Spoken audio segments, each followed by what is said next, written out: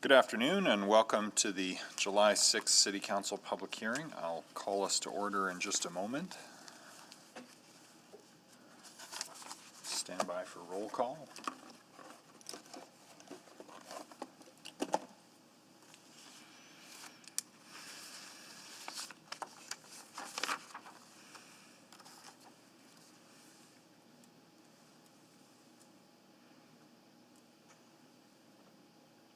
Okay.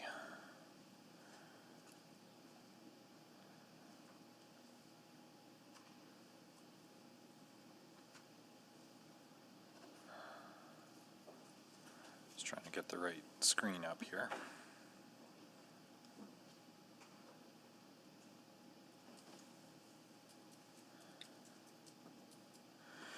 So good afternoon. I will begin by acknowledging that we're having today's land use public hearing on Treaty 6 territory, the traditional territory of the Cree, the Dene, the Saulteaux, the Nakota Sioux, and the Blackfoot peoples, as well as one of the great homelands of the Métis Nation, and one of the largest gathering places for Inuit south of the Arctic Circle, and a special day for Inuit Canadians with the appointment of the new Governor General, who hails from the north. And so we wish her congratulations and all the best in that complex role in our country. And it's a fitting celebration of Indigenous Canadians to have her appointment.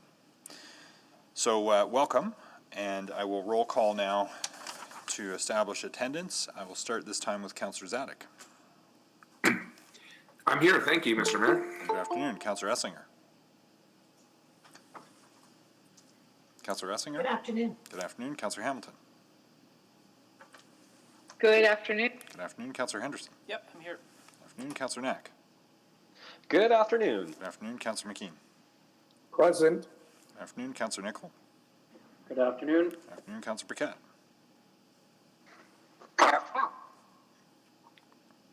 Good afternoon, Councillor Walters. Good afternoon. Good afternoon, Councillor Banga. Good afternoon. Good afternoon, Councillor Cartmel. Good afternoon. And Councillor Caterina. Good afternoon. All right, that's everybody. Welcome. Let's consider adoption of the agenda with the addition of 322 and the deletion of 3.6. Councillor Essinger. I'm happy to move that the July 6, 2021 City Council public hearing agenda be adopted with the following changes: additions of 3.22 Charter Bylaw 19735, and deletions of 3.6 Winterburn Industrial Area Reserve removal. Second. Thank you. Any questions on the agenda? Not seeing any. Please vote.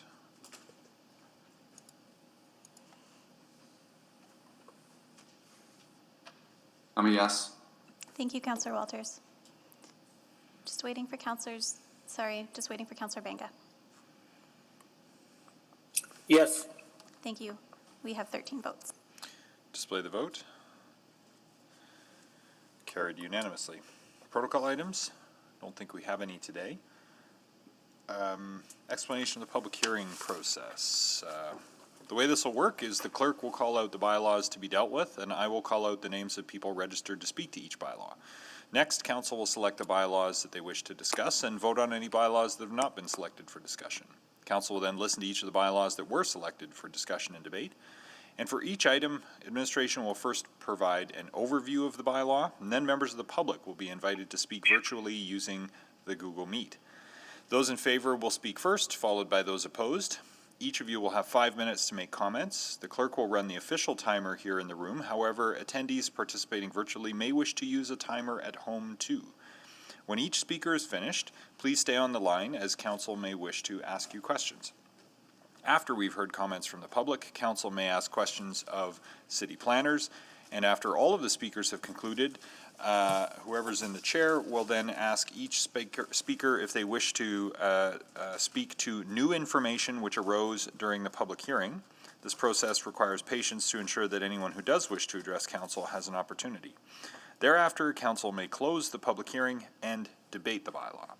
For those participating virtually, please refrain from using the chat function in Google Meet during the meeting, as it creates issues of decorum, provides unfair advantage, and can interfere with the live stream. Additionally, remember to mute your microphone when you're not presenting or answering questions.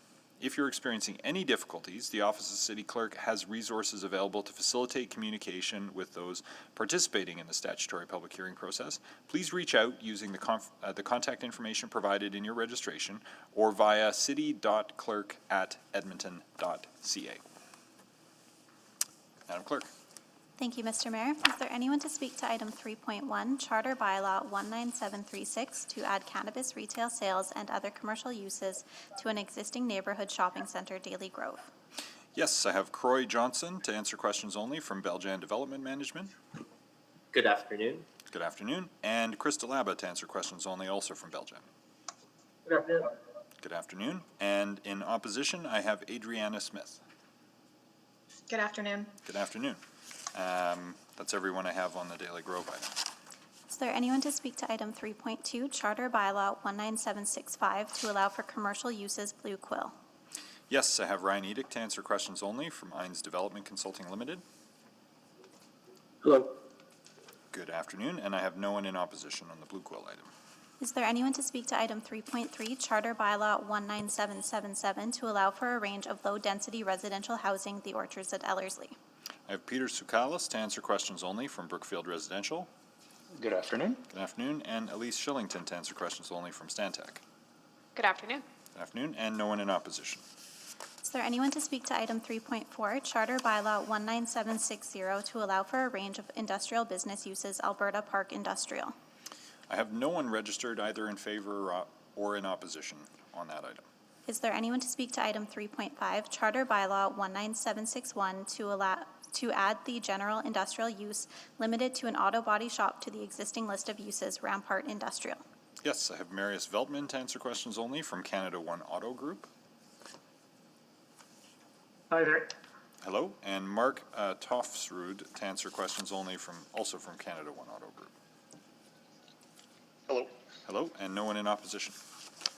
Item 3.6 was deleted from the agenda. Is there anyone to speak to item 3.7, Charter Bylaw 19730, to allow for the use of public land for active and passive recreational uses downtown? Yes, I have Trent Portugal to answer questions only from the City of Edmonton. Good afternoon. Good afternoon. And nobody in opposition. Items 3.8 and 3.9 will be dealt with together. Is there anyone to speak to Bylaw 19769 to allow for the closure of the north-south lane located north of 76th Avenue Northwest, approximately 95 meters west of 112th Street Northwest, McKernan, or Charter Bylaw 19770 to allow for the expansion of an emergency and protective services building, McKernan? Yes. Actually, no. Sorry, I have nobody registered on this item at all. Is there anyone to speak to item 3.10, Charter Bylaw 19762, to allow for ground-oriented multi-unit housing, Glenwood? Yes, I have Graham Bell to answer questions only from Allaire Homes. Thank you. Welcome. And no one in opposition. Items 3.11 and 3.12 will be dealt with together. Is there anyone to speak to Bylaw 19763, Amendment to the Griesbaugh Neighborhood Area Structure Plan, or Charter Bylaw 19764, to allow for the development of a multi-unit apartment, Griesbaugh? Yes, I have Marvin Newman to answer questions only. Good afternoon. Good afternoon. And Amy Stewart to answer questions only from Sheffer Andrew. Good afternoon. And no one registered in opposition. Is there anyone to speak to item 3.13, Bylaw 19772, closure of a portion of 111th Avenue Northwest Road right-of-way located west of 120th Street Northwest, Queen Mary Park? Yes, I have Marshall Hundred to answer questions only.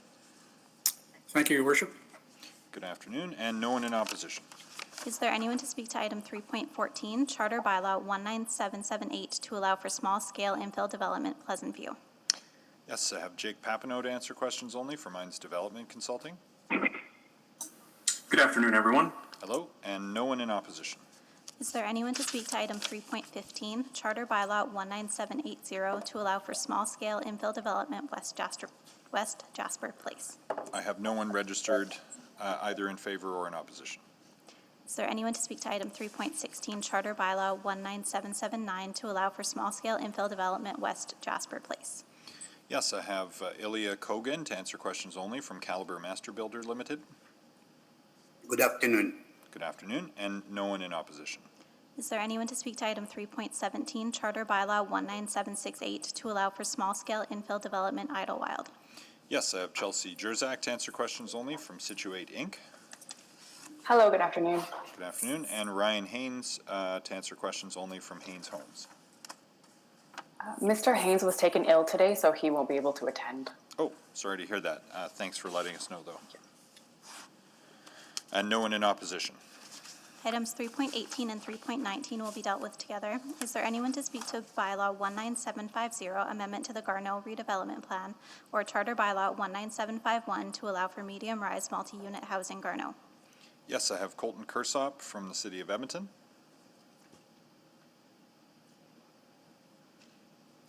Hello, President.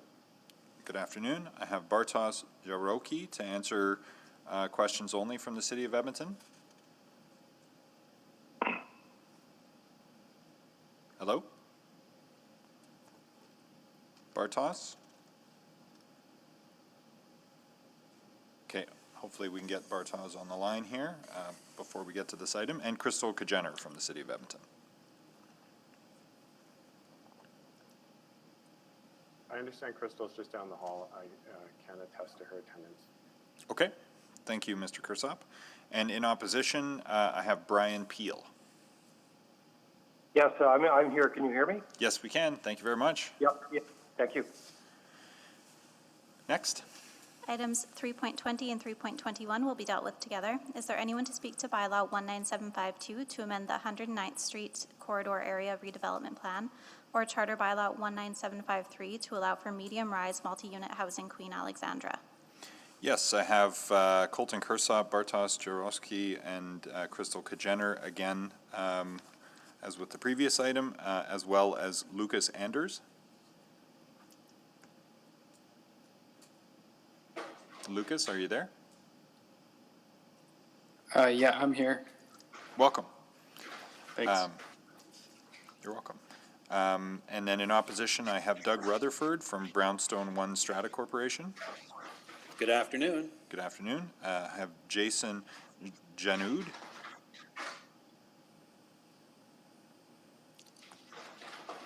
Jason, I are you believe there? I believe he's having me take the lead on this, so I don't think he's attending. Okay. Thank you. Well, if he is able to join us, he can let us know, or you can let us know. But we'll hear from you, Mr. Rutherford. Then next, I have Barbara Vanderkamp from Brownstone 2 Condominium Board. Barbara, are you there? Yes, I'm here. Welcome. Then next, we'll have Ian Reed. Good afternoon. Good afternoon. Then Sharon Bolton from Park Allen Community League. Good afternoon. Good afternoon. Then Dan Eckel. Dan, are you there? Next would be Raymond Palpalatok.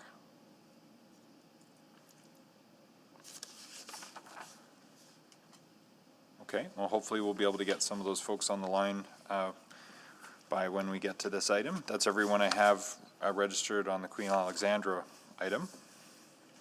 Last but not least, Glenora. Is there anyone to speak to item 3.22, Charter Bylaw 19735, to allow for small-scale infill development Glenora?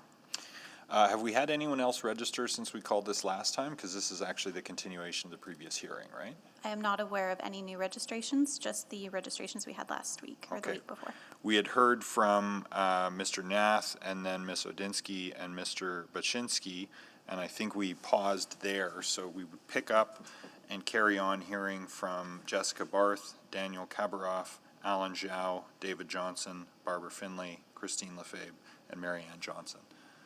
So we will come back to you folks when we get to you towards the end of the agenda. Stick around though. It's not as large an agenda as you had to wait through last time. So stand by and we will come to you. And when we get to it, I'll do another roll call just to make sure we can hear from everybody at that time. So I think that's. Can I ask a question? I actually have a consultation at 2:30 this afternoon, so I was a little confused about this process.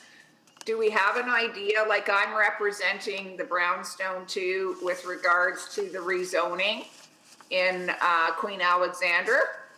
Is there any idea of approximately when this item will come up? Sometime this afternoon, which I realize is not helpful to you since you've got another commitment. We've got a couple of items in front of you though, so I don't think we're going to get to it imminently. So hopefully you'll be able to get back from your other appointment by the time we get to you. We can also shuffle the order of speakers or hear from you under new information if you come back well, it's partway through. So I'm afraid I can't give you a definite time because we're obliged to go in order here, but there are a few items ahead of you that will take up some of the time this morning, this afternoon, Ms. Vanderkamp. So stay tuned, and we can follow up with you offline too and keep you posted about how it's going. Okay, thank you very much. You're most welcome. Okay, selection of items for debate. Councillor Banga. Thank you, Mr. Mayor. I'll select 3.1. Councillor Banga selects 3.1. Councillor McKeon. Mr. Mayor, I will select 3.7 to speak to it. So no need for presentation or anything, if that is okay with you as the chair. And 3.22. Got it, 322. Yeah, I think we must select because we started the hearing, but noted that we definitely want to carry on the Glenora conversation. So thank you. Councillor Henderson? 317, 318, 319, 320, and 321. Thank you, Councillor Henderson. Councillor Esslinger? 3, 11, and 12, just for questions. I don't need a presentation. Councillor Esslinger for questions only on 311, 312. And Councillor Knack? Thank you, Mr. Mayor. I will also just have questions on 315 and 316. Okay, so that will take us a while to get through all the items ahead of the Queen Alexandra one for Ms. Vanderkamp's reference. Exactly how long, again, I can't say, but we're not going to get to it imminently given these selections, which is fine. That's what we're here to do. A suggestion then, if there are no further selections, Councillor McKeon, normally I would go to Councillor Caterina for the omnibus, but Councillor McKeon, if you feel comfortable managing the omnibus, you could also speak to the particular item at the same time as we're voting on all the rest of them. You know what?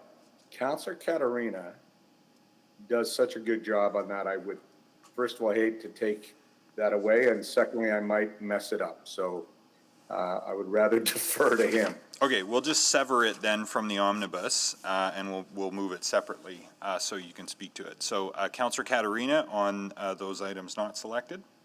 Yeah, I'll move closure of 3.2 to 3.5, 3.8 through 10, 13, 14, and that would be the omnibus. Second. Thank you. Councillor Nichols seconds the closure of the public hearing. Please vote.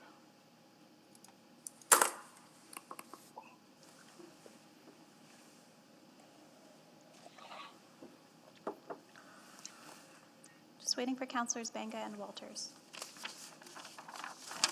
Just waiting for Councillor Walters.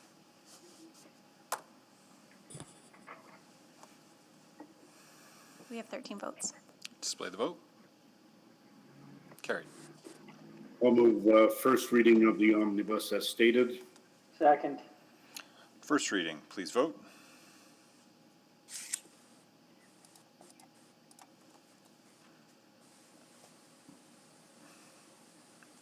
Just looking for Councillor Zadek's vote. Yes. Thank you. We have 13 votes. Display the vote. Carried unanimously. Move second reading of the omnibus as stated. Second. And second reading, please vote.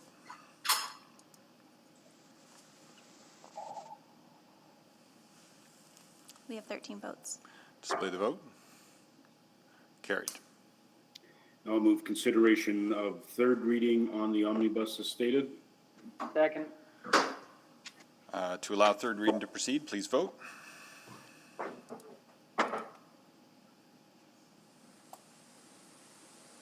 We have 13 votes. Display the vote. Carried. And Mr. Mayor, I'll move third reading of 19765, 19777, 19760, 19761, 19769, 19770, 19762, 19772, 19778. Second. Please vote on third and final reading.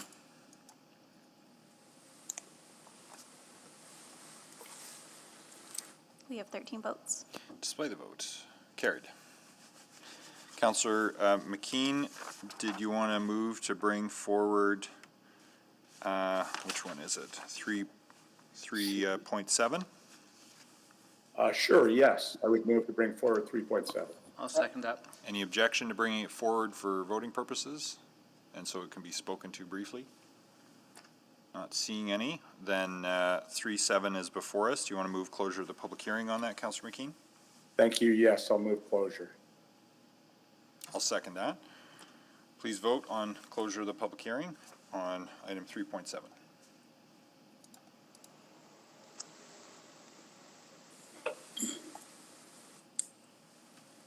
Just looking for Councillor Zadek's vote. Yes. Thank you. We have 13 votes. Display the vote. Carried.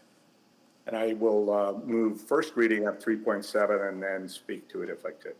Second, go ahead, speaking to it. Yeah, thanks, and thanks to council and their indulgence on this. This is really by way of me thanking administration for this little, I don't know how little it is, but a smaller park, green space in the urban core. And I know of one, and you've heard me mention it before, one in Oliver that got away right by the general hospital. When we didn't, I think, understand as a civic corporation that parks in the urban area do not have to be large. That they can be, you can offer these respites in the middle of high density, and they're really appreciated. So I wanted to thank administration for finding this site and bringing this rezoning to us. I'm sure it will be a greatly appreciated, I think it's a little bigger than a pocket park, but I'll call it a pocket park.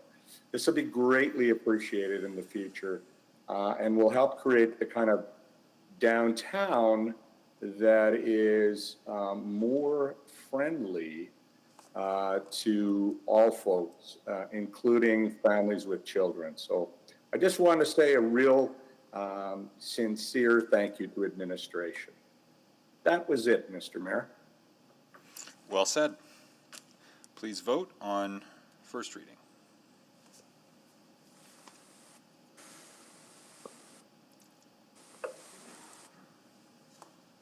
We have 13 votes. Display the vote, please.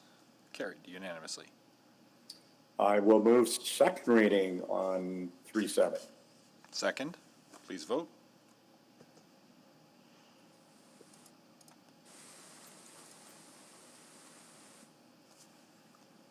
Just looking for council. Oh, we have all votes. Display the vote, please. Carried unanimously. And I will move consideration of third reading on the bylaw. Second, to allow third reading to proceed, please vote.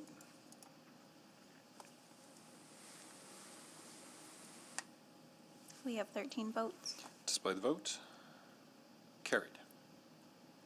And I will move third reading of Charter Bylaw 19730. Second, on third and final reading, please vote.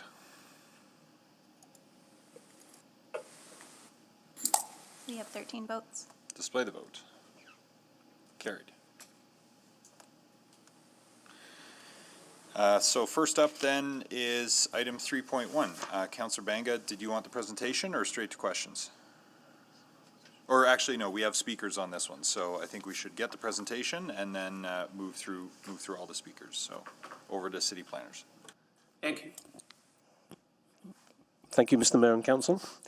Item 3.1 pertains to the rezoning of a 1.2 hectare commercial site in the Daly Grove neighbourhood of Millwoods. Slide 1 shows the subject site in context of the surrounding lands.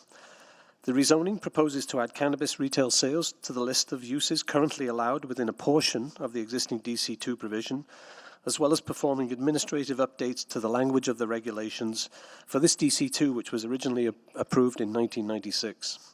The subject site is located at the southeast corner of an intersection of Millwoods Road East and 23rd Avenue, which is Collector Avenue and an arterial roadway. Next slide, please. Slide 2 shows the subject lands in more detail within the context of the surrounding land uses and zoning.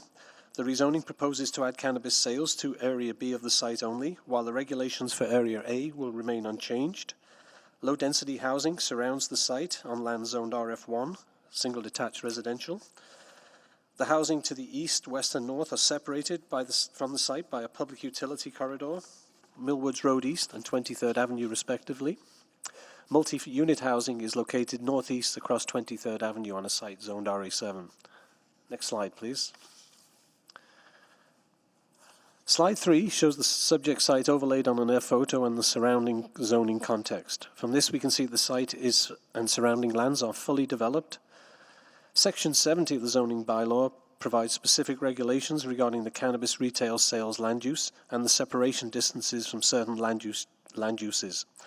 There are no sensitive land uses nearby that would prevent a cannabis retail outlet from locating on this site.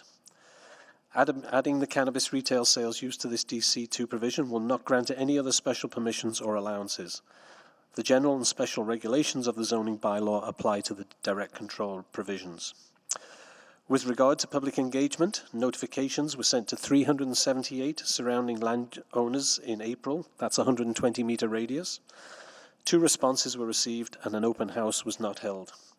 The responses expressed concern about the possibility of bars and liquor stores on the site, which are already permitted, as well as concerns about about safety, value, noise, and decreased property values. In conclusion, administration supports this application as an appropriate use of land at this site and recommends that council approve this bylaw. Thank you. Thank you. The mayor had to step out for a second, so you will have to suffer through me for a little while. Mr. Johnston, Mr. Jalaba, you're for questions only. Is that still the case? That's correct. Any questions for either Mr. Johnston or Mr. Jalaba? None. No, hearing none. Then I think we will go to speakers in opposition. Ms. Smith, the next 5 minutes are yours. Hi, thank you so much for giving me the time. My name is Adriana Smith. I'm a mother to 1 baby boy, and I moved to Edmonton about 2 years ago. I bought a home in the Daly Grove neighborhood about a year ago, and I'm here today because I'm concerned about the implications of rezoning the area that was addressed, which is on Daly Grove, 23rd Ave, and Millwoods Road East. The proposed changes are looking to expand the commercial use to allow and include pubs, breweries, wineries, cannabis, retail sales, and more. And I have concerns on how this expansion will affect the Daly Grove neighborhood and surrounding areas. And though my concerns are, though I am concerned about property value and future resale value in my area, I only have time to address the safety implications that this change could have. Like I said, my husband and I bought our first home in Daly Grove, and we made an offer, and we did consider the fact that we faced directly to the strip mall, and I'm actually seeing it right now from where I'm sitting. And we decided that because the shops and restaurants were all family friendly, that we were very comfortable with moving forward with the purchase of the home. So most of the research I did was based on the sale of liquor. Unfortunately, there isn't enough information yet in regards to the sale of cannabis, as it hasn't really been legalized for long enough. But I'm making the assumption that the research that we have that backs, or I guess that opposes the sale of liquor in certain neighborhoods, we might see similar results with the sale of cannabis. And so I'm going to reference the Pacific Institute for Research and Evaluation, which is PIRE, is a nonprofit organization which researches health and social issues and aims to study and educate in order to improve individual and public health, welfare, and safety. PIRE released a paper entitled How Alcohol Outlets Affect Neighborhood Violence. And the article states, a number of studies have found that in and near neighborhoods where there is a high density of places that sell alcohol, there's a higher rate of violence. That is, when bars, liquor stores, and other businesses that sell alcohol are closer together, more assaults and other violent crimes occur. Again, I mostly prepared the presentation for alcohol sales. However, I do feel that cannabis sales tie in pretty closely with that. So though PIRE is an American organization, we have seen that same pattern present here in Edmonton. On January 20th, 2020, CBC released an article entitled Edmonton Liquor Store to Combat Crime by Requiring Customers to Scan ID Before Entering. The article states that there was a spike in liquor store thefts from 2019 to 2020, and Alcanna, a Canadian alcohol retailer, expressed its concern over the epidemic of liquor store robberies that have plagued the city.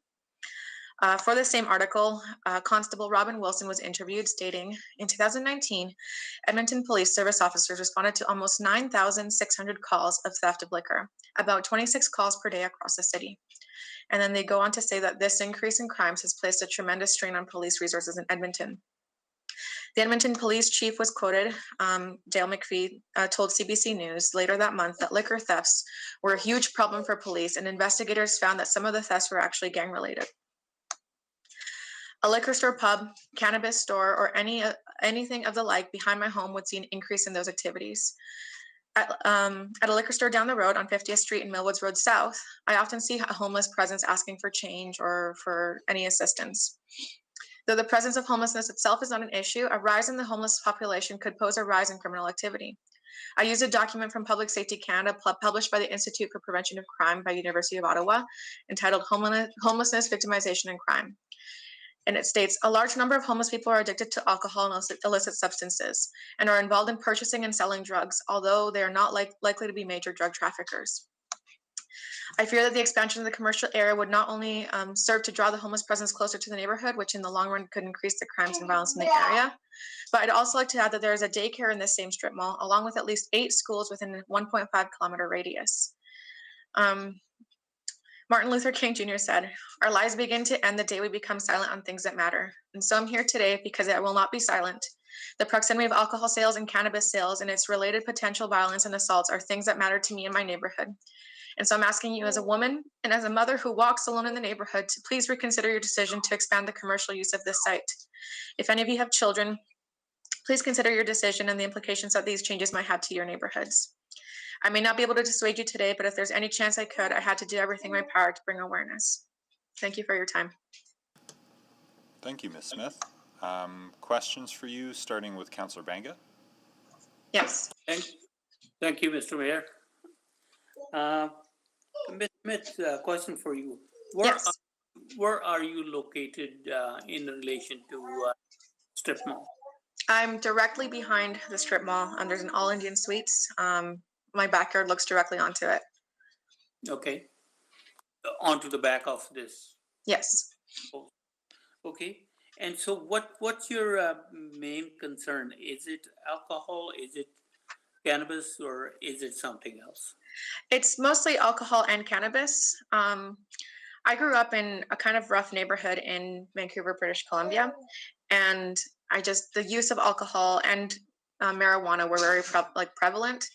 And I've seen the effects. Obviously, I can't say causation, correlation, that I can't blame just marijuana and alcohol use. However, I've seen the effects that the presence of these facilities have on neighborhoods, and I really don't want to see that to an area that I live in right now, where I'm raising a family and where there are many children around in this cul-de-sac. A lot of people live here, and it's a very family-oriented neighborhood, and I would hate to see that change move forward. Okay. And as far as administration, just in the report mentioned, everything that they needed to consider has been considered. Mm-hmm. And there should be no issues. So why do you think we should treat your neighborhood or your request here different than anybody else? That's an excellent question. I think because we're moving forward with a change that I think in other neighborhoods, I don't consider this neighborhood better than any other neighborhood in particular. However, I do think that the resale value of homes in the area is a big concern.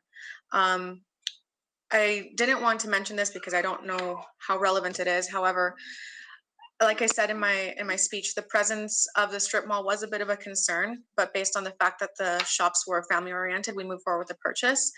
But even with my concerns, we actually had someone break into our backyard recently and jump the fence to the strip mall. And I'm not sure what else happened. We only saw the footsteps going in and we didn't see anyone exiting. But I didn't sleep for a couple of nights because I was worried that someone was in my yard and potentially threatening my home. And I'm just afraid that adding cannabis sales or even alcohol sales to the premises might increase that type of activity. Okay. And your concerns, I mean, they're very legitimate concerns, but at the same time, are there any questions in your mind that you need answered so that I can ask those from administration? Well, like I said, there hasn't been enough research, but do we have any sort of measures that can be taken to ensure the security of the areas behind the strip mall? Because if we can, have more, I guess, more strict, or not more strict, but more, just something to cover up the area more to make sure that I won't have anyone jumping my fence or, potentially posing a threat to me and my neighbors. I'm just wondering if anything will be provided to provide additional security because of the stores that will be added. Yeah, and along with you, there are several other neighborhoods also in that area who I did talk to, and they do have concerns. However, they didn't come out today. But as far as the safety and security, Edmonton Police does the best job, and these businesses who are going to be established, I don't know how many, or these are just inclusion in the zoning. They're not there to just come up. They can come up, and they do their best to make sure the neighborhood is not upset at them. For sure. Yeah. And I appreciate everything that the police force does. And like I said, in the article that I found, the police force is already very overwhelmed with the liquor thefts. And I'm concerned that they'll be more overwhelmed with cannabis. And in addition to that, I hear the alarm to the strip mall go off at least once a month. And the response time is concerning. It's loud. And I'm just concerned that, they have an alarm system. I don't have an alarm system. So I don't know how the additional traffic will affect my area or what's being done to prevent that from happening. No, I agree with that. The fear of unknown. But you didn't mention any questions that I should be asking, and then that's it then? Actually, I did ask a question. I asked what security measures are going to be taken to prevent anyone from coming into my or my neighbor's yards. I'll ask them this question. Thank you. Thank you. Thank you. I see no further questions for you, Ms. Smith, but you can stay on the line here as we pivot to questions of city planners. Councillor Banga, did you want to go ahead? Yes. So just to make sure when we do the zoning change, we send a note to all the area residents within, it was 120 meters in this case? Councillor Banga, that's correct. In this case, we did 120 metres, and I think it was about 370 or so residents that we notified. Okay, and how many people with concerns did approach you? Councillor, we got 2 responses with concerns, and I believe one of them is the speaker here today. Okay, and could you be able to tell me the nature of the other concern? I think the speaker today has raised most of them. They didn't want bars and liquor stores, which were already allowed under the existing zoning. The other concerns were expressed were the safety of the neighborhood and potential property values. Okay. So that's all my questions from administration. Under the new administration, I could, actually, you know, if I could ask one more question from administration. I think I know probably the answer already, but could you tell me when there are extended uses of zoning in relation to liquor stores, cannabis stores, and bars and breweries? Is there any change in security measures, procedures around these? I'm not entirely sure, Councillor. I think that's more a question that the police service would be able to provide that data. It's not something that we have information on. Okay, no, that's fair. And I would ask the proponent under the new information, see if they have any sort of arrangements to make sure that the neighbors are not put at extra burden, I guess, if I could ask that, please. Thanks, that's all the questions from administration I got.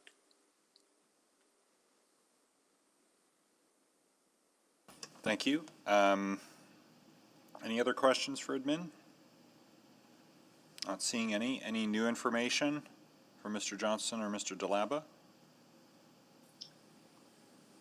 I can ask a question there from Mr. Delaba there.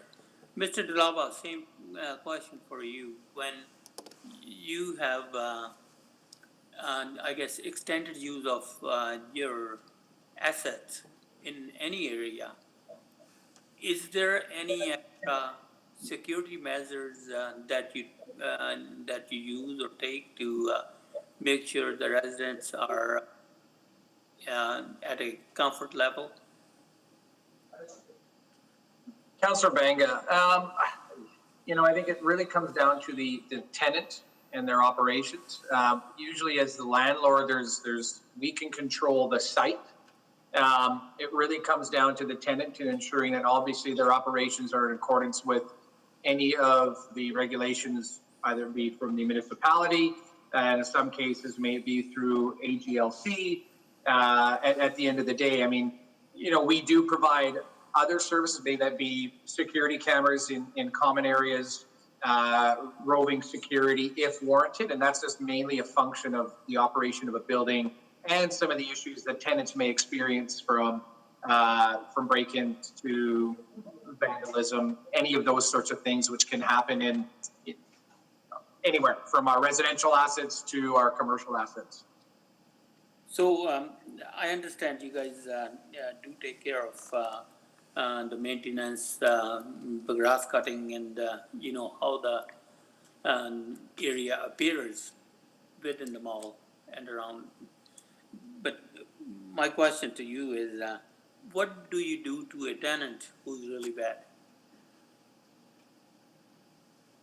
Councilman, can you repeat that last part there? It kind of broke up. Yeah. So what do you do to a tenant who is not functioning? Well, tenant that you wouldn't want next to your own home.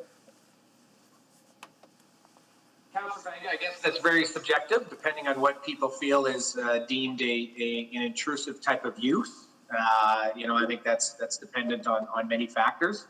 Ultimately, at the end of the day, property management and maintaining your property is important. You have to ensure that ultimately, you know, tenants are being responsible, because ultimately they are, you know, they are the ones that are a reflection of how the building operates and is perceived in the community. And so that really comes down to property management, ensuring that you have the right people managing the building, keeping things clean, orderly, and the whatnot. And so it's pretty prescriptive in terms of the expectations that that we have with tenants, and most landlords do at the end of the day. I mean, the last thing you want as an owner is issues with tenants and neighbors. Typically, you have enough to manage and deal with on a day-to-day basis than worry about some of these off-site nuisances that could be easily mitigated. Even simple things such as trash cleanup and that sort of thing are sometimes the easy things to do that can keep a center or a building perceived to be a good place and properly maintained. Thank you. I have no further questions from you. Any other questions for Mr. DeLaba? Seeing none, Ms. Smith, did you have any new information to respond to that arose during the public hearing here? No new information, but I just don't think my question was answered in regards to if any additional security measures are taken or not. Understood. Mr. Councillor Mayor, Banga, did is you there have? somebody from bylaw or police on the call? No, those agencies are circulated on some of these applications, but I'm not sure there's anyone from those agencies who can respond. I don't know if anybody from city administration is able to respond, but that's a little outside. How the city responds in an enforcement context is a little outside the regulatory context of the public hearing, even if we had somebody. So that might be something you could follow up with the constituent offline. Thank you so much. Yeah. Ms. Smith, you can connect with my office, and we'll discuss it over the phone. Thank you so much. Thank you. With that, I will say closure. The closure of the public hearing. Seconder? Second. Thank you, Councillor Nichol. Please vote on closure of the public hearing. Mr. Mayor, do you need to ask one more time new information? I think that was the end of the new information. Okay, sorry. I can ask Thank you, Ms. Inkpen? I think you're correct, Mr. Mayor. That was the end of new information. Okay, thank you. Yeah, no, thanks for checking. Out of an abundance of caution, but I think we're okay with advice from Ms. Inkpen. So please vote on closure of the public hearing.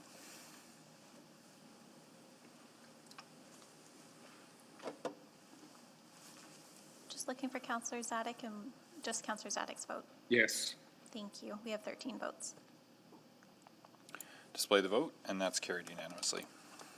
Mr. Mayor, I move the first reading of item 3.1, please. Second. And I'll briefly speak to it. Go ahead. Thank you. I know when something newer comes in any area, there's always the fear of unknown, and rightfully so. When people do see the crime happening in their area, of course they're alarmed, and I will be the same. The issue is these uses are allowed uses that are in these zones. There are no extra, I guess, freedoms to this particular application that wouldn't be provided to any others. And I am going to follow up with Mrs. Smith offline later on, and I think whatever we could answer here and address here has been addressed. So thank you so much. Thank you. I see no one else on the board, so please vote on first reading.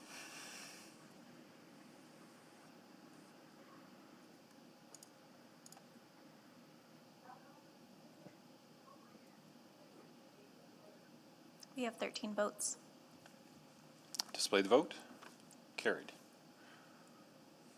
Mr. Mayor, I move the second reading of item 3.1. Second.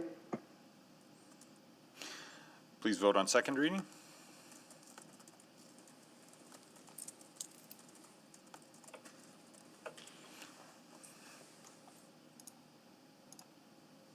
We have 13 votes. Display the vote. Carried. Mr. Mayor, I move the consideration of third reading for item 3.1. Second. On third and final reading, please vote. Or sorry, to allow third reading to proceed, please vote. We have 13 votes. Display the vote. Carried. Mr. Mayor, I move third and final reading for Charter Bylaw 19736. Second. Third and final reading, please vote.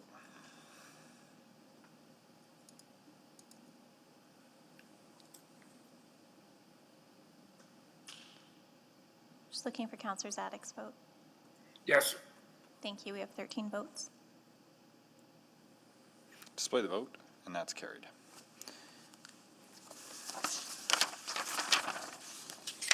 Next up is the Griesbaugh item. Councillor Essinger indicated she just had questions of, are they questions for the applicant or questions for administration? The applicant. Okay. So did you want to direct those to Mr. Newman?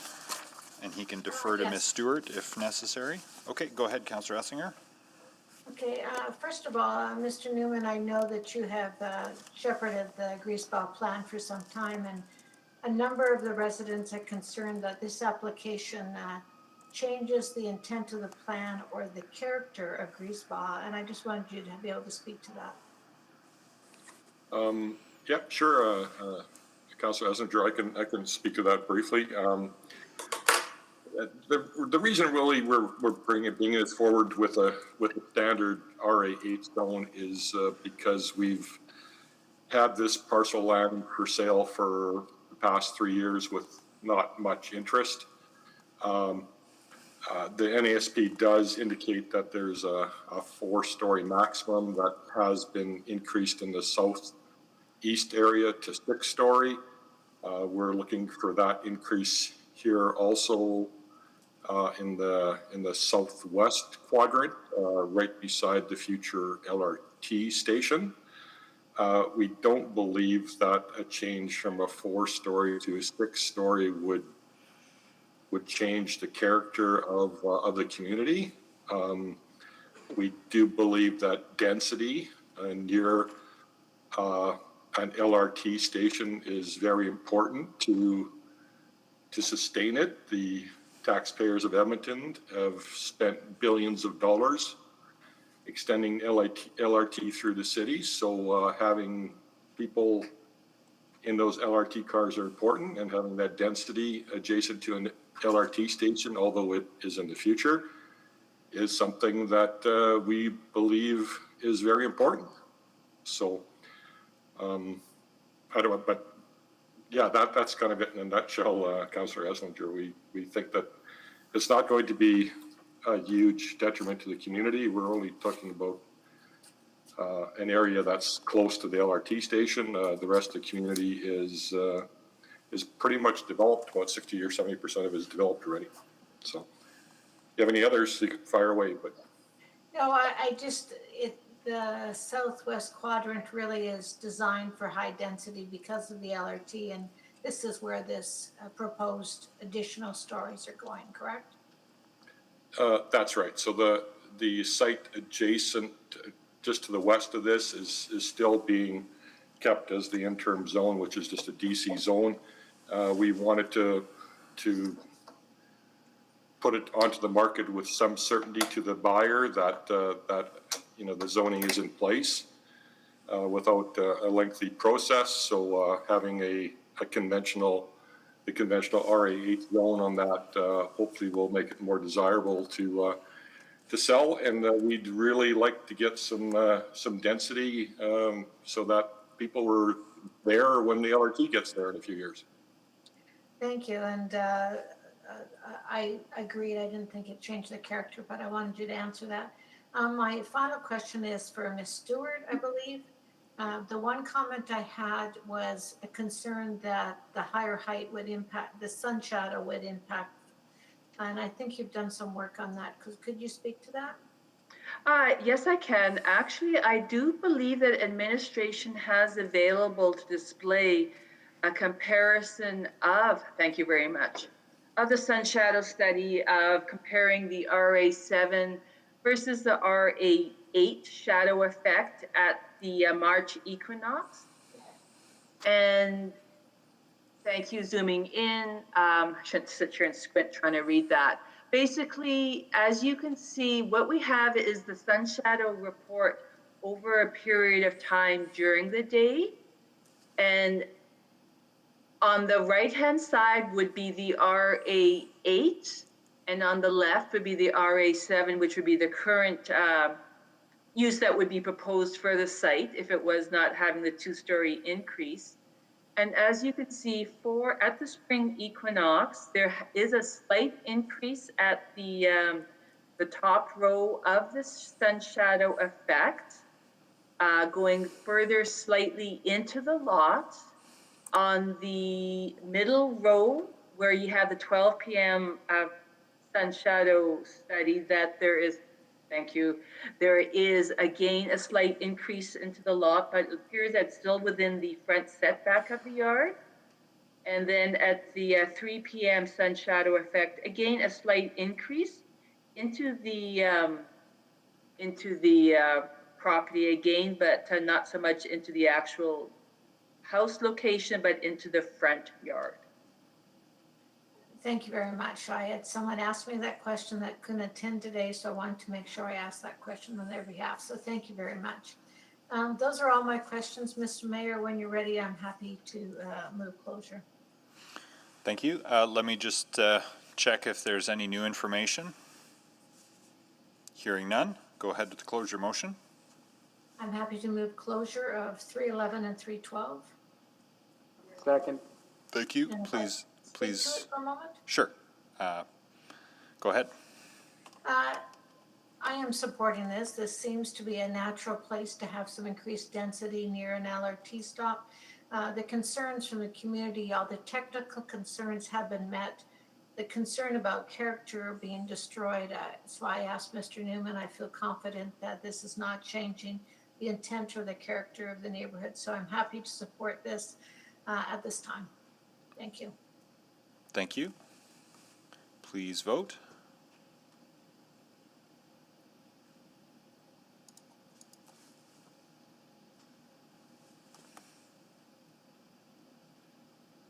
We have 13 votes. Display the vote. Carried. I'll move second reading of 311 and 312. Second. First reading. First readings, what we need now, right? First reading is needed, Yeah. Mr. Mayor. We just did. My Sorry, apologies, I'm we ahead of just did myself. closure, so we're up for first reading. You want to move first reading? Yes. And seconder? Second. Thank you, Councillor Nichol. On first reading, please vote.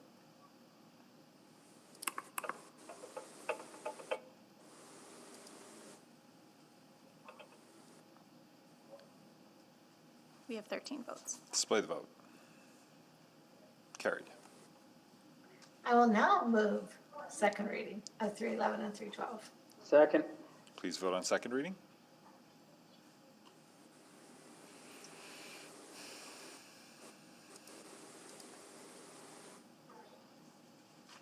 We have all the votes. Display the vote. Carried.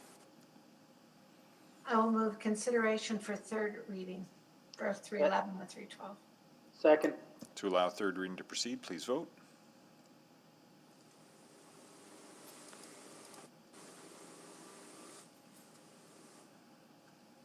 Just waiting for Councillor Zadek. Yes, and apologize for the technology issues. Thank you. We have all the votes. Display the vote. Carried. I will move third reading of bylaw 19763 and charter bylaw 19764. Second. On third and final reading, please vote.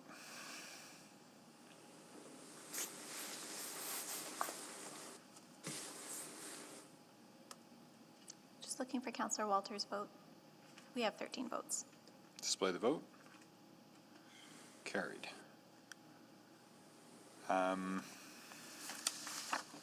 That's the Griesbach down. So the first of the Jasper Place items, 315.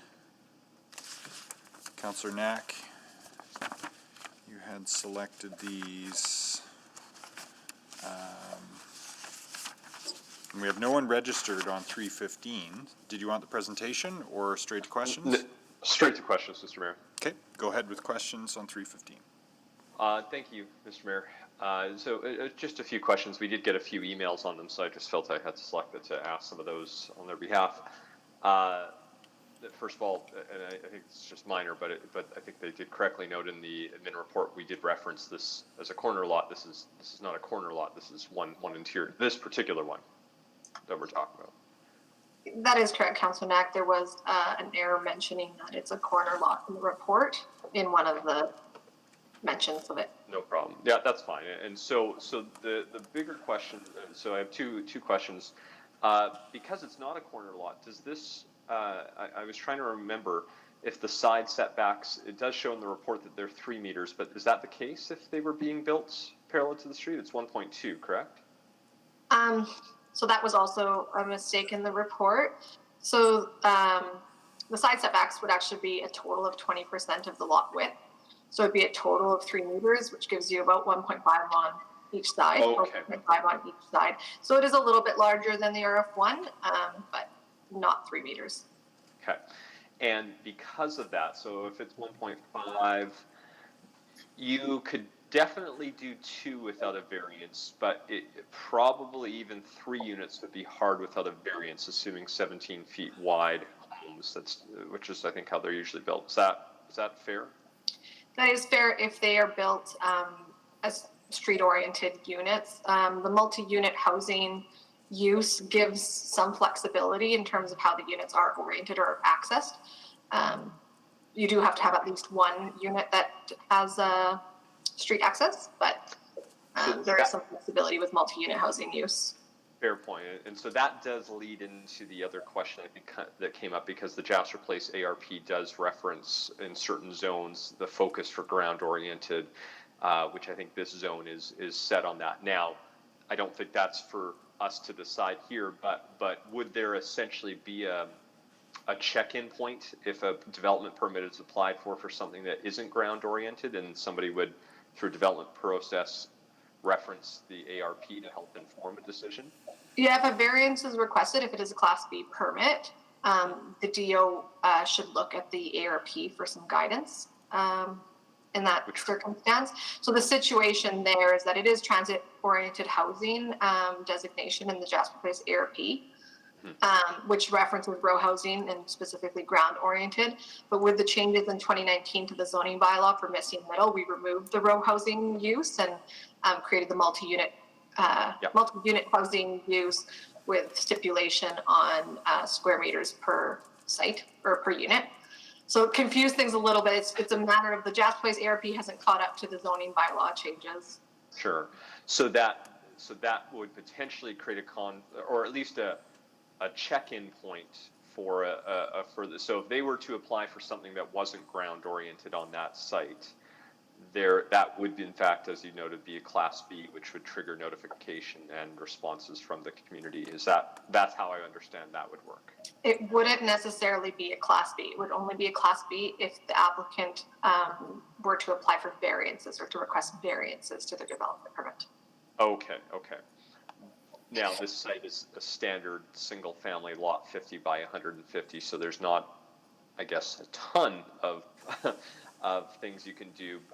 So I guess the other question that came up, and I wanted to just raise it on their behalf, is that one resident who had raised a question about the fact that this is mid-block that they were suggesting that we shouldn't be considering this, in part because we've only approved typically row housing on corner lots. I actually think if I remember correctly, when this was first created back in the day, even something around the infill guidelines, we didn't assume there'd be a lot on corner lots. We actually thought it'd be more mid-block, but for a variety of reasons, it didn't turn out that way. But there's not from a planning principle, there's no issue with having RF3, even if it's just one lot. It would make more sense potentially to have 2 or 3 lots consolidated, but that's not prevented in any of our plans to allow. That's correct. And we have entire neighborhoods that are zoned RF3. So, and in this situation, in transit-oriented housing designation, it does apply to entire blocks in this neighborhood. Okay. No, I wanted to ask those questions on their behalf. I think I have covered everything that I can think of. So those are all my questions, Mr. Mayor. Thank you. Any other questions? Any new information? Not seeing any. Mr. Mayor, I'll move closure of the public hearing for item 315. Second. Please vote on closure.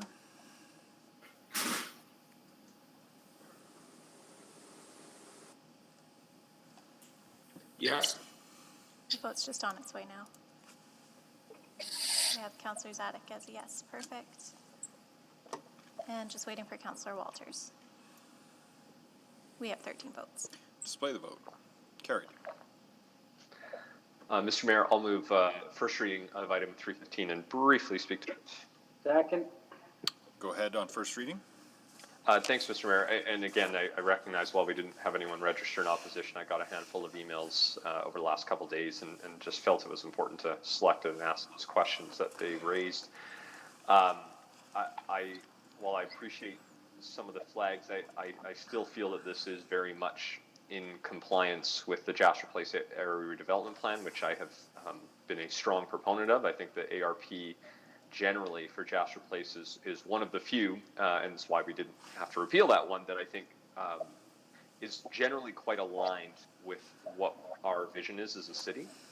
And so this is an area that is appropriate to have RF3 zoning, even though there is the change in the ability to have multifamily or multi-unit housing on an RF3 lot. I think this is an appropriate space for it, again, in alignment with the ARP.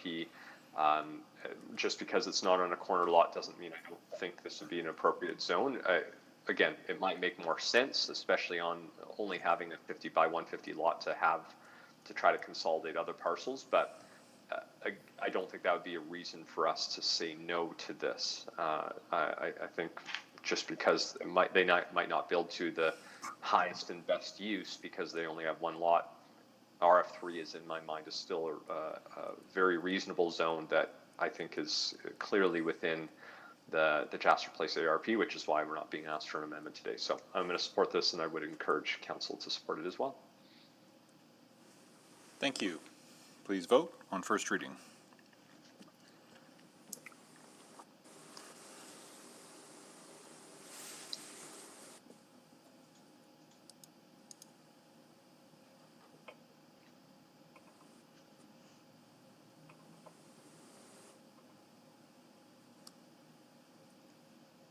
Missing a few votes here, just looking for Councillors Banga, Katarina, Hamilton, and Paquette.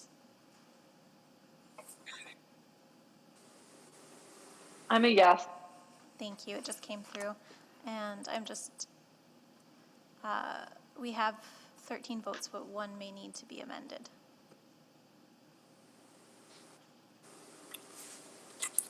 Councillor Banga, you're listed as abstaining. Do you No, have a pecuniary definitely not. interest? No? Okay. Yes. Your vote is a yes? Okay. So noted. Yes. That carries unanimously then.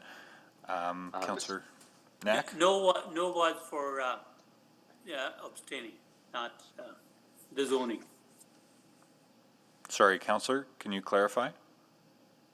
Yeah, my no was for, when you asked, it was no, it was for, Oh, are Not- you abstaining? No, you're not abstaining. Yes, you are voting yes. yes. Okay. Now it's clarified, thank you. Crystal clear, crystal clear. Second reading? Yes, Mr. Mayor, I'll move second reading of item 315. Second. Please vote.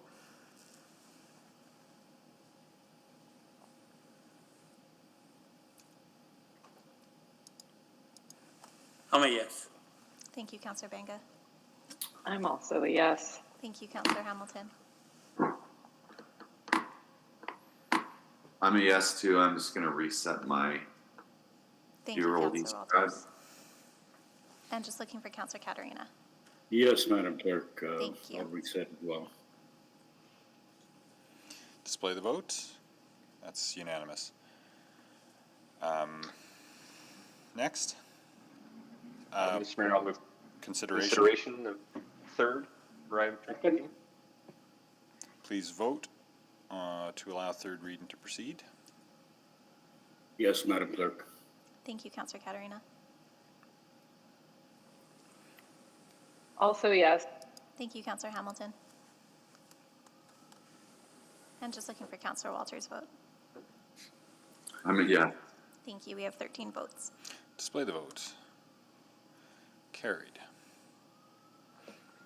Mr. Mayor, I'll move third reading of Charter Bylaw 19780. Second. On third and final, please vote. Yes, Madam Clerk. Thank you, Counselor Katarina. We have 13 votes. Display the vote, please. Carried unanimously. Next up is 316, also West Jasper Place. Straight to questions again, Counselor? Yes, please, Mr. Mayor. For the applicant or for admin? For administration, please. Okay, go ahead. And I think I heard it's Ms. Inkman who is here. I don't know if you were copied on the email that was received from somebody who owns a parcel of land nearby, but I just want to make sure I ask the question. Did you receive a copy of that email, Ms. Inkman? You'll have to refresh my memory, Counselor. Okay. So the email had stated, and I mean, I guess it could have applied to the other item, but they specifically emailed about this. And the quote, or this is as quoted, they said the Jasper Place Area Redevelopment Plan is unlawful because it is non-compliant with Canadian law. They said that the Jasper Place Area Redevelopment Plan was done with the understanding that Elizabeth II is Queen. Elizabeth II is not Queen of the United Kingdom of Great Britain and Ireland, contrary to the requirement in this fifth schedule, which states, and I'll summarize quickly and go to the end, which they cover a number of things according to the British North American Act. So I just want to ask more generally, we've obviously reviewed this when it first came out in 2015. Is there any concern that we have in terms of the reference to the Queen that would somehow invalidate the Jasper Place Area Redevelopment Plan? No legal concerns with the legality of the Jasper Place Area Redevelopment Plan, Counselor. Thank you. Those are all my questions, Mr. Mayor. I'll send you a legal opinion on vexatious pseudo-legal nonsense for your reference, Councillor Knack. Not that I'm providing it as legal advice, but strictly for your amusement. Is there any new information? Not seeing any. Please vote. I think. Oh, sorry. Moved closure. Yeah, someone's got to move closure. Yeah, I don't think he's moved it yet. I'll move it. And I'll second it. You'd think Benny and I did the math. It's about 1,900 hours of public hearing that we've sat through. So you'd think I'd know this by now, but it's useful to have reminders. Please vote on closure of the public hearing. I guess that would go for Tony as well. Yes, Madam Clerk. Thank you, Counselor Katarina. We have 13 votes. Display the vote, please. Carried. First reading? Yes, Mr. Mayor, I'll move first reading of the bylaw. Second. Please vote.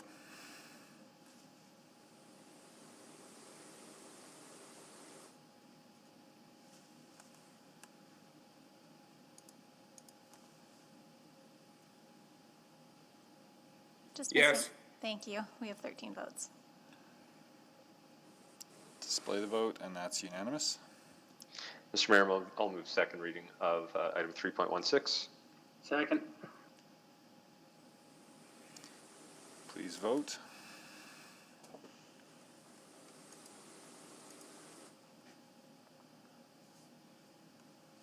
We have all the votes. Display the vote. Mr. Mayor, I'll that's move carried unanimously. consideration of third reading for item 3.16. Second. Please vote.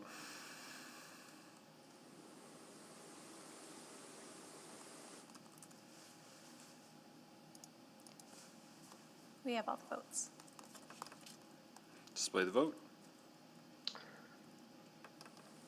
And Carried. Mr. Mayor, I will move third and final reading of Charter Bylaw 19779. Second. Please vote.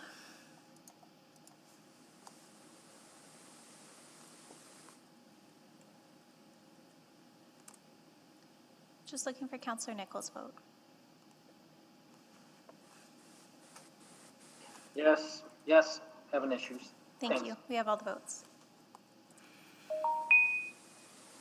Display the vote. Carried unanimously.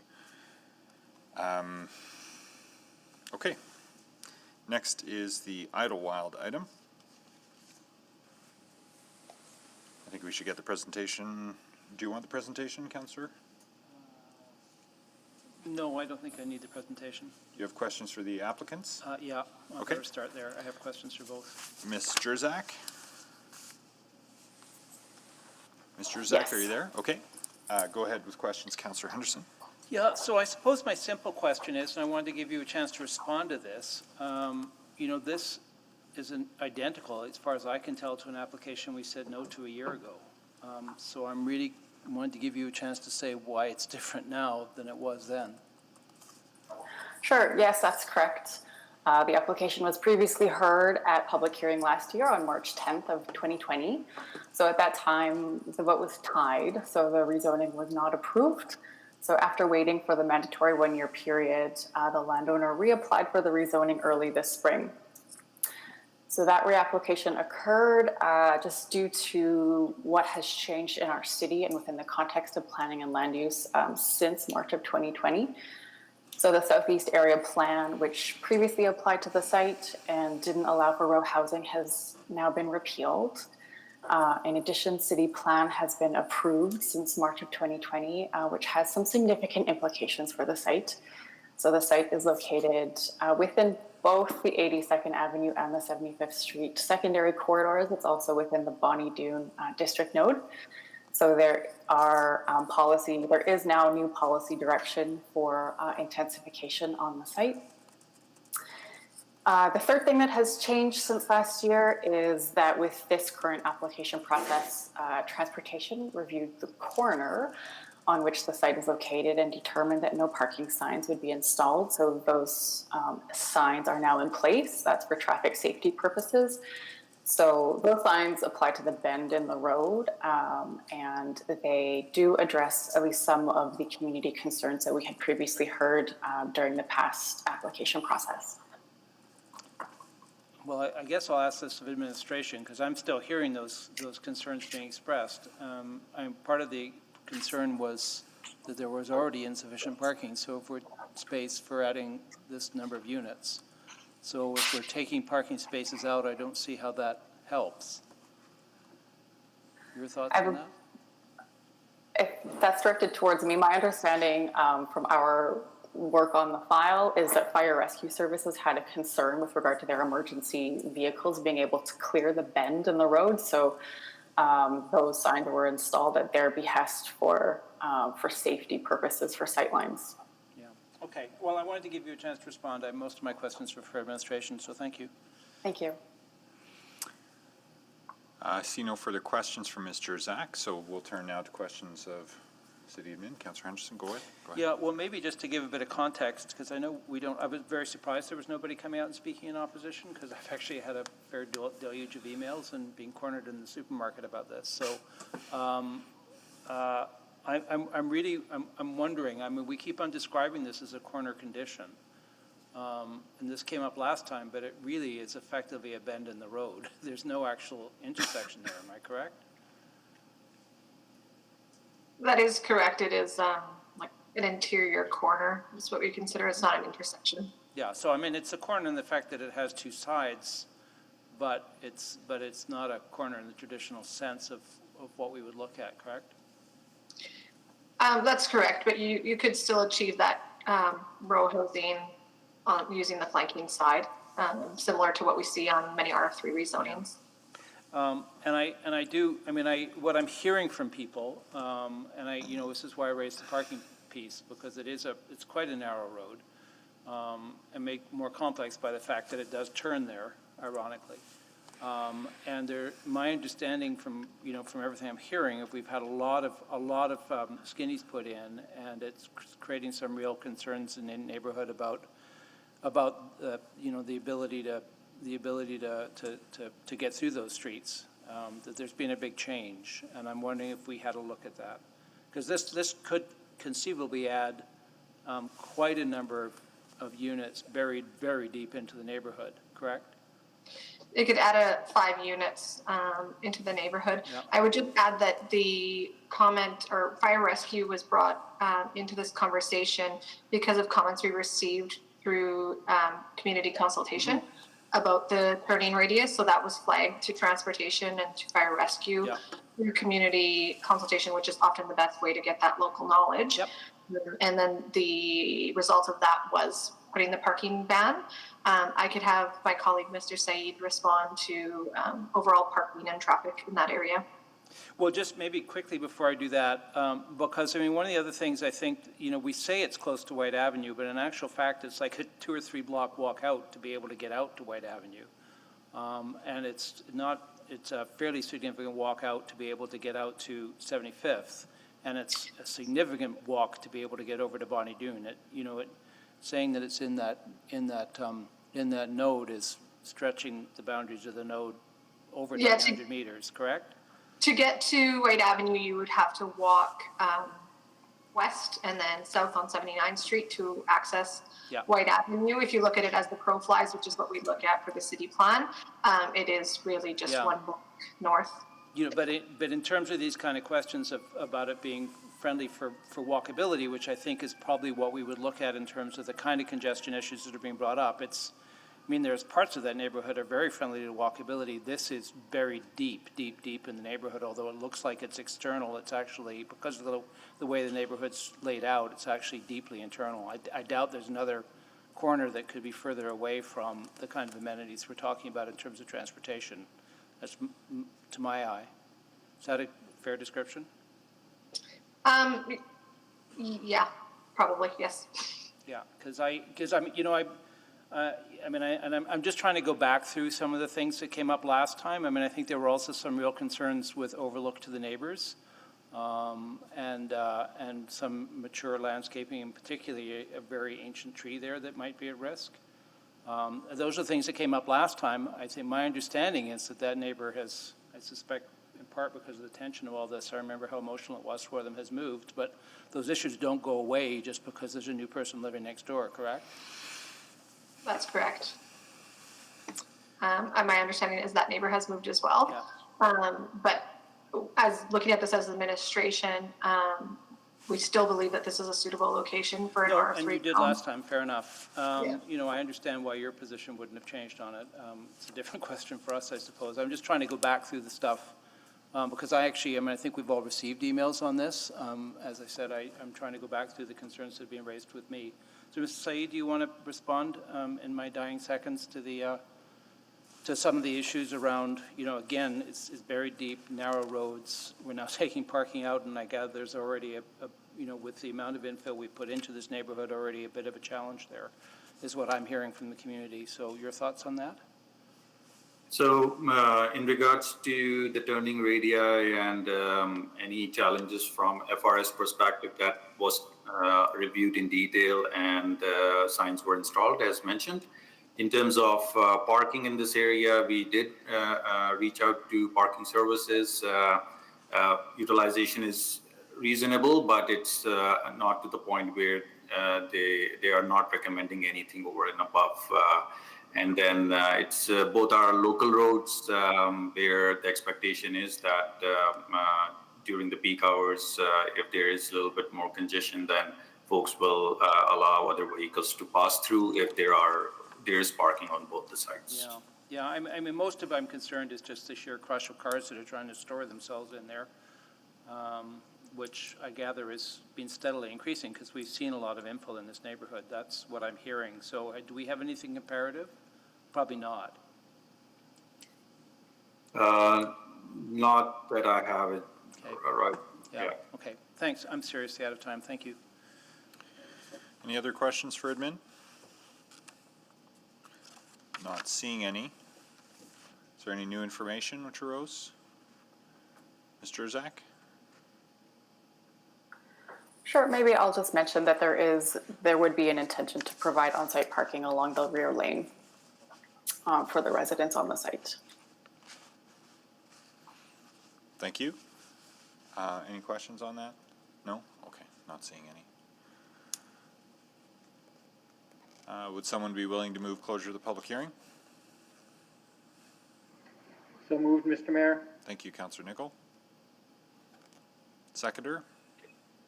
Second. Thank you, Councillor Zanuck. Please vote to close the public hearing.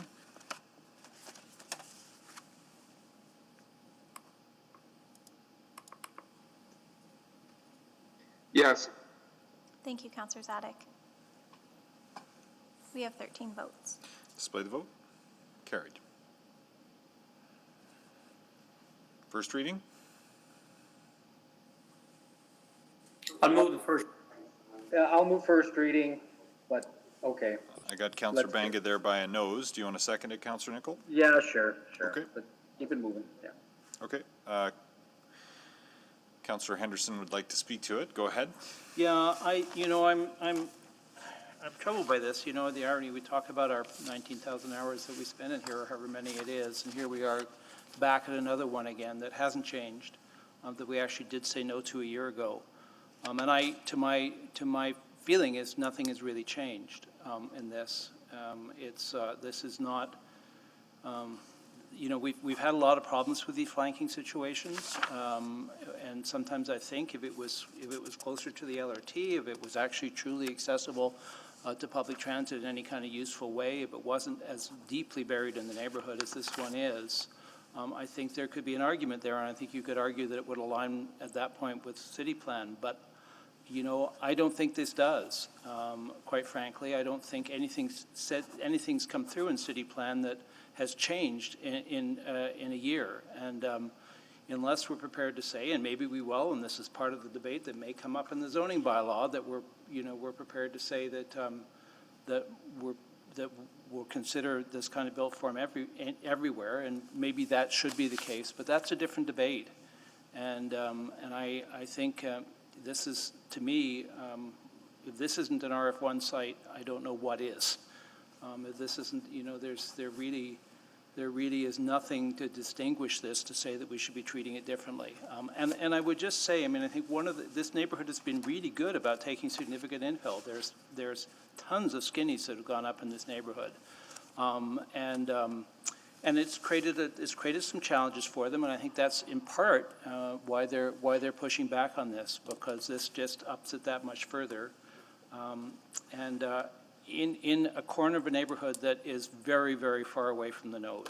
And I think if you look at where the birds fly, it looks like it's more accessible than it is, but the reality is, because it's one of those neighborhoods that was built intentionally to turn its back on the arterial roads.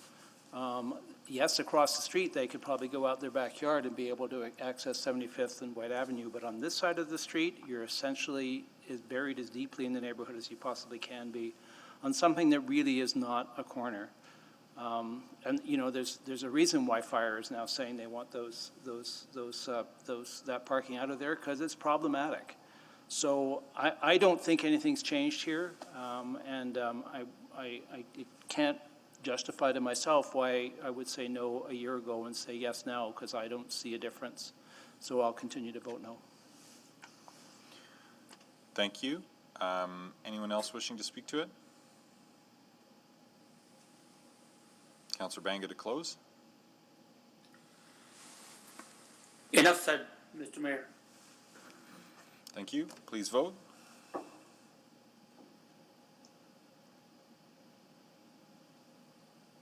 No. Thank you, Counselor Zadek.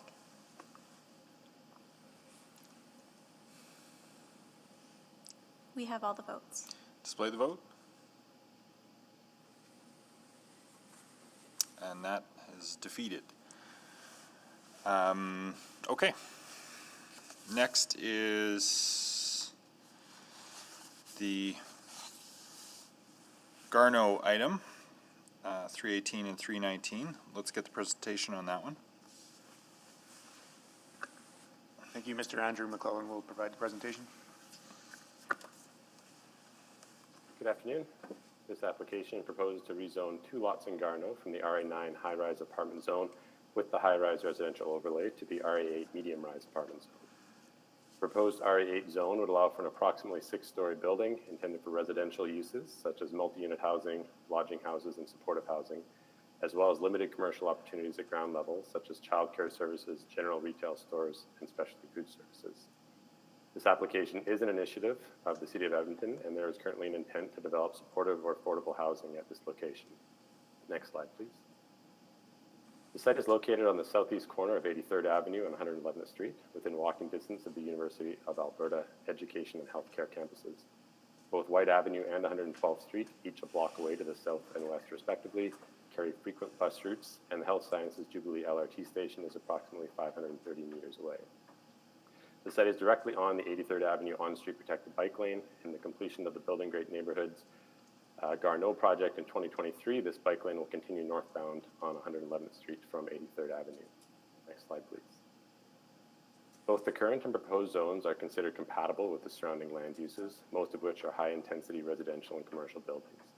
While the RA9 zone is generally intended for high-rise development, due to the site size, the RA8 zone actually allows for a greater development intensity than the RA9 zone, where buildings taller than approximately 4 stories are only allowed on sites over 1,800 square meters. Next slide, please. There is a single lot to the east with a house on it, and if redevelopment were to occur on these 2 lots, the current RA9 zone would require a more sensitive transition to the house than the proposed RA8 zone, with a lower height and a greater interior side setback. However, considering the zoning for the house is also RA9, and this zone doesn't allow single attached housing as permitted or discretionary use, this is not a situation where the transition needs to have the same sensitivity as when RA8 or RA9 is abutting a zone intended for single attached housing. Next slide, please. The high-rise residential overlay contains an isolation clause that states that a proposed development shall not isolate an adjacent site with a site area of less than 1,800 square meters. The single lot to the east is just over 400 square meters in size and therefore has this potential. While this would not be allowed in the current RA9 zone, except with a variance, because the overlay doesn't apply to the RA8 zone, this could happen if the rezoning is approved without a variance. Isolation clauses, along with minimum site areas, used to be found within certain residential zones prior to 2018 and 2019. Their purpose was to encourage the consolidation of lots and subsequent development of higher intensity development on larger sites. They were taken out of the RA9 zone in 2018 and the RA7 and RA8 zones in 2019 because they had shown to be ineffective at encouraging lot consolidation, and combined with the ability to appeal, were seen as an unnecessary barrier to development. Next slide, please. In this particular case, the isolation clause is ineffective relative to its intended purpose, because even if all 3 lots were combined into one development site, it would still only be 1,215 square meters, well below the 1,800 square meters required to build a tower in the current RA9 zone. Next slide, please. This proposed rezoning conforms with all applicable policies of the Garneau Area Redevelopment Plan, in particular Policy 1.5, which encourages redevelopment up to 6 stories at this location, citing that redevelopment at high densities but of a medium rise is encouraged, as this will ensure a choice of housing type while minimizing potential cumulative negative impacts of concentrated high-rise development. Proposed amendment to the plan associated with this application is to update 3 maps to reflect the proposed rezoning if approved, and no policies of the plan are proposed to be amended. Next slide, please. In the city plan, the University Garneau area is identified as one of 6 major nodes strategically located across the city, and this site is within it, as well as adjacent to White Avenue, which is considered a primary corridor. The suggested development intensity of both this node and corridor is for mid-rise and high-rise development. As has already been explained, due to the site size, the current RA9 zone would only allow for a 4-story low-rise building, not a high enough intensity relative to this direction. Under any zoning, it is unlikely that a high-rise tower could fit on a site this small, so the mid-rise building potential of the proposed RA8 zone is seen as the best option for this land relative to achieving the infill intent of the city plan. Next slide, please. Very little was heard through public engagement on this application except from the adjacent landowner of the previously referenced single lot to the east that has the potential to be isolated by development on these 2 lots proposed for rezoning. They expressed several concerns, mainly surrounding this potential isolation and the perceived negative impact it would have on their property values and development potential. They also expressed the opinion that all 3 of these lots should be redeveloped together. Administration agrees that this would be the most ideal scenario and has encouraged the applicant group and this adjacent landowner to work together towards that outcome, but this has not been successful to date. In the absence of that outcome, the next best option to get the highest and best use of this site is the proposed RA8 zone on the 2 lots subject to this application. The Garneau Community League has recently provided a letter of support in regards to this application while expressing a desire to be involved in future engagement activities around the design of the building when that stage is reached. Next slide, please. To conclude, administration is in support of this application because the differences between the current and proposed zones are not significant relative to the surrounding context, and the proposed RE8 zone better complies with the land use objectives of both the Garneau Area Redevelopment Plan and the city plan. Thank you. Thank you. Just going to run back through our speakers list on this one. Mr. Kursop was here previously. Was Bartosz Jarowski able to join us? We've reached out and haven't been able to connect with him. How about Crystal Kajener? I'm here, Mr. Mayor. Excellent. Okay, first up is Mr. Kursop. Thank you, Your Worship. My name again is Colton Kursop. I'm the manager of affordable housing projects, and I'm here with a brief presentation outlining the merits of the rezoning to support a future supportive or affordable housing development in Garneau. Our presentation will focus on site selection criteria, why this is a great site for affordable housing. We'll touch on city policy C601 and the non-market housing ratio for Garneau. We will explain how the rezoning helps achieve the city's supportive housing and affordable housing targets, and we'll touch on public engagement and next steps in the development process. Next slide, please. So ideal sites for affordable and supportive housing have the following features. They're generally ready for development or easily developable. They're well integrated with the surrounding land uses and built form and close to amenities and services for residents like transit, grocery stores, and rec centers. The location in Garneau offers an excellent walk score of 84, so most errands can be completed on foot. The location has a transit score of 65, which means many public transportation options are nearby, and it is within a 10-minute walk to the metro line. It also has a very high bike score of 84, meaning biking is convenient for most trips. These aspects of the site and its location make it very livable for residents needing low-cost housing and low-cost travel options, and they informed our decision to acquire the site. Next slide, please. So the RA8 medium-rise apartment zone allows for medium-rise multi-unit housing development with more flexibility for designing a future building than is allowed in RA9 zone. This is important for the developer that ends up with this site because there are a range of different supportive housing models that could be developed here. And depending on the model and who the site is awarded to, having that flexibility is important. It also would allow up to 5 to 6 more units could be added to the development based on the RA8 zone if it is rezoned. The rezoning complies with the land use objectives of the Garneau Area Redevelopment Plan, and the proposed zone meets the desired development intensity directed by the city plan, whereas the current RA9 zone would not. So essentially, we are seeking a zoning that would permit the natural fit built form that the city plan is seeking. The city plan is also built around a number of big city moves, one of which applies here, inclusive and compassionate, which calls for nobody to be in core housing need and no chronic or episodic homelessness, which this initiative seeks to address. Next slide, please. So City Policy C601 provides direction to increase the supply of affordable housing in all areas of the city. When we take a closer look at Garneau, it currently has a 3.6% non-market housing ratio. And so this means there is a good opportunity to increase the proportion of non-market housing in Garneau in alignment with the targets in C601. The policy provides direction that the City of Edmonton acquires land or buildings for the purposes of enabling the development of new affordable housing units. The site in Garneau was also acquired because of its alignment with this policy. Next slide, please. Adding the Garneau site to our portfolio of supportive and affordable housing sites moves the city closer to its goal of having 600 units of supportive housing under approval by the end of 2022. This site can contribute roughly 26 more units to that goal, moving us beyond our current total of 400 units currently in progress. The final unit count will be informed by the developer, depending on the housing support model they select, as well as things like the size of the units and the mix of 1 bedrooms to studios or 2 bedrooms. Funding opportunities that are currently available for non-market housing bodies include Rapid Housing Initiative and FCM Green Building Fund and the CMHC Co-Investment Fund. These windows are now open and time limited. Next slide, please.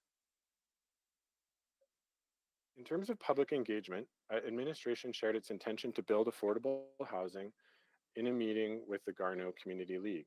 This information was also included on advance notification sent to residents within 60 meters of the Garneau site. Administration will continue to share information with the Community League as the development process progresses.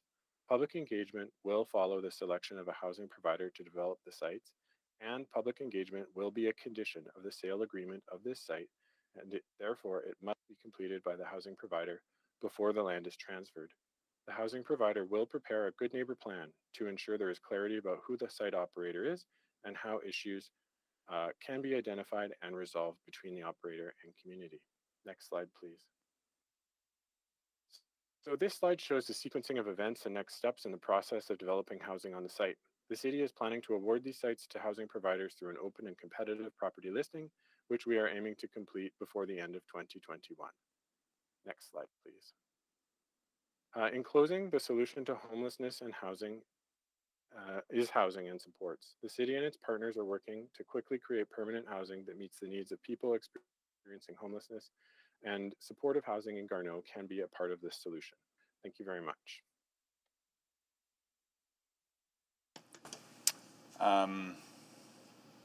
Councillor Henderson, go ahead with Yeah, questions. just some quick questions, because I think I've seen the correspondence from the community, and they want to know what's going to happen next, but and are interested in the consultation on the next piece of this puzzle. But that is the next stage. We don't really know who it's going to be at this point or what the specific purpose is going to be. This is really just the land use piece, correct? Yes, that's very much correct. Yeah, and that we've made that commitment to the community? Absolutely. Yeah, okay. I know that one person who's going to be in opposition. I'm interested here. I haven't spoken to him for a while about it. Is Mr. Peel, who is the neighbor. I'm just wondering from our perspective if you can't answer that, this is fine. But just you're thinking a little bit more on where that's at, and maybe just to do a double check before I ask that of you. My memory is that this was a piece of property that was owned by St. John's Institute, who they'd always hoped to be able to develop it as affordable housing. That had always been their plan for it. So I'm guessing what we're now thinking of doing is probably in line with what their wishes were. Was that part of the conversation with them, or is it totally irrelevant? It is certainly, they had put the property up on the open public market, and we put in an offer to purchase it, and it was accepted. I have Bartosz Jarocki finally available as well to speak to. It was really just understanding a little bit of the history of the site and confirming my memory, because I remember having conversations with them, and that was what they had originally been hoping to do with the site. So I was a little bit surprised that they weren't moving forward with it themselves and they'd sold it. Because they're essentially have another, their major operation has 100 years of providing affordable housing and mostly for students, just literally across the alley, correct? Yes, yeah. That's right. Yeah, yeah. Okay, well, I'm interested to hear what Mr. Peel has to say, or your thoughts on that whole situation, because I know some of it. I don't want to speak on his behalf at this point. He's here to speak for himself, but I did want to give you guys a chance to sort of talk about that piece of the puzzle of the next door neighbor. Mr. Kursop, do you have any thoughts on that? I do know that we have a representative from our real estate group that could speak when it's his turn on the delegation. Fair enough. Okay. Yeah, he was for questions only. Okay, great. Thanks. Councillor McKean? Yeah, thanks, Mr. Mayor. So I was interested, you have used the term affordable housing and the term supportive housing. Is it still up in the air? Because affordable housing can mean many different things, of course, and then there's a number of different levels of supportive housing. Have you determined where the need really is and what we're really, the city is applying to do here? Yes, I can speak to that, Councillor McKean. Our intent is to focus on supportive housing. As you know, it's the sort of the highest priority for council at this time. And when we make the offering, we are going to be clear that supportive housing is our preference, but we aren't going to exclude affordable housing from being a potential for the site. It would just score lower or be of a secondary importance. Yeah, thanks, Mr. Kursop. The other question I had was, for a 6-story building, the number of units seemed quite low, 26-ish. I thought we might be able to do more than that, or does that depend again on whether or not you're looking at a style of affordable housing or a style of supportive housing? Yeah, it does depend on unit sizes and mixes. If it's studio apartments, we'd probably come in a little bit higher. But if it's a mix of 1-bedroom and studios, we may be a little bit lower. Okay. Yep. Thanks very much. Any other questions for Mr. Kursop? Not seeing any. Then was Bartosz Narowski able to join us? Still no? Okay, Yes, Mr. Mayor, I'm here. Oh, welcome. Okay. Remind me the correct pronunciation of your name. It's Bartosz Jarocki. Bartosz Jarocki. Okay, thank you. Go ahead. The floor is yours.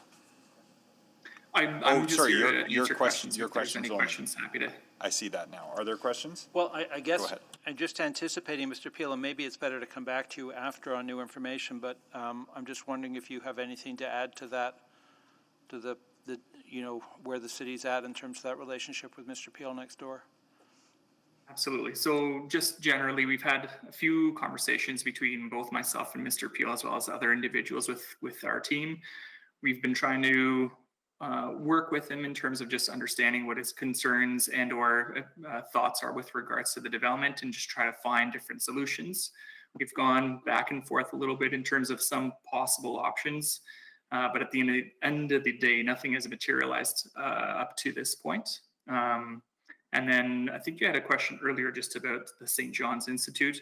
I unfortunately don't know the background in terms of what their intent was prior to listing the property, but they did put the property up for list publicly using brokerage. And so the city, when we were trying to acquire it, we went through the brokerage and submitted an offer in hopes of being successful, and ended up being the successful candidate when they chose us.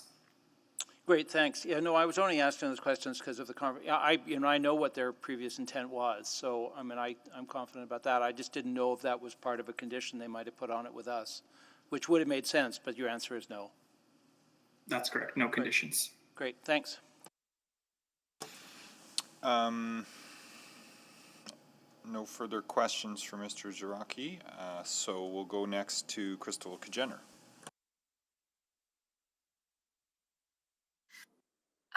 Thank you, Mayor Iveson.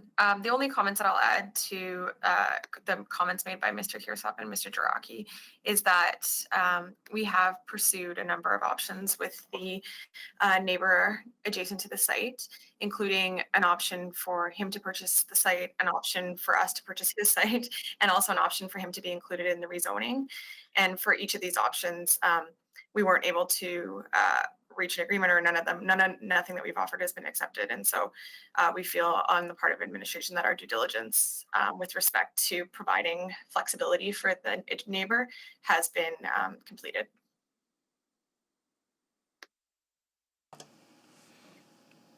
Any questions for Ms. Kajener? Not seeing any. Then next we will hear from Mr. Peel. Mr. Peel, are you there?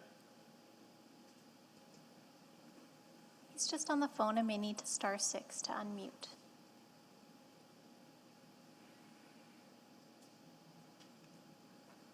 Mr. Peel? Can you hear me now? Yes, go ahead. Yes, thank you. Sorry, I was muted. I didn't realize that. My apologies. It's Brian Peel here. Good afternoon, Mr. Mayor and City Councilors. Thank you very much for the opportunity to speak. This is quite a complex situation. I would like to, I'll try and do my best to stay within my 5 minutes, but if you just bear with me for a couple of minutes, I'll try and add some perspective to this.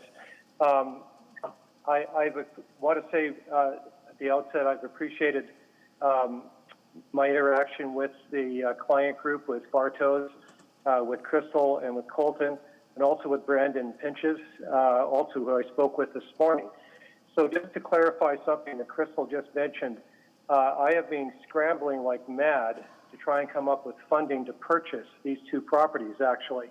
And what the rest of the councilors may not know, Councilor Henderson does know this because I had a brief conversation with him a few months ago. I have had developed a very comprehensive proposal for the development of these 3 lots. That's the lot that my family owns, and the 2 lots next door, which the City of Edmonton currently owns and is proposing to have rezoned to RA8. And I've worked with the City Development Services for about 2.5 years with Andrew McClellan, consulting with him on this project. It is a project for high-end housing, a very tall, very narrow building built to extremely high standards. You may recall that I spoke in favor of the McLab project on 86th Avenue, and I have a background in architecture, and I'm trying to come up with a very high quality design that complies with the new city plan for high density development in Garneau. And so it came as a bit of a surprise when St. John's Institute put up the 2 lots for sale last year. I attempted to purchase them with a conditional offer, as did a couple of other developers, but the city managed to secure the lots with an unconditional offer. And so we have the current situation right now. So there has been a very respectful back and forth between myself and the client group. And so Crystal may have given you, and unintentionally given you, the impression that that they've attempted to reach some sort of a compromise with me and that nothing has been accepted. That's not quite the case. I have been working very, very hard to secure funding to purchase these 2 properties. And it's just a little tougher in the COVID environment to secure investment funding than it used to be. But I'm confident that I am going to be successful in securing the funding. And I communicated this to Brandon Pinches this morning. We had a very respectful conversation this morning just prior to this meeting. So I'm officially listed as in opposition to the zoning change, but I'd like to introduce a huge caveat to that opposition. This is a complicated situation. I think there's an agreement between the city, client group, and City Development Services and myself that the best ultimate solution for this corner site is that all 3 properties really should be developed together, whether I end up developing them or the city ends up developing them. It doesn't make sense for a development to be done on 2 lots only and then isolate my family's property. My family's owned this property for almost 70 years. My dad used to work at the university. He liked to walk to work. That's why we held on to this property. Should the client group be successful or should things work out that they end up building on the 2 lots, affordable housing or whatever, it will literally destroy the value of my family's property. We will be sandwiched between the development on the west, affordable housing project most likely, and also the pre-existing condominium on the east. It'll wipe out the value. I doubt I could even rent the house under those circumstances. I know that is not a particularly germane, that point is not germane to the proceedings this afternoon, but it is still a reality for my family. I think that as speaking as from a person with an architectural background, I think the proposal to develop on the 2 lots only is not an architecturally supportable position. It's just not enough space. You can do something for sure, but it's better to do it on the 3 lots rather than on 2 lots. And I think there are a lot of better options throughout the city for the affordable housing than Garneau. You see, these 3 lots on 83rd Avenue represent one of the best development sites in Edmonton because of the proximity to the University of Alberta, proximity to White Avenue. And I think the highest and best use for these lots really is high-end housing, which is necessary. And when I say high-end, I'm not talking about Trump Tower. I'm talking about really well-designed, exceedingly well-designed and thought out housing, whether it would be condominiums or perhaps additional rental housing. But a tall, narrow tower on these lots is the best building form for these lots. One of the councillors a few minutes ago raised the question about perhaps going higher than the 6 stories. And for 20 years, I've been thinking about building on these lots. And I have a 27-page proposal, which I was going to send to councillors, but I thought this was really not the time to do it, which outlines my proposal for the development of a tall, 37 to 42-story building, but very narrow, 55 feet to 63 feet wide only, on these lots containing 150 units, plus or minus, Mr. Peel. with 5 levels of underground parking. Now, this is a very bold proposal. Go ahead, sorry. Yeah, I've got to stop you there for 2 reasons. One, we're not hearing that application today, and also the 5 minutes is up. But I think we get the gist of your concern. So there may be some questions for you, though. Councillor Henderson, go ahead. Well, understanding all of this and remembering the conversation, I just wasn't sure it was a few months ago we talked, so I wasn't sure where it was at right now. I'm wondering, I mean, what's in front of us right now is the rezoning from RA9 to down to RA8. Anything, if another proposal did come in, anything would be rethinkable. My guess is whatever you'd be looking at doing probably would be a direct control anyway. So in terms of moving things forward at this point, without understanding that there's no distinct plans that have been put on the table to build tomorrow, I'm wondering if there's any rationale for not doing the RA8 at the moment. Which seems the answer is no. I effectively, after talking to Brandon this morning and hearing the proposal, I think it would be unreasonable of me to dig my heels in at this point. Yeah.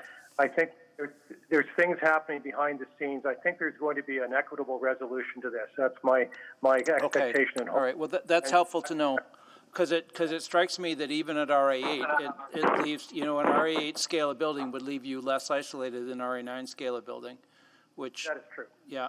Okay. All right. Thanks. Thank you, Councillor Henderson. I see no further questions for Mr. Peel.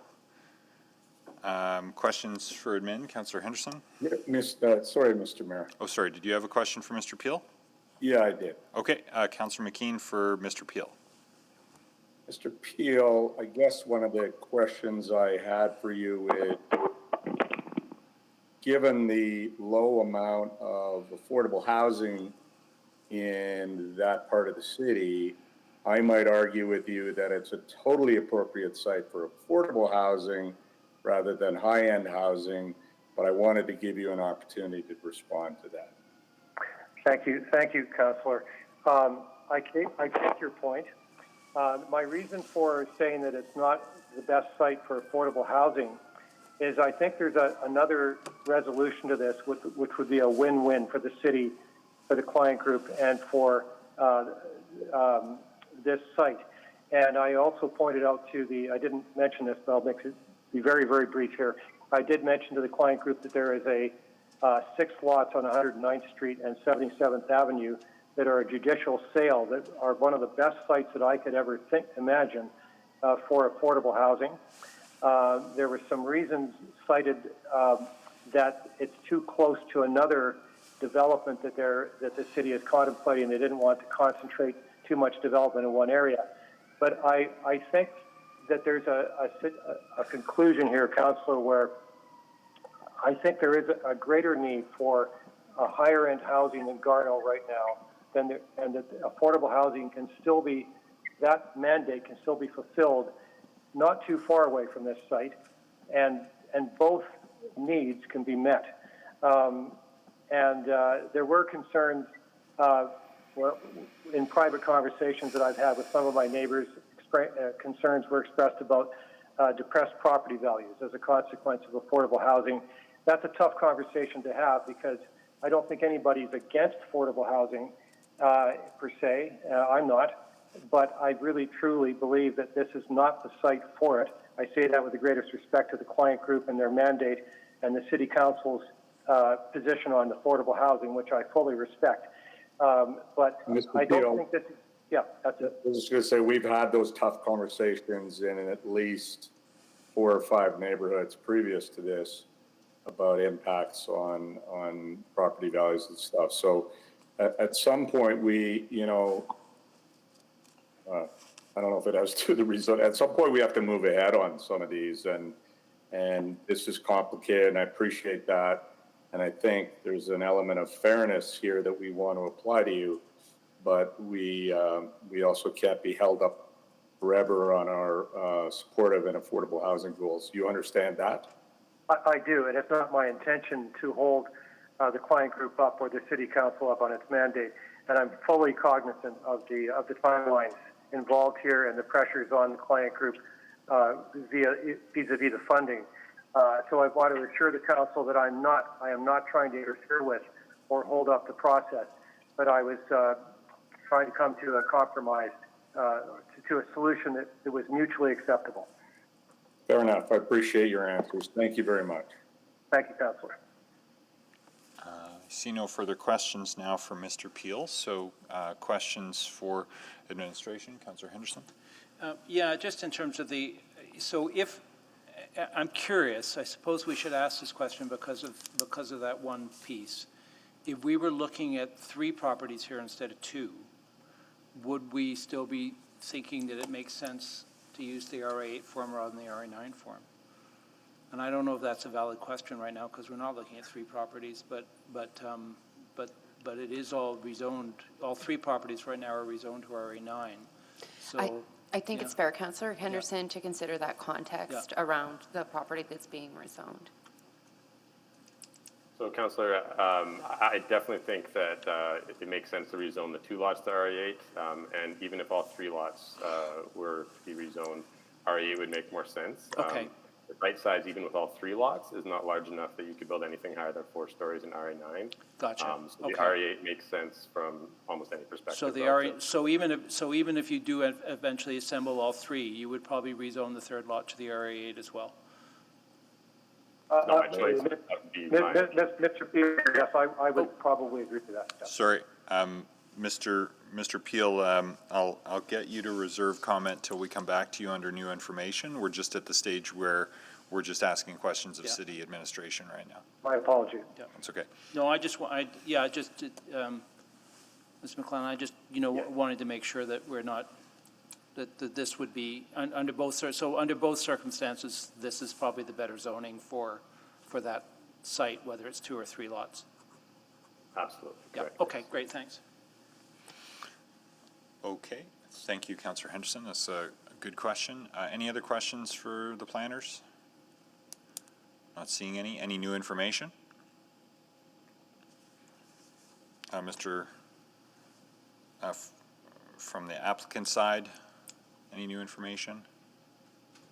Not hearing any. Mr. Peel, any new information arising from the public hearing?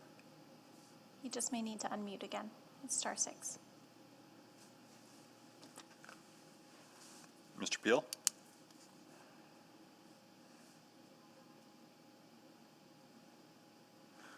Mr. Peel, are you there? Yeah, sorry, Mr. Mayor, I was muted again. Sorry. Can you hear me now? Yes. Yeah, yes. I don't think there's anything further to add, Mr. Mayor. Okay, thank you. Okay, then I'll move closure of the public hearing. I'll second that. Oh, Councillor McKean seconds that. Okay, please vote.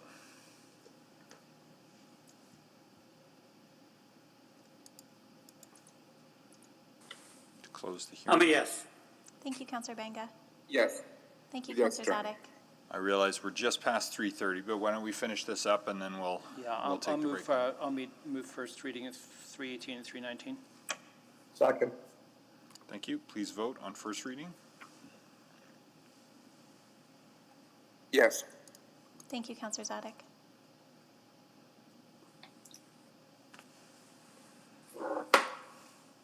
We have all the votes. Display the vote. Carried. I'll move second reading of 318 and 319. Second. Second reading. Please vote. Yes. Thank you, Councillor Zadek.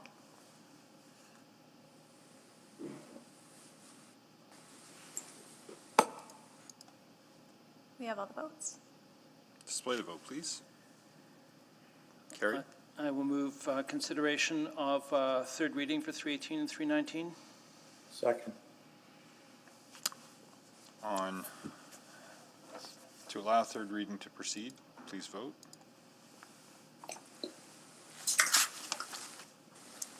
Yes. We have 13 votes. Thank you. Display the vote, please. Carried. And I will move third reading of bylaw 19750 and charter bylaw 19751. Second. On third and final reading, please vote. Yes. Thank you, Councillor Zadek. We have all the votes. Display the vote, please. Carried unanimously. Okay, let's recess for 15-ish, so let's try to come back around 3:50, and we'll carry on with the Queen Alexandra item.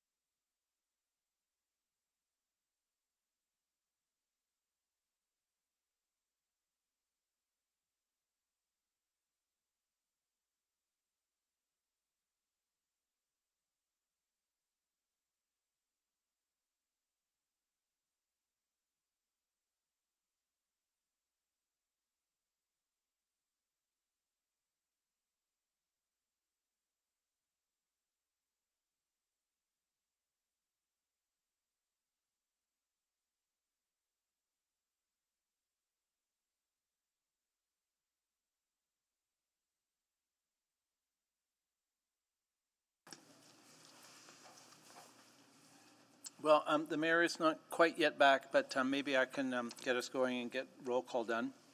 So, oh, there he is. Speak and he arrives. I'll let him do the roll call. Beetlejuice, Beetlejuice, Beetlejuice. Where did we start last time? Councillor Essinger. Good afternoon. Afternoon, Councillor Hamilton. Good afternoon. Afternoon, Councillor Henderson. Yep. Councillor Knack. Good afternoon. Councillor McKean. Hello. Councillor Nickel. Good afternoon. Councillor Paquette. I'm here. Councillor Walters.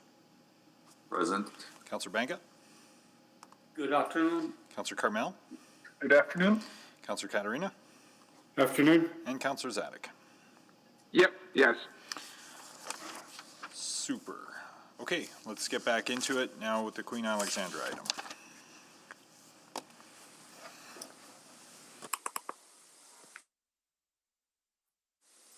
Is there an admin presentation for this one? Mr. Mayor McClellan will provide the presentation again. Once again, good afternoon. This application proposes to rezone 3 lots in Queen Alexandra from the RA7 low-rise apartment zone to the RA8 medium-rise apartment zone. Proposed RA8 zone would allow for an approximately 6-story building intended for residential uses such as multi-unit housing, lodging houses, and supportive housing, as well as limited commercial opportunities at ground level such as childcare services, general retail stores, and specialty food services. This application is an initiative by the City of Edmonton, and there is currently an intent to develop supportive or affordable housing at this location. Next slide, please. The site is located mid-block on the north side of 71st Avenue, east of 109th Street, and is currently vacant.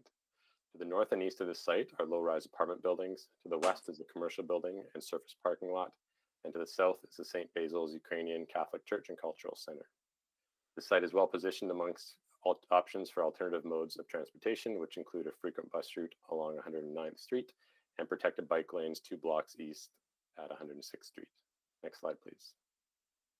The existing RA7 zone and the proposed RA8 zone are nearly identical with the exception of height, floor area ratio, and minimum density. Permitted and discretionary uses, including commercial ones, are the same, as are most other regulations like setbacks, and design details. Therefore, the land use change being considered with this application is effectively about the addition of approximately 2 more stories. Next slide, please. In general, the edge of a neighborhood adjacent to an arterial roadway is considered a suitable location for additional development intensity. This is especially true when the arterial road has a frequent bus route like here.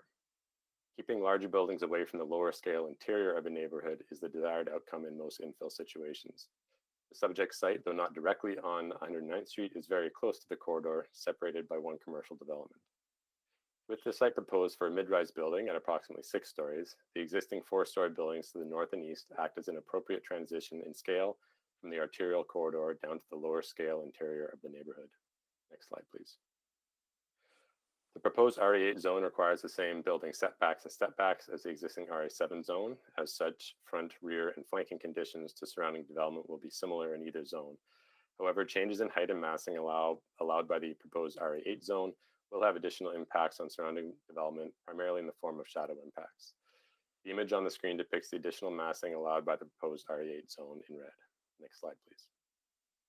The changes in shadow impacts are not considered significant. For example, as shown here, while there are some additional shadow impacts in the adjacent buildings from adding 2 stories of height, particularly on the upper stories and rooftop amenity areas, most of the dwellings in the existing buildings would still face the same amount of shadow if a 4-story building was developed under the current zone. Next slide, please. The 109th Street corridor area redevelopment plan is in effect for the nearby 109th Street corridor, but there are inconsistencies in the plan about whether any of the lots subject to this rezoning are considered within the plan boundary or not. Of the 7 maps in the plan depicting different planning aspects for this area, 1 appears to not show any of the site within the boundary, 2 show all 3 lots as within the plan boundary, and 4 only show the westernmost lot of this site as within the plan boundary. Maps 2 and 7 shown on the screen are the 2 maps most closely related to land use, and they only show the westernmost lot as within the plan boundary. However, they contain no color shading designating its existing or planned land use, unlike every other lot shown as within the plan boundary, but instead is just white or gray like the lots outside of the boundary. Throughout the rest of the corridor, the plan boundary usually follows the edge of existing commercial development, except for here. Therefore, it is administration's opinion that there was never any intent to include any of this site as within the plan boundary. To create continuity for all the plan maps and to maintain consistency and policy direction across all 3 lots proposed for rezoning, this application proposes to amend 6 maps to exclude this entire site from the 109th Street Corridor ARP, as was the initial intent. Next slide, please. In the city plan, the portion of 109th Street that runs parallel to the Queen Alexandra neighborhood is considered a secondary corridor. The width of a secondary corridor is typically considered 1 block on either side. As such, the subject site is considered within the secondary corridor. The secondary corridor is a vibrant residential and commercial street that serves as a local destination for surrounding communities. As an overall guide, it states that the typical massing and form is mid-rise and low-rise buildings. In recognition of this site's close proximity to 109th Street and in not sharing any property lines with low-scale residential development where abrupt transitions in scale will be present, this is an appropriate location for a mid-rise building. Next slide, please. Administration received feedback from several community members, mostly from residents of the adjacent multi-unit housing buildings. Common concerns included impacts to surrounding landowners from a taller building, such as reduced privacy and shadowing, a decrease in surrounding property values, increased parking and traffic congestion, and increase in crime in the area. Administration also received feedback from representatives of the Park Allen Community League, who had similar concerns, in addition to broader concerns with respect to what they view as a lack of proper engagement with not only rezoning applications like this, but broader city initiatives such as the zoning bylaw renewal and district planning. Next slide, please. To conclude, administration is in support of this application because it is a suitable location for a 2-story increase in height, where it would not result in an abrupt transition in scale to lower density residential uses, and it is in conformance with the city plan by locating a mid-rise building along a secondary corridor. Thank you. Thank you. We'll hear first from speakers registered in favor, starting with Mr. Kersop. Thank you very much, Your Worship. We have a presentation just to highlight the merits of our rezoning application as the applicant on behalf of affordable housing and homelessness. Our presentation will focus on site selection criteria, why this is a great site for affordable housing. We'll talk about C601, the city policy on non-market housing, and discuss the non-market housing ratio for Queen Alexandra. We will also touch on the rezoning, how it helps achieve the city's supportive housing and affordable housing targets, as well as city plan objectives.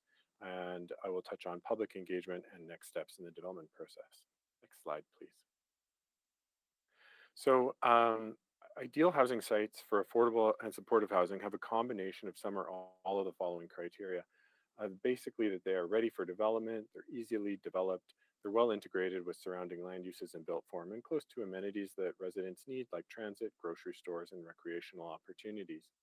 This particular location in Queen Alex offers a great walk score. It is 62, which means some areas can be completed on foot. Overall, Queen Alexandra is actually the 9th most walkable neighborhood in Edmonton, making it well suited for persons with limited travel budgets. The location has a good transit score of 55, which means that there are many nearby public transportation options for getting around and shopping.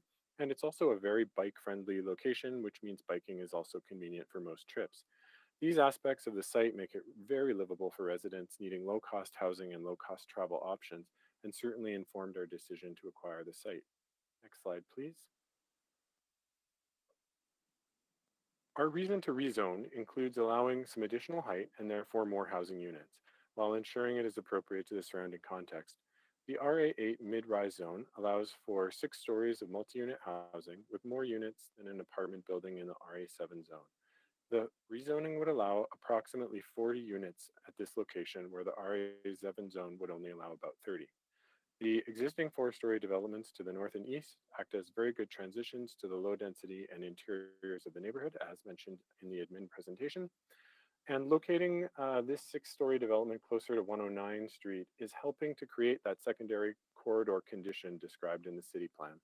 City plan is also built around a number of big city moves, one of which applies here, which is the inclusive and compassionate big city move, which calls for nobody to be in housing, core housing need, and or chronic or episodic homelessness. So we're making good on that with this here. Next slide, please.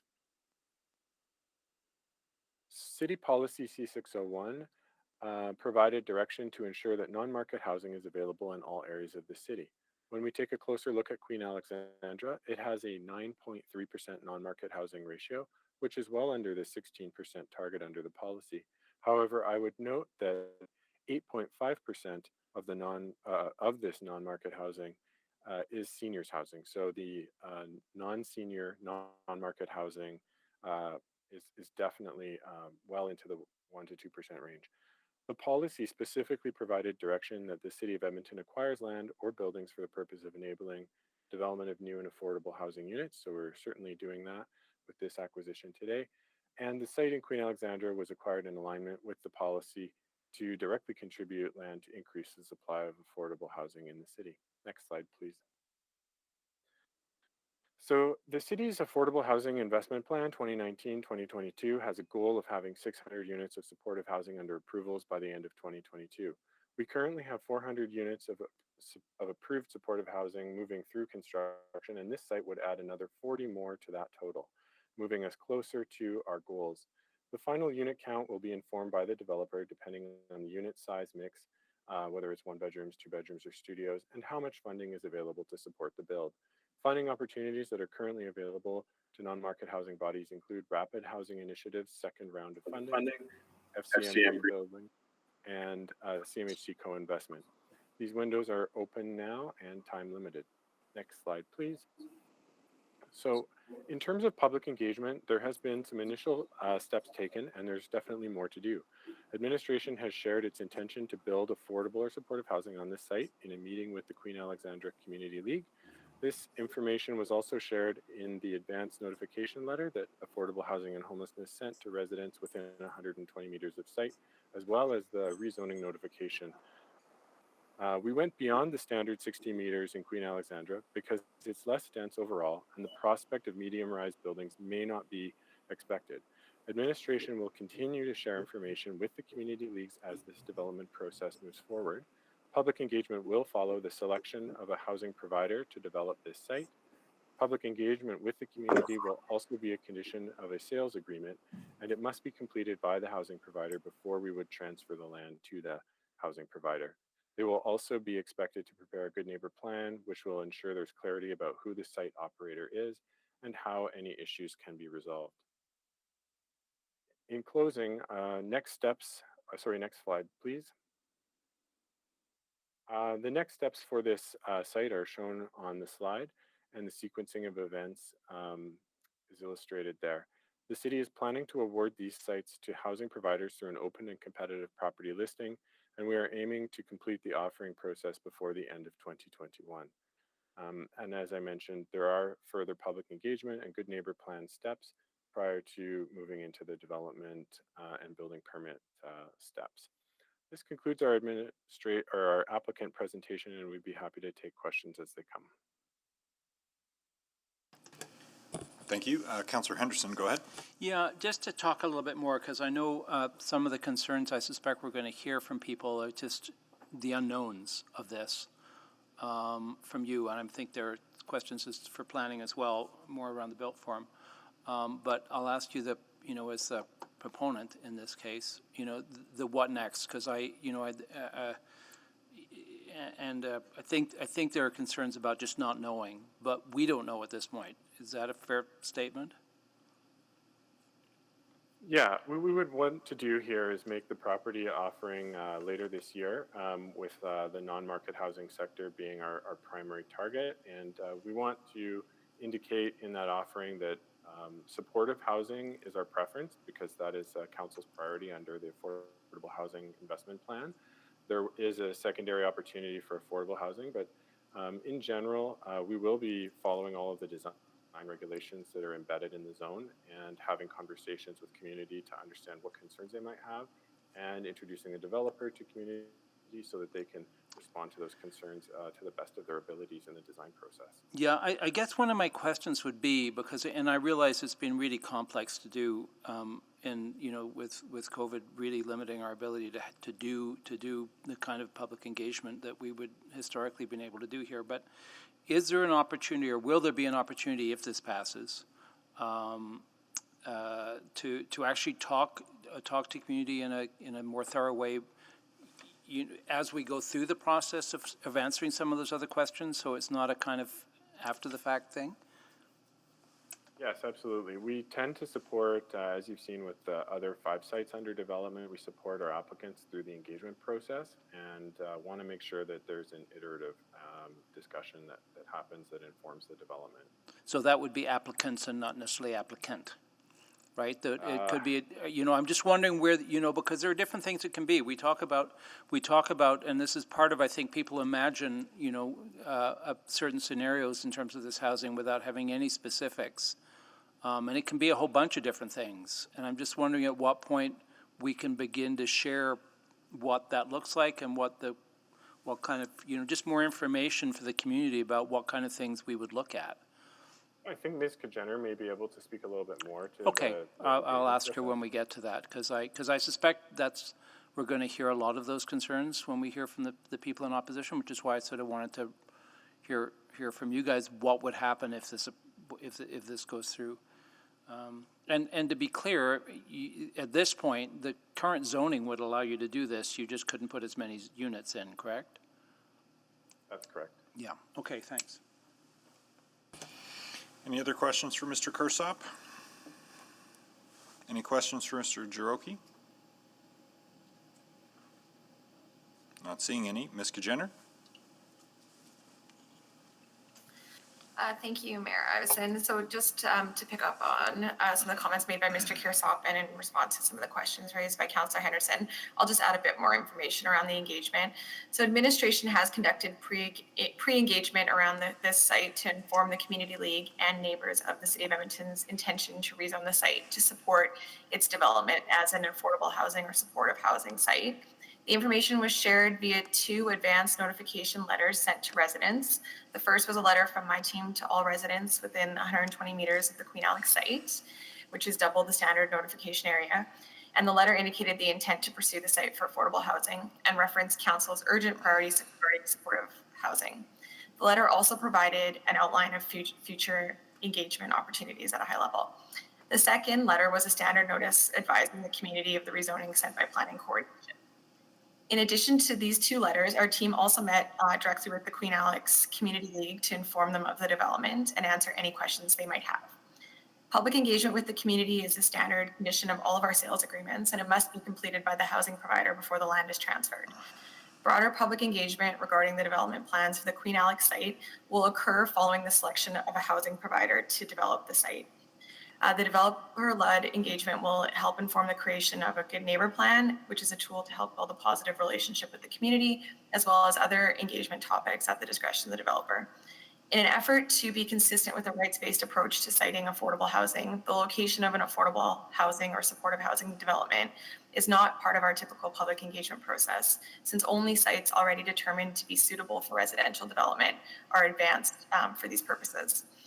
We also do not usually proactively include meetings with neighboring condominium associations or adjacent neighborhoods in our typical pre-engagement process, but we would be more than happy to arrange a meeting with representatives from the building to answer any additional questions they may have and ensure they are fully informed of the process. So following confirmation of the rezoning, the next step would be for us to confirm a date to advance the non-market or below market sales report to City Council for approval or consideration. And then following that is when we would do an open competitive process for a developer. And that would require them to submit a concept and a proposal that we would then assess based on the criteria that we have in City Policy C601, and as well council's part in the context of council's priority around supportive housing. Once a developer is selected, then we'll be in a much better position to actually engage on the context of the development and what that will look like. So that's where things can come into conversation beyond the good neighbor plan, but also looking at things like how, like, answering questions around, amenities, like what amenities might be on site, what kind of target audience is the developer looking at, what other concessions around like design or public art, like those sorts of things all factor into those engagement, have all factored in the past into those types of engagement. And so that's where really once the developer is in place, we'll be in a much better position to answer specific questions and the type of questions that the communities usually want to know. So. Thank you. Councillor Henderson? Well, maybe just to follow up on that a little bit, because I, recognizing the process we went through for the first ones, that I know the kind of questions that come up, people, that we use these terms generically. And they can be generic, they can mean a number of different things, but I'm wondering if there's, as we go through this, it seems to me what there's some real value in, and I know we were able to do that in the Capilano situation, is really talk through with, when we use these terms, what they could mean. Because I think unfortunately without that information, it becomes a kind of a problematic unknown for people. And I'm wondering if those are the kind of discussions we could still have, again, presuming this gets approved. I mean, in understanding, today we're really just talking about the size of the building. We're not really talking about the use of the building. The use of the building is already allowed. But it's an opportunity with you here as a proponent to just sort of check in on maybe filling in some of the gaps for people that are not as conversant as others are with the range of things that this could be. So is that something we can do more proactively, or?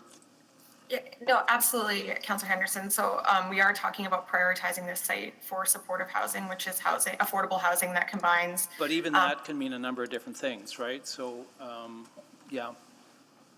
Okay, yeah, no, we absolutely, and like I mentioned in my comments, we're absolutely more than happy to meet directly with anyone who's interested in more information about supportive housing or affordable housing and answer any questions that we are able to answer at this point in the absence of an identified developer to the best of our ability. And I would say this process is very consistent with the process that we used for the first 5 sites, where the engagement process was conducted primarily after the developer was already approved. Yeah, but we had a chip, but not ironically before the zoning on the one I'm familiar with, which is, and I realize the order of that is always complicated. I get it, and we also did that pre-COVID, so it was possible to have these discussions in a different kind of way. So, great, thanks. I think those are all my questions, because really most of what we're looking at here today is the built form and not the use.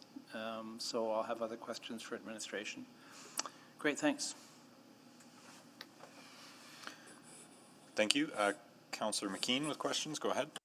Yeah, thanks. And Ms. Kajener, this does remind me a little bit of Westmount, where, in fact, there might be a little bit more of a heads up here, given the rezoning.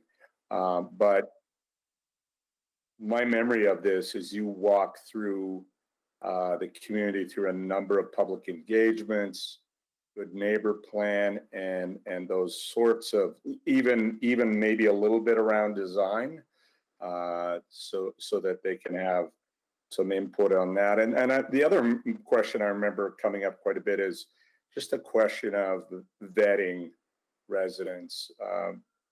That was raised as a concern in Westmount. Can you say anything about that? Sure. So any supportive housing development requires, funding from a number of different sources, including, in this case, the City of Edmonton potentially providing land, assuming that the approval is provided for that, as well as Homer Trust, which usually funds the operating, and capital, which often comes from CMHC or the City of Edmonton and the province of Alberta, a number of funders. And each of those funders have due diligence requirements. With respect to vetting of residents, that would be dictated by Homer Trust's program model for supportive housing, and they certainly ensure that any resident placement is consistent with any any requirements for that person to make sure that their needs are being met, and that the operator is resourced to properly support any residents. As far as the engagement piece goes, once the operator is in place, that since they're the ones that are designing the building and are hiring the architect and will ultimately be responsible for the development, they're really the ones that are in the best place to speak to specific programmatic questions. Things like, to your point, Councilor McKean, good neighbor plans, or where windows will be on a building, or, specific issues around like access on the ground floor, parking, all of those types of pieces are really beyond what's required in the zone, which we, is certain based on the zone that is approved, if it's approved today. Any additional details is really up to the developer, and they're in the best position. So we can certainly start with the engagement around supportive and affordable and talk about the universe of what's possible. But until the developer's in place, we're really not in a great position to answer a lot of the specific questions that come with the development of anything new in a neighborhood. Yeah, no, I think it's, the fear of the unknown is understandable, but the one supportive housing facility I know best, and you might be able to confirm this, but is larger, much larger as far as the number of units, and has been operated in such a way that there's been no problems around it. I'm talking about Ambrose Place. Yeah, so I mean, supportive housing is targeted to people who are experiencing homelessness, and it's ensuring that their needs are being met with on-site support. So it's similar to, seniors housing, where residents are able to have their needs met within the context of the building, which really reduces neighborhood impacts, which is ultimately what we're here to discuss today. Yeah, thanks a lot. Appreciate it. Any other questions for Ms. Kajener? Not seeing any, then we'll now go to questions of the city planners. Councillor Henderson. Pardon me? Pardon me. You're right. Right. We've got other folks to hear from first. So Doug Rutherford will be up first. Sorry, Mr. Mayor, we have another proponent, Lucas Anders, on the list. You're right. Oh my goodness. I was looking at the other sheet here. Apologies. So yes, Lucas Anders speaking in favor. Then we'll hear from those opposed. Lucas? Hi, I'm just a resident, and I just wanted to kind of jump in and offer my support for the project. I think it's like Alex, having lived here for a while, I noticed it is a very walkable space, groceries and all that nearby, and Edmonton, we want it to be an inclusive place, so I think it's a positive step in the right direction. I think it's important for safety and stability of those who are struggling at this difficult time, right? Like, we're in a pandemic, and there's a lot of people that need houses, so I guess that's a quick, brief statement for myself. I'm just a resident. That's it. Well, thank you, Mr. Anders. Any questions for Mr. Anders? Not seeing any. Your statements speak for themselves then. Thank you. Next, then, we'll turn to those registered in opposition, starting with Doug Rutherford. Well, good afternoon. My name is Doug Rutherford. I'm Vice President of the Brownstone 1 Strata Corporation. Our strata represents the owners in a 72-unit condominium complex at 10811 72 Avenue. This is a relatively new condo complex. Occupancy began in January 2015. The first smaller Brownstone 2 sits on 71 Avenue behind Brownstone 1. While we now understand that today's meeting is focused solely on zoning, this entire process underscores a serious lack of communication and much needed context. All we were told as property owners was that rezoning was the objective and affordable housing the goal. Therefore, our comments deal with both matters. We would from the outset like to dispel the knee-jerk reaction that our firm opposition to this rezoning is driven by NIMBYism, not in our backyard, but rather with the broader question, why in our backyard? We understand the need for affordable housing. We're not opposed to affordable housing or the help that it brings to individuals in need of support. As a resident of Brownstone 1 since it opened, this proposal leaves me with dozens of questions and virtually no answers. This is a neighborhood of homes, old and new. Services of any description are not readily accessible. In 2015, when Brownstone 1 opened, the 3 lots that city planners now believe will make a good site for a multi-story complex were occupied single detached homes. None of the 72 owners of new condominiums at Brownstone 1 were told that the city had its eye on the property behind us and that once assembled, would be rezoned to accommodate affordable housing or a 6-story complex of any description. At our most recent annual general meeting, our owners were shocked and worried as they openly discussed the letter from the planning department.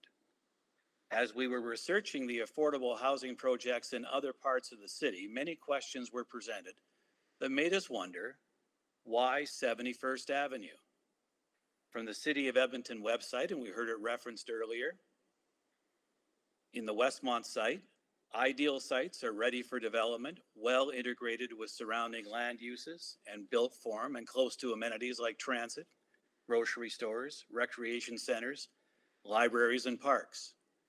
So let's look at 71st Avenue. Is there a ready supply of entry-level job opportunities in the area? Are there support services like medical and dental? Are there schools or training centers nearby? Is there convenient grocery shopping or other daily living needs within walking distance? Are there recreational facilities nearby? Are there libraries in the area? The answer to all these questions is no. So why 71st Avenue? There is affordable housing already planned for White Avenue, and as we heard earlier, Garneau. Now the city thinks that building up to 6 stories and attracting partners for affordable housing next door to Brownstone 2 and behind Brownstone 1 is the logical next step. Again, we ask, why 71st Avenue? Traffic is already horribly congested during the morning and afternoon commute. Adding dozens of more housing units will only make traffic, both people and cars, much worse. Roads cannot be widened and street parking is virtually non-existent. It's safe to say that virtually none of the attributes described in the city criteria for such an affordable housing development apply to 71st Avenue. To make this rezoning request even more challenging for Brownstone 1 owners is a request for a variance to 6 stories.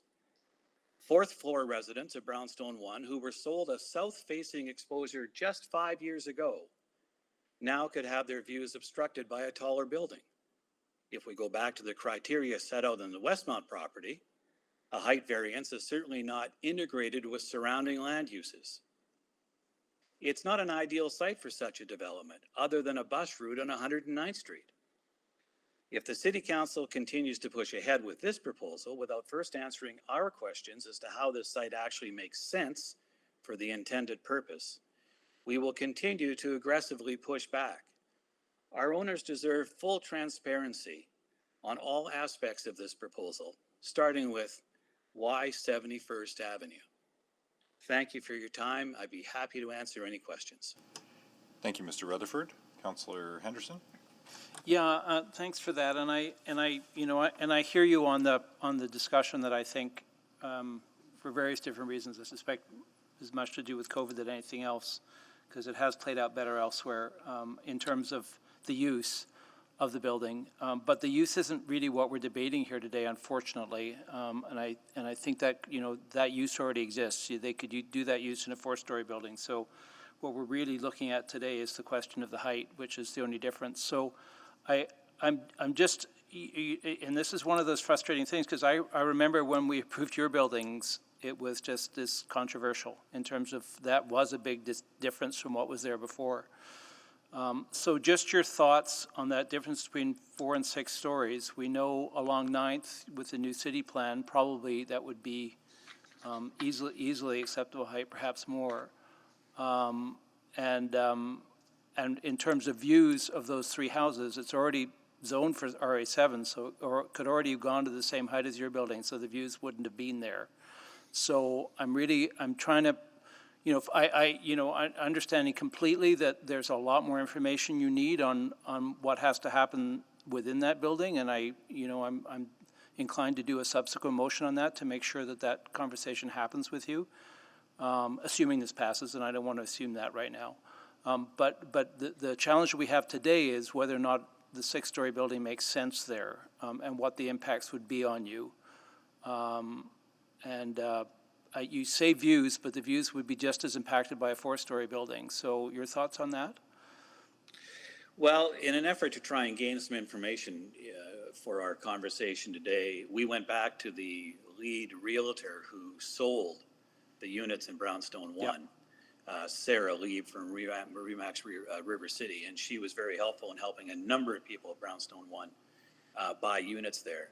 And we asked her about this plan, and she wrote me back to say that south-facing condos, we're not talking about the fourth floor condos, that would now face this taller building, they were sold to those people on the fact that with a south-facing view, they're brighter and sunnier, and therefore can drive a higher price for those people that spent more money for that particular view. Yeah. And what's interesting now is that if this building becomes 6 stories, what those people bought won't be what they thought they bought. Okay. The other thing, if I could just say, Councilor Henderson, and thank you for communicating with us as you have been. We appreciate your thoughts very much. The interesting thing is, as a property owner in Brownstone 1, it's interesting that this project and the fact that it's affordable housing, as I've heard a couple of times today, it's going ahead. It's just how much information we get in advance to be able to have some impact on it, and whether or not it's 6 stories versus 4. And that's kind of a frustrating thing when you spend $400,000 on a condo and you have no input into what could be potentially around you other than being told, here's what it's going to be. And as I think we heard earlier, this potentially will be well into the system by the end of this year. How much input we're going to have to be able to say that, you know, our concerns are being heard. Yeah, no, and I understand why you feel that way. I'm not, you know, I mean, it's, the use of the building is not something we're allowed to, well, we can talk about it, but it's not something we were allowed to consider here today. Totally understand. Yeah, I understand. so, but I think your point is taken, and I'll just say, you know, one of our frustrations, and we actually see this in greenfield situations as well, in new neighborhoods, what realtors say to sell a building often doesn't line up with what's allowed to happen next door. And there's nothing, sadly, there's nothing we can do. I wish there was something we could do to police that, but we can't. But I think your point is taken about the sunlight, and I'll go back and have a look and ask some questions about that shadow effect on those top floor buildings, top floor units, and the difference between the 4 stories and the 6 stories. So thank you very much. Thank you. Any other questions for Mr. Rutherford? Not seeing any. Jason Janud has bowed out. Correct. He has let our office know he no longer wishes to speak. Okay. It is 5:30. Sorry, no, it's 4:30 now. We'll carry on. Sorry, I misread the clock there. Hopefully Ms. Vanderkamp has been able to rejoin us. Are you there, Barbara? Barbara Vanderkamp? I can see that they've joined the meet. They just may need to unmute.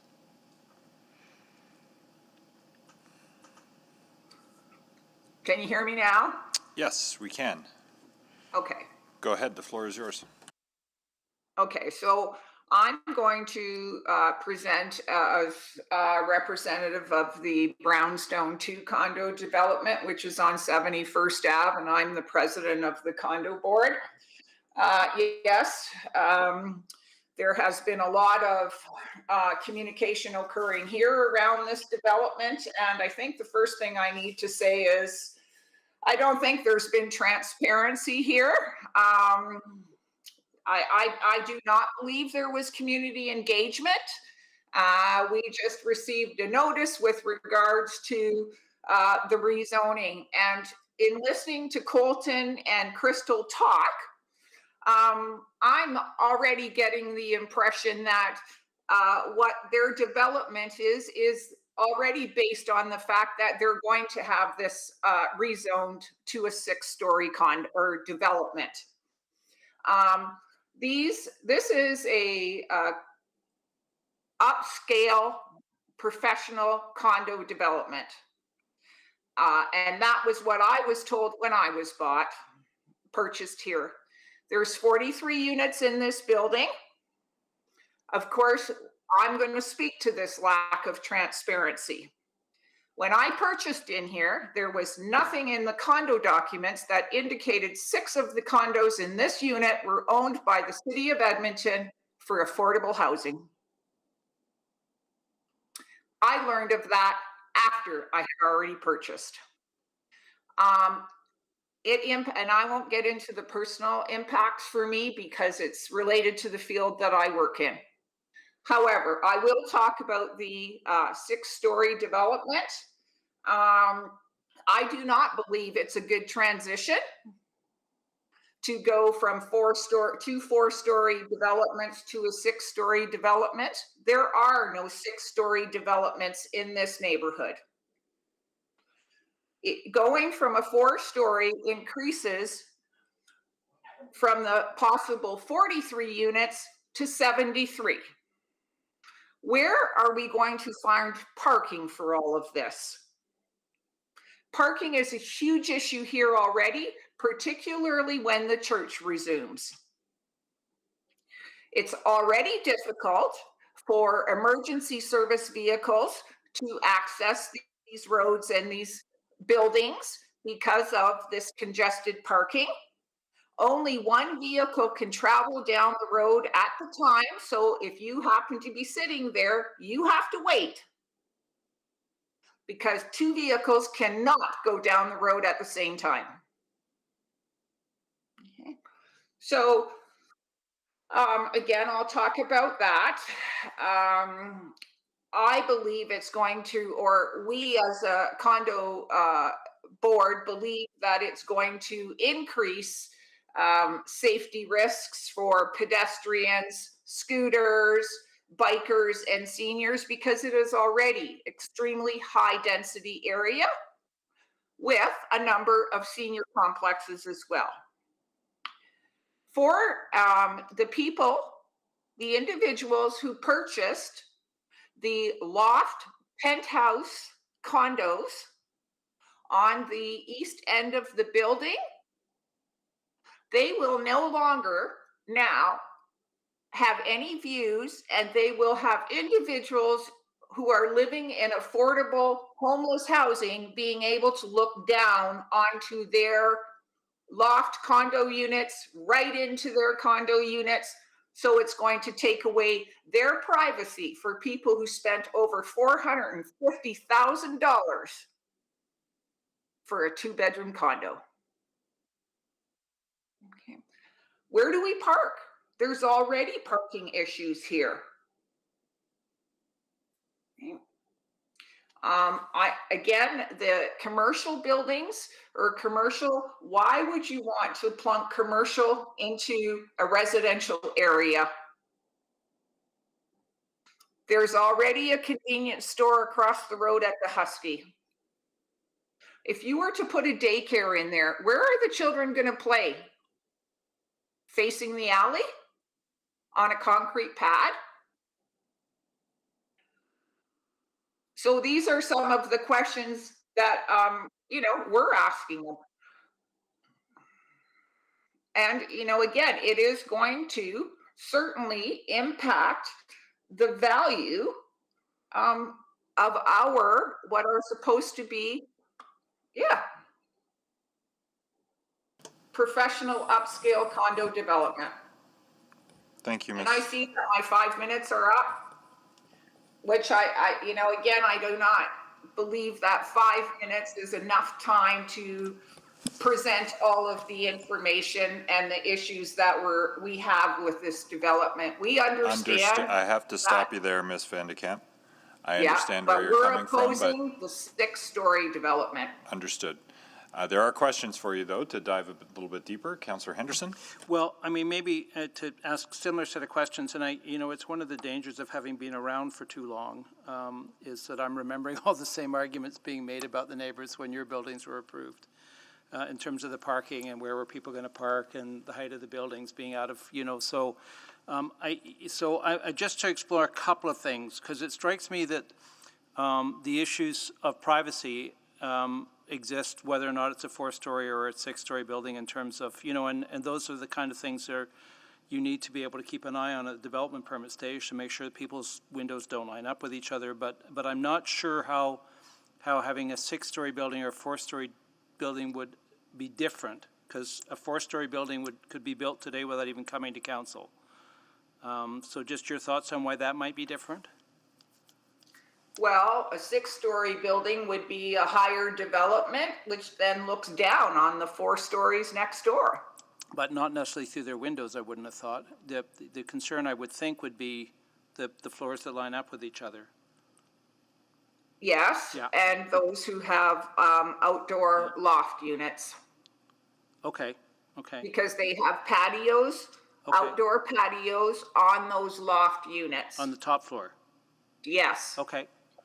All right, that's useful. So then, people would have direct view into their outdoor living area. Okay. And then again, your thoughts, because, the reality is, the plans on 109th probably could even, I suspect if somebody came forward, and it will happen at some point, and asked to redevelop the property on the other side, it would be 6 stories minimum. I suspect it would be taller. So in terms of that kind of tapering down into the neighborhood, if you have any thoughts on that, right? That we would, if this was on 9th, I think it would be, I'm not even sure it would have to come to us. I suspect the existing zoning might allow something taller. I'd have to go back and check that. I may not be entirely right on that, but, because your thoughts on that, about how we taper down towards your buildings? Well, no, I haven't really necessarily thought about that. Like I said, I guess, in my personal opinion, I'm okay with the 4-story development next door. Okay. All right. Well, thanks. I believe that most of us are. We're opposing the rezoning to a 6-story development. Yeah. Okay. All right. Thank you. Councillor Knack? Thank you, Mr. Mayor, and thank you for your presentation. I just wanted to further explore the privacy piece a little bit more, because we often hear, and you live in that building, I live in a 3-story building as well on the 3rd story. We sometimes do get raised concerns during public hearings about when a building is built, that folks will be spending a lot of time looking down at their neighbors, and I guess considering these buildings surround a lot of single-story, single-family homes, I'm just curious if your thoughts on that privacy concern. Like I'm not sure if folks who live on the that'd be the east side of the building that you're in spend a lot of time sort of looking down at the neighbor, and so I'm wondering. Sometimes I worry that we bring up that without that actually coming to fruition. So I wouldn't mind your thoughts on that notion of looking down. There are no single-family homes in the immediate vicinity.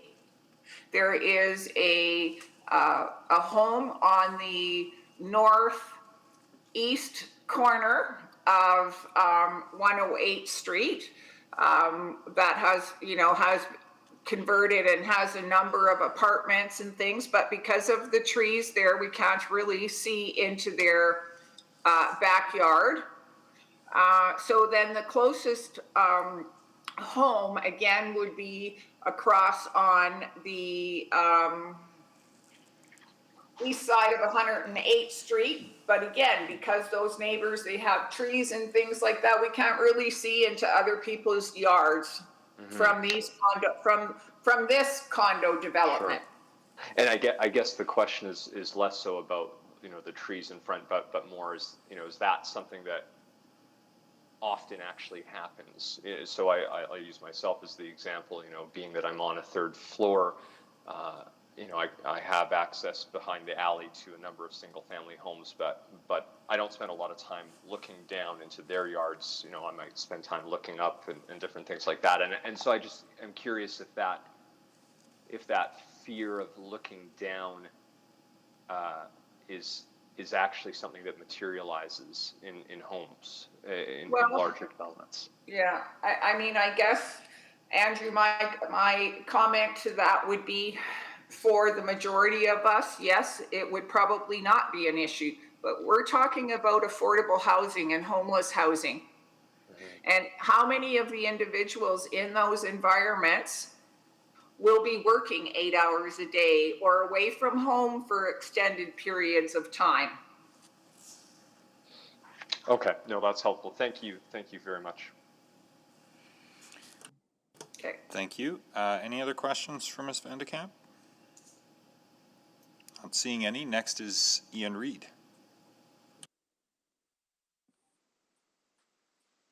Good afternoon.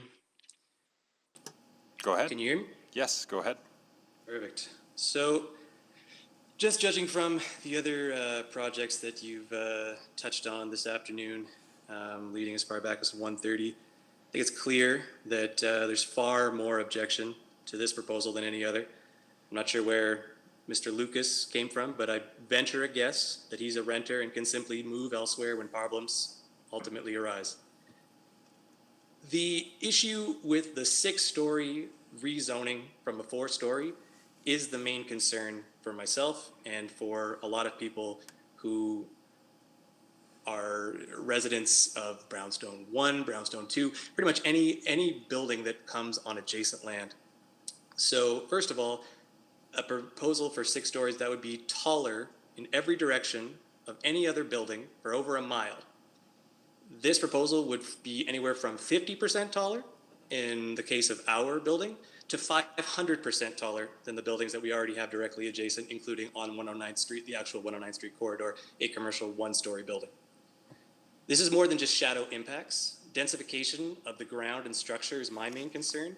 What impact does extra ground piling and jackhammers affect the structural integrity of our parkade building and our building's foundation? I ask that because the deeper you pile into the ground, it will displace earth adjacent at that new depth.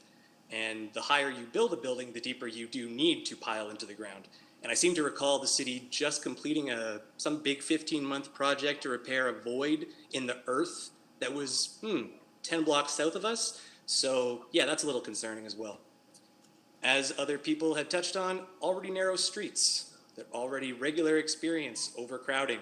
Extra traffic congestion will cause even further chaos in terms of pedestrians and cars and the added buses now that bus systems are on a la carte delivery system as opposed to a schedule. So I suppose that we should expect more buses with more people on 108th Street. Now to the second point, which again, I know that Councillor Henderson has repeatedly said is not being discussed today, but I think it's very necessary to use the second half of my 5 minutes, because you keep saying that this type of housing is already allowed, and we're here not to discuss that point. Yet you also say that you are actively procuring the engagement process. You're making sure the engagement process takes place prior to the approval of anything. Well, these statements are diametrically opposed. We were never consulted on what the use would be. And we already have 6 affordable housing units in our building, Brownstone 2, which represents a rate of 14%, which of course is far greater than the 3% in Garneau that you presented earlier today. And again, that's fine, because we understand that to build in affordable housing with regular housing is required to make a diverse and robust, successful community.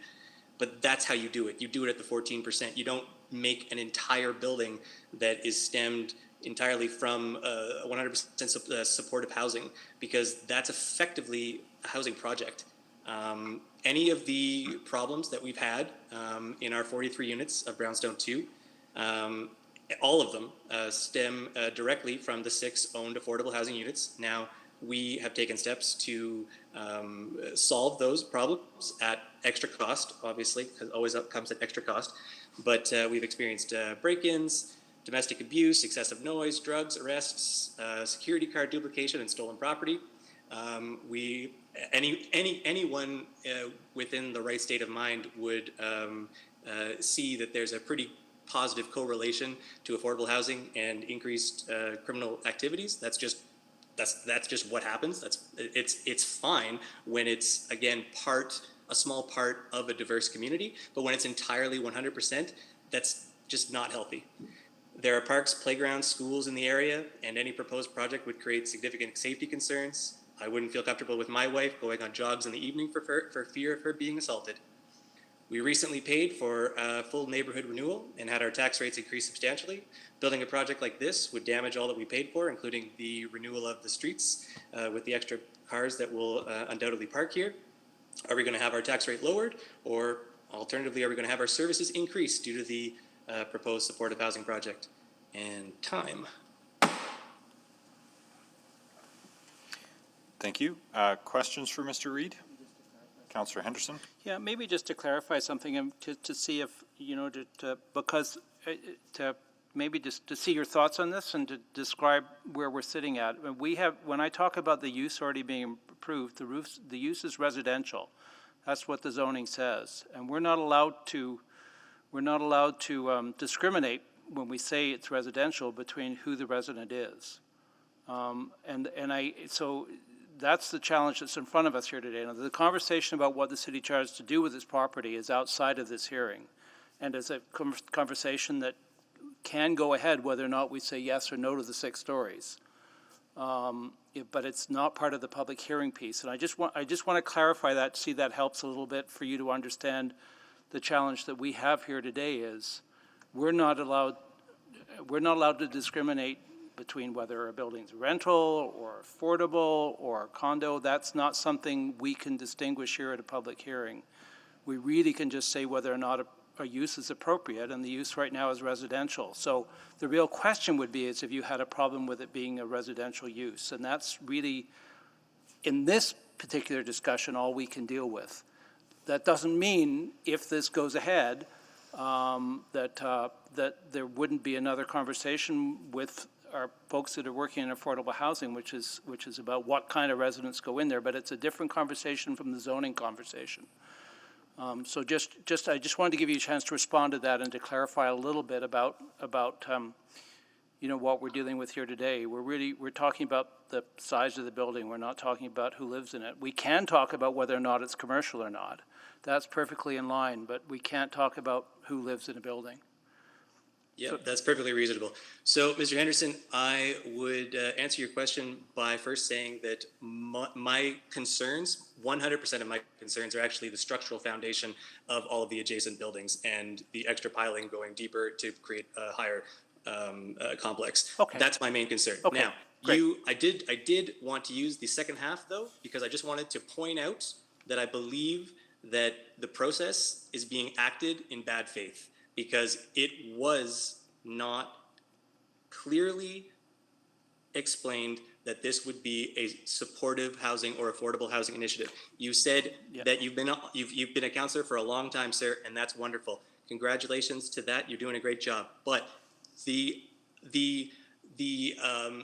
hesitancy from other older residents and the opposition to when these Brownstone 1 and Brownstone 2 buildings were built is different, because when you're bringing in owners to a high cost, high value residence, the extra crime, the extra garbage, the extra services, they don't come with that, because it isn't correlated. Yeah, it's and just strictly a height building. I'm not saying that's not a conversation that should be had at all. Please don't misunderstand me on that, but it's not part of what we're and that's perfectly dealing fine. with today. And that's why I just wanted to make my point clear understood. that my only opposition is the 6-story as opposed to the 4-story. Yep. Okay. Thanks. Thank you. I see no further questions for Mr. Reid. Next is Sharon Bolton from the Park Allen Community League. Good afternoon. My name is Sharon Bolton, and I am with the Park Allen Community League. And I have to say that although I'm speaking in opposition, I must admit that this seems to be a reasonable rezoning request. After all, the land in question is bordered by 4-story condominiums and a commercial building, a religious assembly. In other words, it's not surrounded by low-scale single-family dwellings. It's also along a secondary corridor, which allows for mid-rise buildings. However, there's still cause for concern. Of 166 notices sent to nearby residents, 12 replied with concerns, and not a single one replied in support. There were the usual concerns with massing, loss of privacy, parking, and we've talked about these concerns, so I'm going to go on to something that's important to me. And that's the concerns that were noted with regard to setting a precedent that could result in significant upzonings in all mature neighborhoods that would erode the 109th Street corridor and could be used to soften the regulatory foundation for the zoning bylaw renewal project. These concerns are now becoming more urgent with the ongoing repeal of community development plans and ARPs. There are many other rezoning applications, RA7 to RA8, in mature neighborhoods that are either in the works or already approved. One application of particular concern is also in the 109th Street corridor area on 79th Avenue. 4 properties, 10902 to 10914, applied for rezoning that in this case are surrounded by single detached homes. There will probably not be an appetite for this rezoning in the neighborhood, and this time you can't justify it by fitting in with the character of the neighborhood. This is the concern with setting precedent. We allowed it there, so to be consistent, now we need to allow it here. It's rezoning by the back door with little or no concern from affected neighbors. And now with the repeal of many community development plans and ARPs prior to the development of district plans, there is no bylaw or legislation preventing developers from building what they want, where they want, and therefore no protection for existing property owners. I'm concerned about a regulatory void, so to speak, where current precedent may inform future decisions. Existing ARPs and the mature neighborhood overlay are at risk of becoming moot.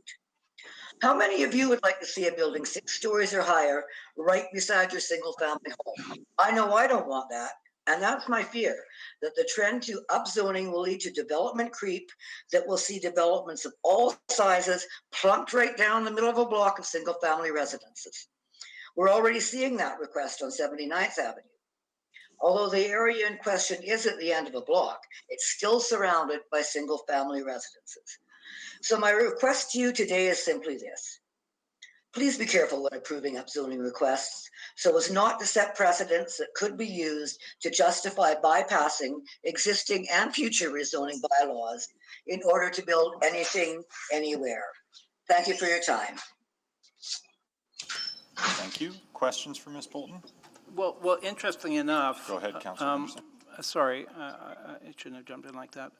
Interestingly enough, I was just actually looking at the 109th Street ARP, which is relatively recent and which has not been lifted, and it actually says that along here, this actually be a commercial piece, but the whole zone is referred to as medium height, which I think this would be completely compliant with. So I hear your concerns, but in this case, I think we actually are following the plan.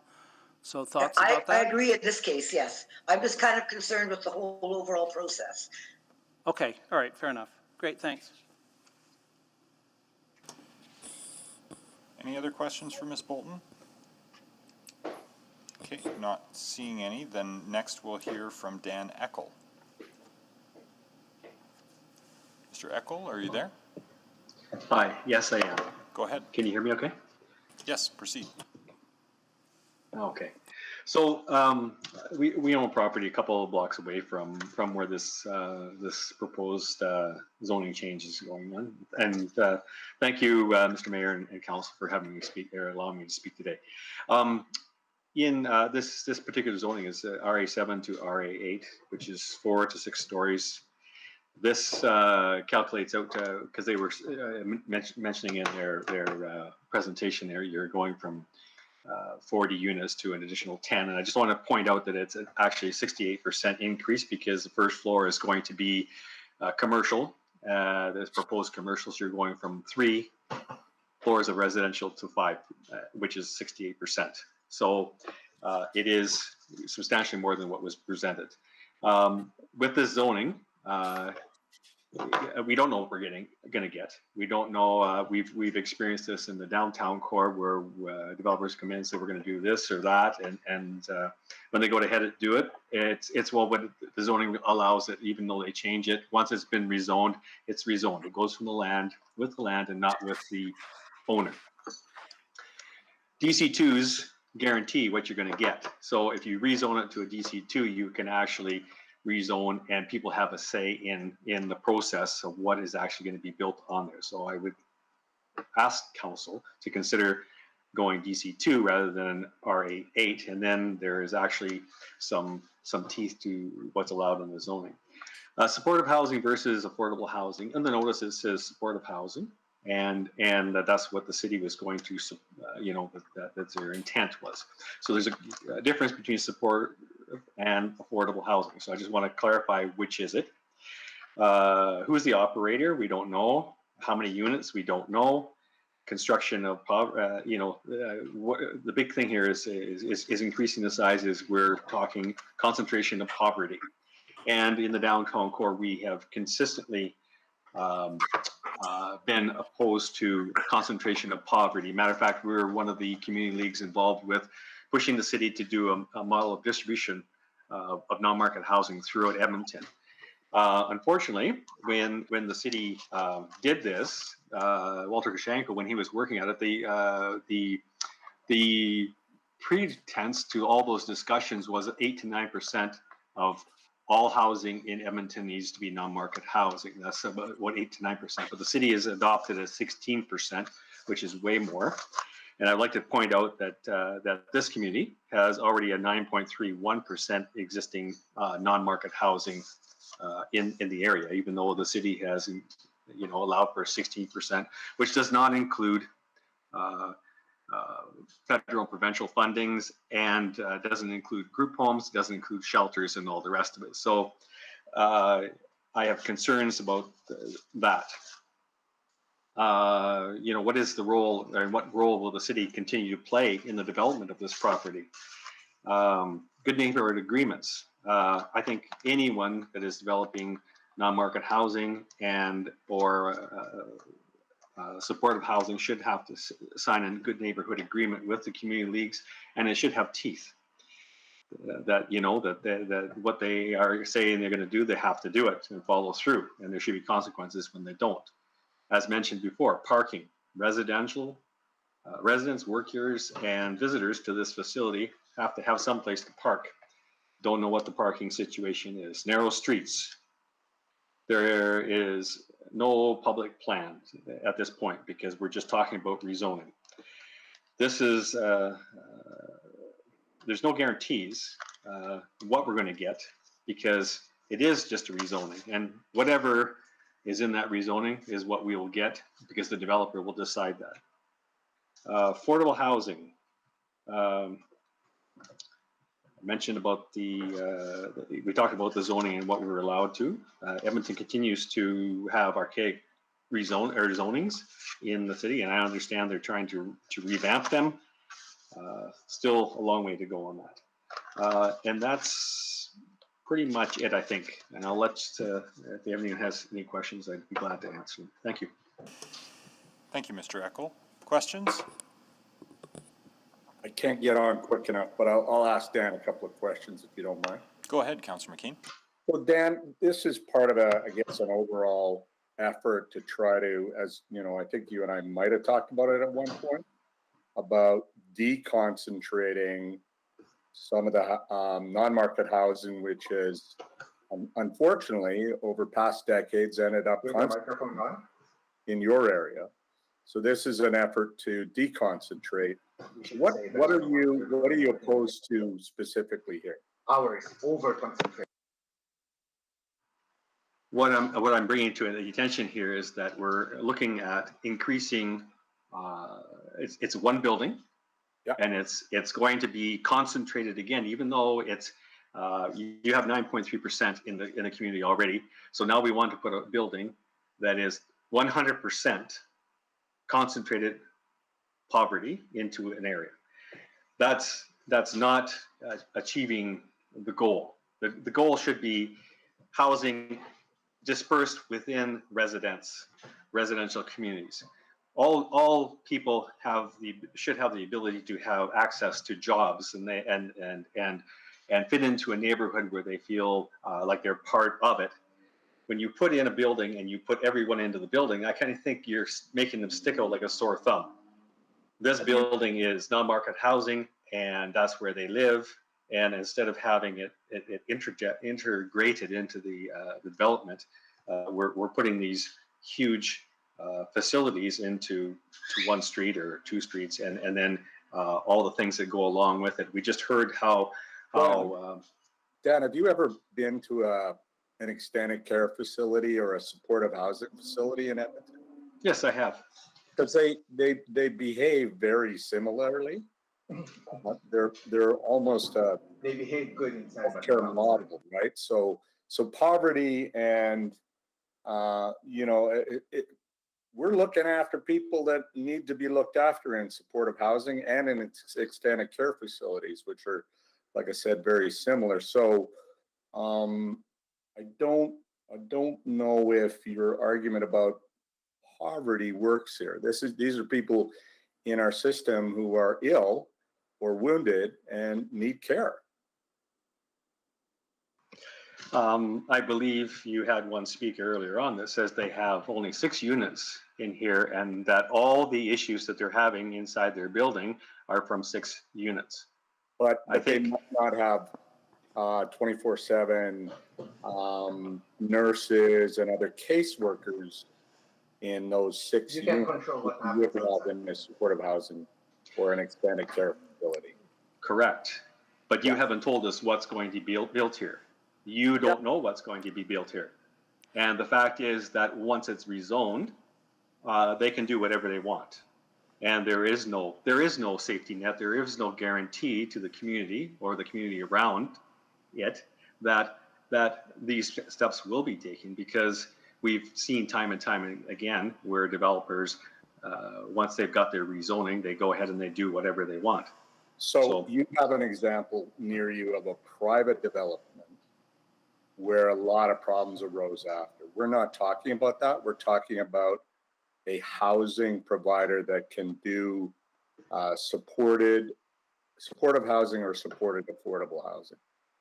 And I'll ask that on new information to Ms. Kajener again, but we're not talking about a private developer that could do whatever they want. So I just wanted to clear that up, because I know there's been one situation near you in my ward that has been a huge problem with a private developer who didn't know how to manage the building, apparently. So, anyways, I appreciate it. Like I say, I'm a little surprised that you wouldn't have been supportive of us spreading the healing around the community and deconcentrating some of the issues in your home community. I'll give you the last 45 seconds. Yeah, the last, and Scott, I'm not opposed to that. What I'm opposed to is again, where there is a development that they could put 4 stories in, but they want to increase it to 6. Why? Yeah. Why are we doing that? Probably to get the efficiencies that they're after. We haven't asked that question specifically, but as Councillor Henderson pointed out, I guess we could be going ahead with a 4-story affordable or supportive housing facility, and we wouldn't have a rezoning. We wouldn't be here today. So they're trying to get the extra 2 stories, and I'll ask your questions of the proponents, the city folks, in new information. Thanks very much, Dan. Thank you. Thank you. I see no further questions from Mr. Eccles. So next we'll hear from Raymond Palpal-Latok. Is Raymond with us?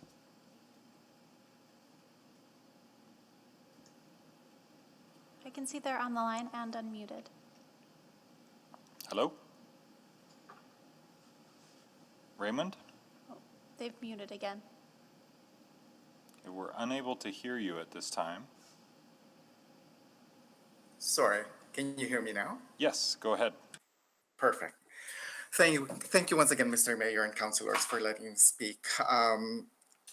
It's becoming clear to me that a lot of my issues are with regards to use, and having heard the distinction between use and zoning for the building, I guess those are two very different things. However, having said that, one of the things that you may want to consider when making your decision would be to hear the consideration about the use.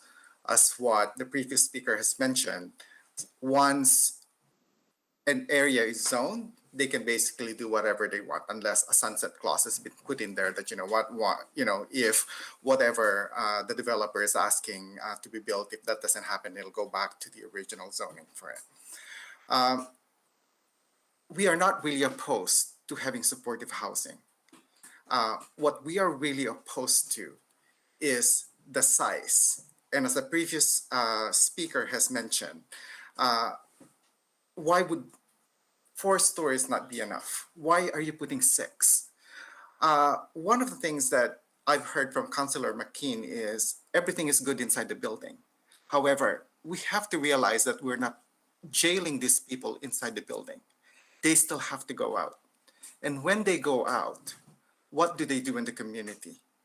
Having heard the property owners at Brownstone 2, there's only 6 out of 40, and yet they create a lot of the disturbance in that building.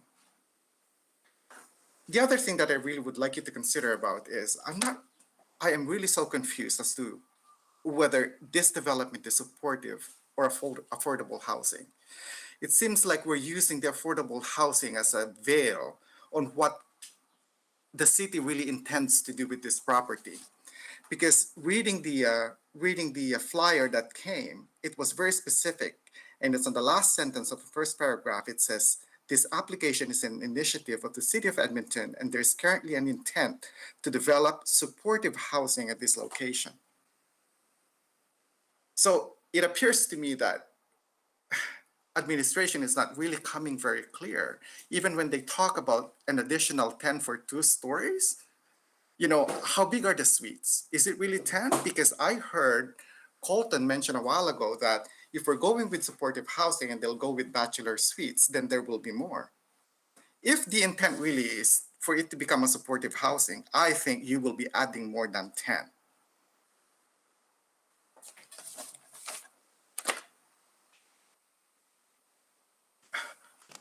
There are a lot of things that we look upon you guys. It's not just zoning, but how we use the properties we do have.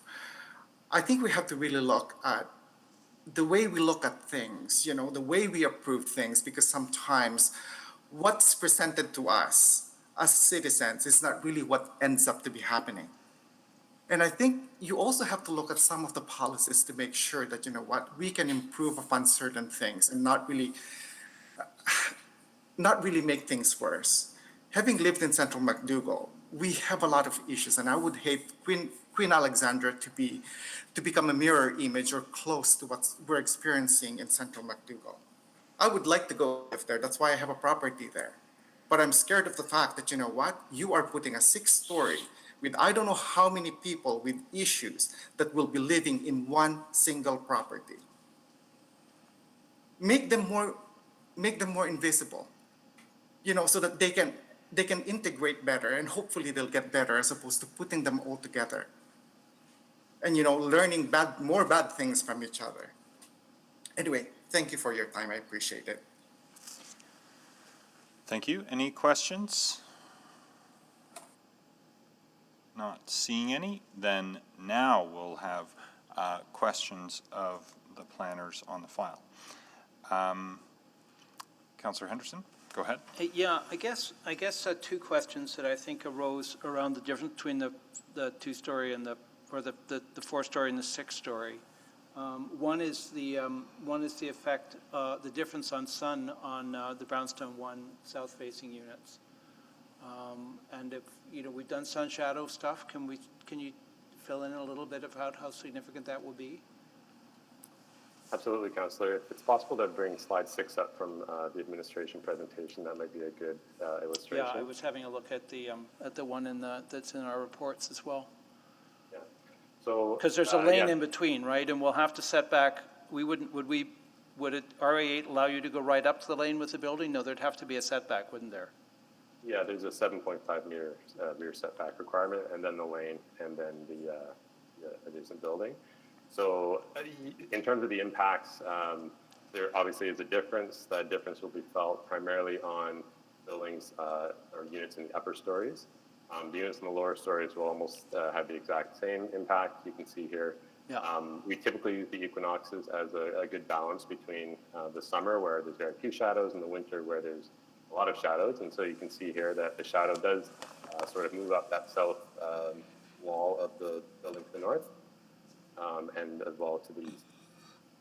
Okay. And then the other question, so there'll be some effect, but it will travel over time, and at this time of year, there'd probably be no effect, correct? Very minimal, obviously. Yeah. In some angles, there could be a little bit of impact. I'm not going to say there's none, but certainly as you get later into the evening in the summer, the sun is actually coming from the north relative to Edmonton's grid, so it would actually be the other way around, where the lower units and the proposed building could be getting shadow from the building to the north. And Right. But you're totally right that the shadow moves over the course of the day. It's certainly not a full eclipse for the entire day for any particular unit. People will still have lots of sun access at various points in the day. And understanding some of that stuff could be mitigated at the development permit stage as well, right? That's assuming that the building went to the maximum. That is, and I should also mention that the visual that we're showing here doesn't necessarily take into account the floor area ratio of the zone. So what we're showing is the maximum building envelope based on setbacks. It's a required. There will be a requirement for that building to be cut back at least in some direction to meet the maximum floor area ratio. Because the FAR won't allow the full box to be built. Not the full box in all directions, but we don't know at this stage which directions it would be built to the full extent. So it's entirely possible that the biggest mass of the building could be moved even further south than what. Right. And even with the use of step backs as well, which usually we wouldn't be, but understanding that the city will have some input into that, because that the kind of thing that you could make that effect go away entirely, I presume, if you step back some of those top floors. Yeah, step backs would definitely help. Depending on the time of year, there's still going to remain some impacts. Yeah. So I don't think there's But you're going to have an impact from a four-story building as well, right? It's really the difference between the Yes. 4 and the 6, yeah. That's really important, because the building to the north, that zoning actually has a maximum height that's lower than the RA7 zone. Gotcha, yeah. A small amount. So the RA7 zone, existing zone Is higher, would be higher anyway, yeah, because they were both DC2s.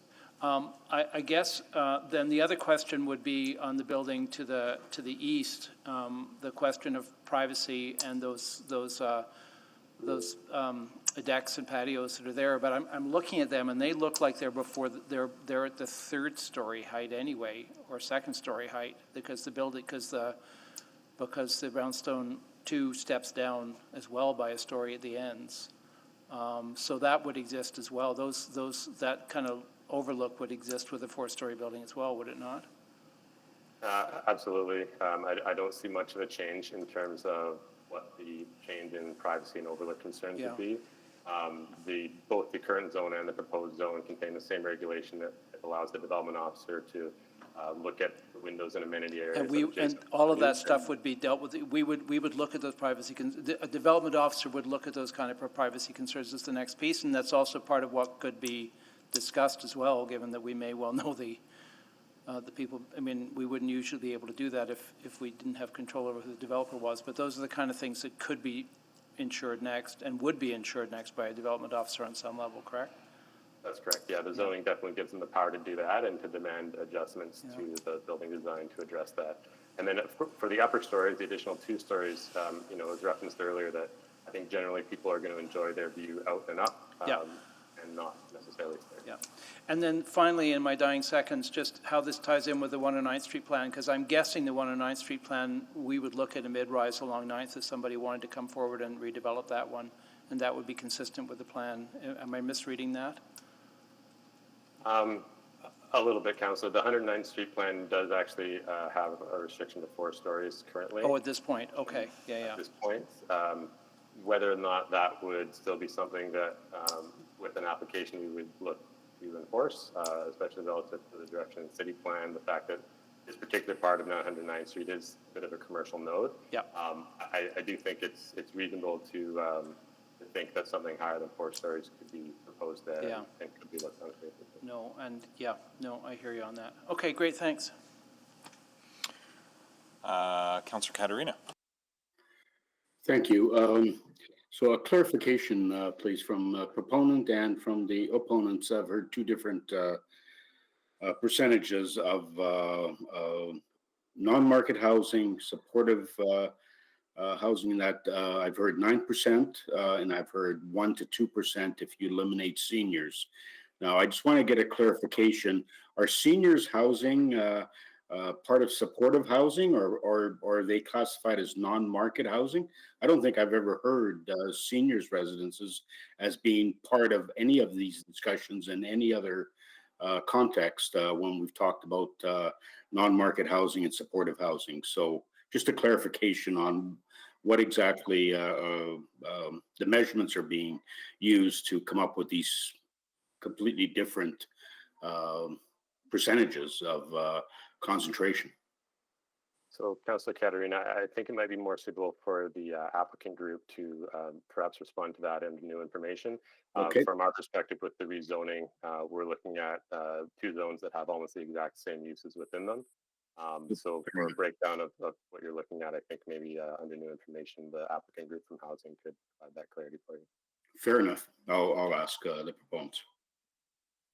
Thank you. Councillor McKeon. Mr. Mayor, I really am waiting to ask questions of the proponent, although I thought maybe there's somebody who's waving their hand at you and might want to explain new information to them. I'll stay on if you don't mind for questions of the proponent. Ms. Ingpen. I just thought as we move into new information, Mr. Mayor, it might be a benefit to council, and for the record, just to reiterate what Councillor Henderson has said in terms of your job here at the public hearing is you zone for uses and not particular users of a property. In addition to that, just a reminder that although the proponent here has indicated a stated intention of supported housing, it is a whole suite of uses that you would be zoning for. So just wanting to provide that benefit to council. No, that's a timely reminder. Thank you. So I see no further questions for city planners on this. So we'll loop back under new information to the applicants. I'll check first to see, Mr. Kersop, if you had any new information you wanted to open with. Certainly. So I guess I can get to the question that Councillor Caterina posed.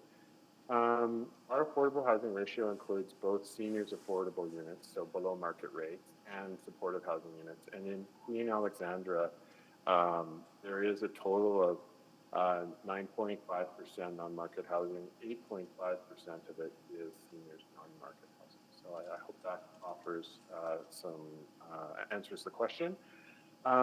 Just around some of the concerns raised around piling, again, the safety code section is going to be reviewing the development permit and the development construction methods. So I would offer assurances that displacement of the foundation is certainly something that will be done in accordance with the Alberta Building Code.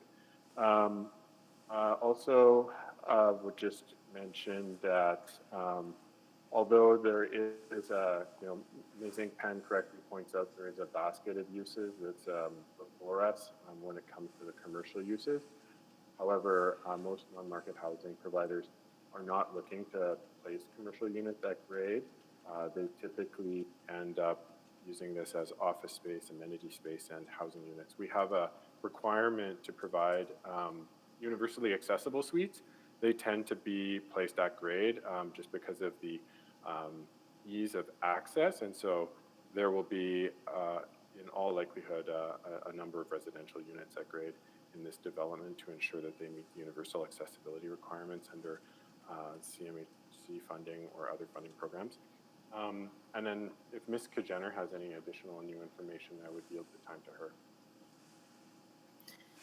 Sure, thanks. Hold on, we've got to go in sequence here. So we'll stop now to see if there are questions for Mr. Kersop first. Councillor Katarina? Yeah, thank you. And thanks, Mr. Krzyzov, for that clarification on how you came to the percentages. The policy that we're working under, 16% distribution throughout the city, you gotta remind me, even though I was quite involved in that one, is the policy referencing non-market, or does the policy reference supportive? But yeah, it references non-market. Non-market. Okay, so with the non-market, we include, or you include in your numbers, the seniors' residences, obviously.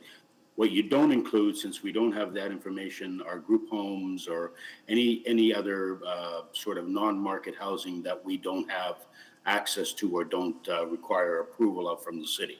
Is that correct as well?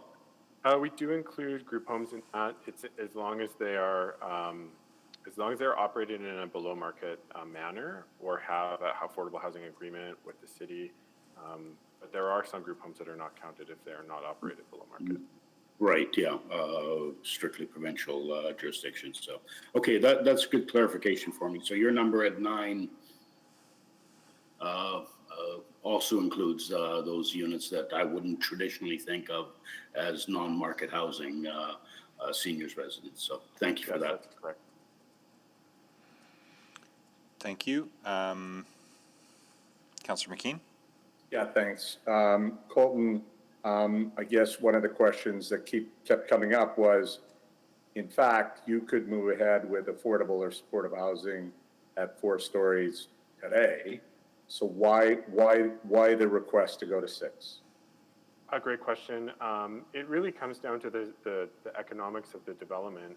If we're able to provide additional units here, it does reduce the overall cost of the building. There are some certain fixed costs that come with the development, and if you're able to spread it across more units, you gain more efficiencies. We're also, obviously, there's tons of people out there that need housing, and so making good on our goals to have 600 units of PSH approved, if we're able to get 10 more units in here, we can house 10 more people.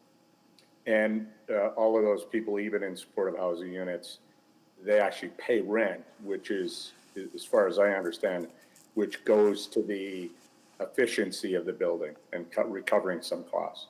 That's correct. Yeah. Okay. Thank you very much. Thank you. Any further questions for Mr. Kersop? Seeing none. Any new information from Mr. Jiraki? How about Ms. Kajener? Thanks, Mayor Iverson. Just a few points of new information from the proponent side of things. So just to reiterate what Mr. Kersop said, there's 2 pieces. So first, obviously, our primary goal is supportive housing. City Council has identified that as its #1 affordable housing priority, and we know that is because there was a dire gap around that type of development in the city. So prior to the pandemic, we were short approximately 900 units of supportive housing, and unfortunately, the pandemic has exacerbated that gap and made conditions much more difficult for folks.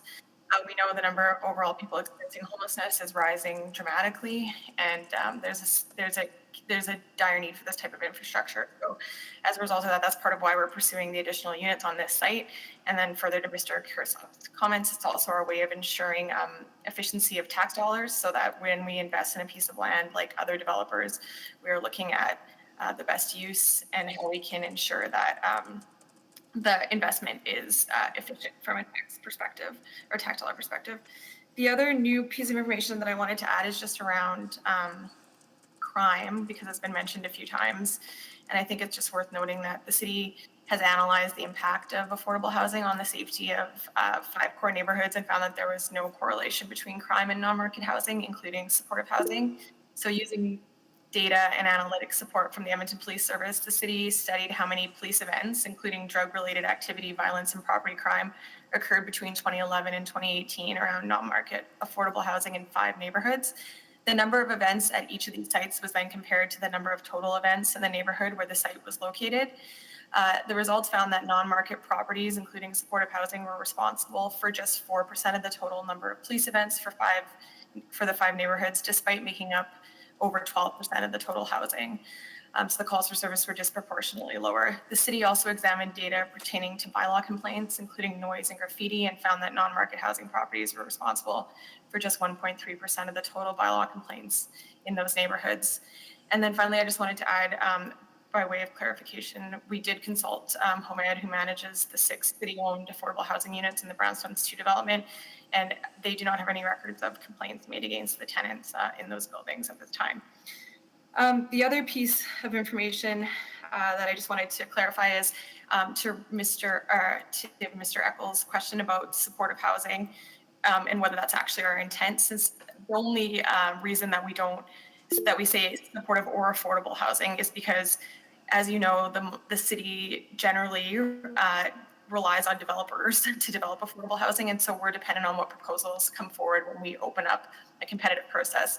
So we plan to dispose of these sites at below market value, assuming council's approval, which will be consistent with the new city policy that we just passed around disposition of land for affordable housing. And so that will open up a competitive process. And so ultimately it depends on the proposals that we get to confirm. But of course, the process will be prioritizing supportive housing as is consistent with city council's direction to administration. That's my new information. Now I'll open it up for questions. Thank you. Councillor McKean? Yeah, quick question, Ms. Kajener. You talked about opening it up to developers, but typically you're not getting private developers applying for this sort of project. You'd be looking at housing providers with experience in this area, yes? Yes, absolutely.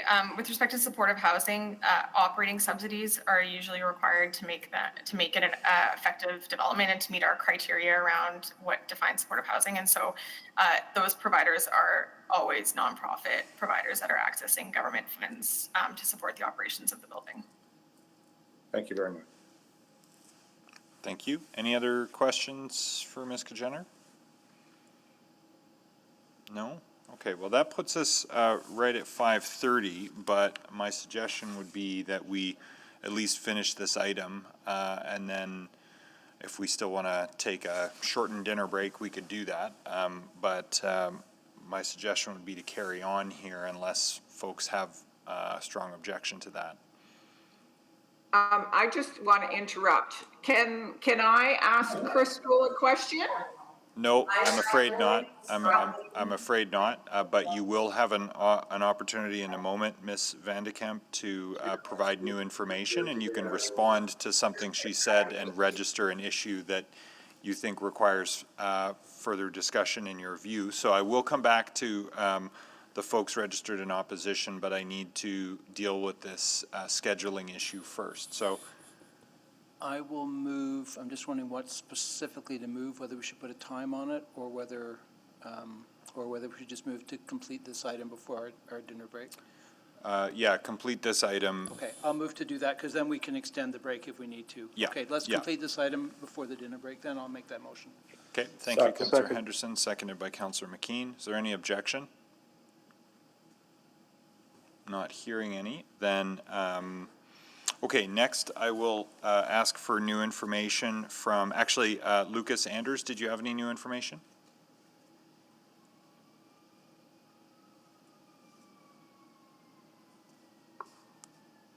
Okay, not hearing any. Mr. Rutherford? I guess I can kind of add that I am a homeowner.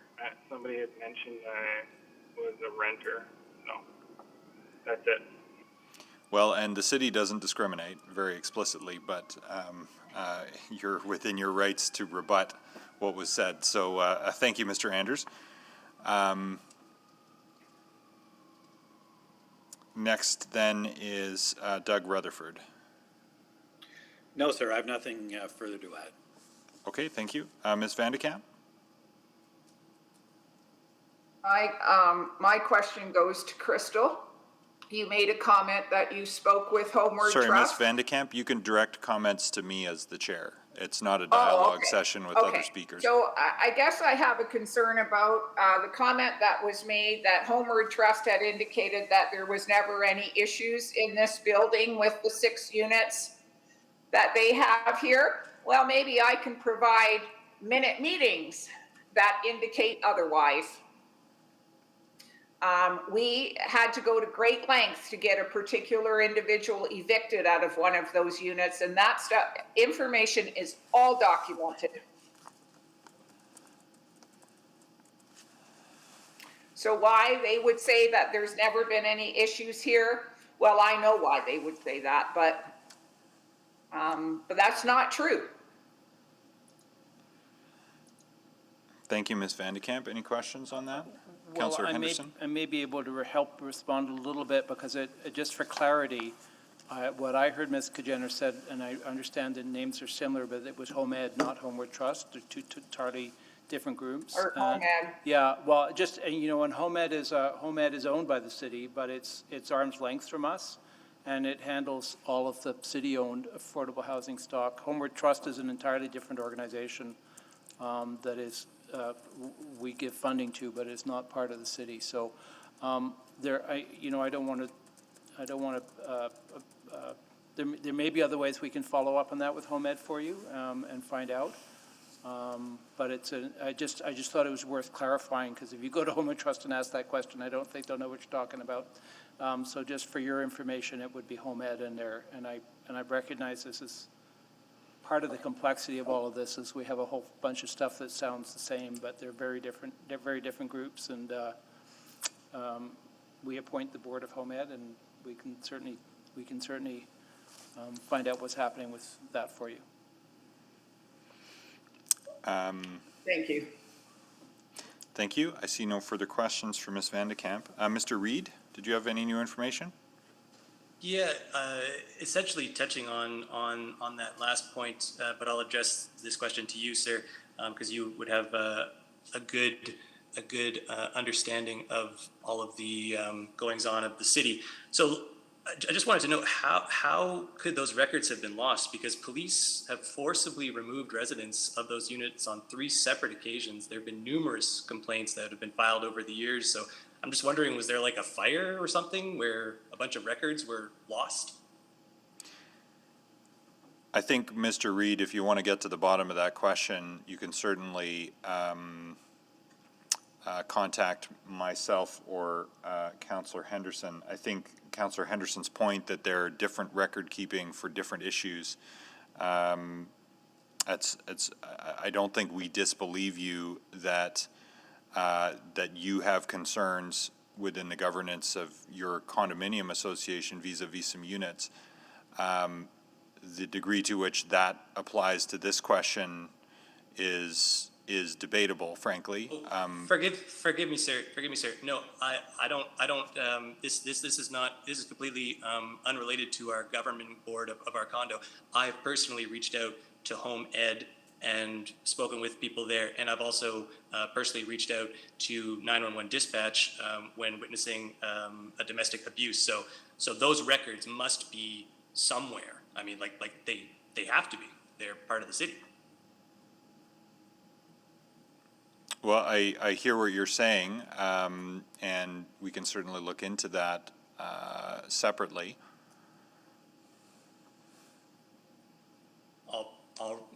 Okay, sounds good. Ms. Bolton, did you have any new information? No, thank you. Mr. Eckel? No, I think everyone said it. Thank you.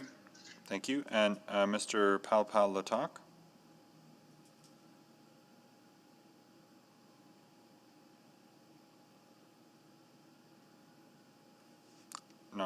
Not hearing any. Any other new information? Hearing none. Then I'll move to close public hearing. Second.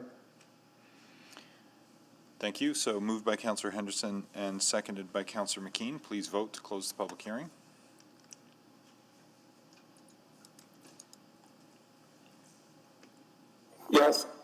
Thank you, Councillor Zadek. Just waiting for councilors. Sorry, councilors Cartmell and councilor Nichols vote. Yes. Thank you, councilor Cartmell. Councilor Nichol?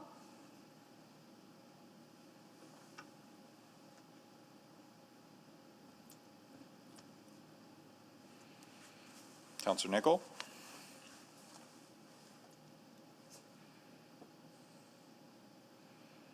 Okay, well, we'll call the vote with what we have. There, I'm back. So yes. Oh. Councillor Nicol, your vote on closure of the public hearing? Yes, yes. Yes? Sorry, sir. Okay, that's Yeah. carried unanimously then. And I'll move first reading and I'll speak to it. Second. Go ahead on first reading. Yeah, we keep on ending up on this, and I don't, this is never easy to do. I mean, actually, I think I'll speak to two things, because I think there's two parts to this. I don't want to deny that there's two parts to this piece of the puzzle. And we keep on bumping into this in which order to do things that actually can allow for the full richness of discussion that needs to happen to give everybody comfort going forward, and knowledge and input, and I think important input into these decisions as they go forward. And I don't envy our housing folk because which order to do it in, what point it's most appropriate to have the engagement is a problem that we're still struggling with. And unfortunately, we end up in this situation, I think, no matter what order we do it in, that we create far more angst and concern and worry, and we make that problem, which is legitimate to begin with. Those kind of things, it's very legitimate when you're trying to deal with these kind of questions. We make that worse by sometimes getting the order wrong in which way, when we start the discussion and when we start that conversation. I mean, the problem is that there's certain things you can talk about at certain different times when you have certain different knowledge, and that's why it makes. But I realize from the receiving end, from people that are part of this, that that's not a very satisfactory answer. That there are certain things you're allowed to talk about now and not allowed to talk about some other time. And I think as we keep on moving forward on this, we need to figure out a better way to do that.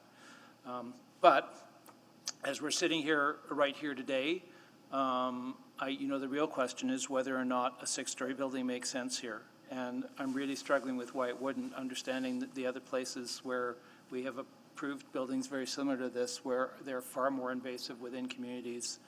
And if there's a place where we should be doing six-story buildings, on this kind of edge condition, on a major corridor that we already are saying should go higher, where we're not next to single family, we're next to four-story, so you begin to see that transition. It makes sense to me.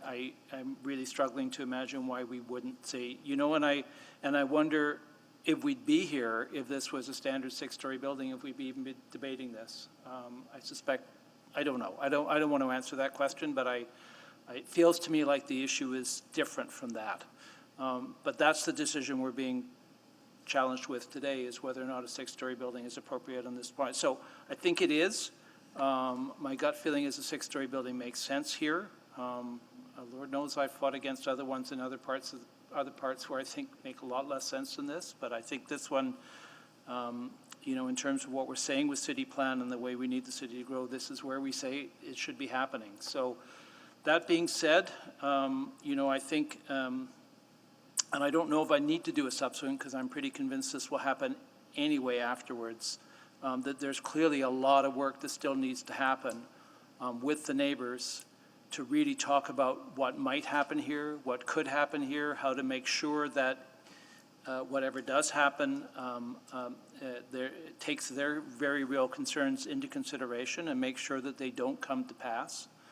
And that's all the good work that I know we've done in other instances, but as I know is worrisome that we're making this decision right now when that discussion has not happened yet. And I don't know if there's a perfect answer to that, and I would, I know Ms. Kajender, Mr. Kirsup, I know that you've been struggling with this question as well about how to time this out. And again, it has to do, there are issues here around human rights that we need to be aware of, that we can't say that certain people can't live in certain places. and that's part of the challenge as well in how we then have the discussion. And we also have policy in the city that we want to start making sure that we distribute our affordable housing throughout the whole city, and that's healthier for everybody. It's healthier for the people in the buildings. It's healthier for communities to have full diversity and not to ghettoize things. So ghettoize either affluent communities or non-affluent communities. Either of those kind of ghetto situations are problematic for a city. So I will be supporting this. I know that will create great worry in the people we've heard it from today. And I recognize and will continue to encourage and make sure that the things that have been promised today in terms of the discussions that happen next actually happen, and that hopefully through that process, a lot of the fears that people have can be probably not completely mitigated until a building goes up, until we actually see what it is and understand, you know, that there was nothing to be scared of. And I realize no one really knows that until it happens. But I think the more we have a lot of tools that we can put in place as we get more clarity on what is going to go here. We have a lot of tools that I think can address a lot of those worries and put all the tools in place to make sure that those worries never come to pass. So that being said, I will support this. Thank you. Any other comments? Well said, Councillor. Please vote.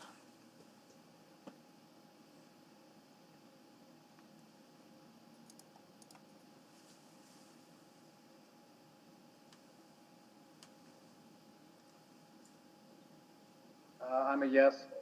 Thank you, Councillor Nicol. Waiting for Councillors Katarina and Paquette. Yes, for me, Madam. My vote is submitting. I'm a yes. Thank you, Councillors Katarina and Paquette. We have all the votes. Display the vote, please. That's carried unanimously. I'll move second reading of 3.20 and 3.21. Second. Please vote on second reading.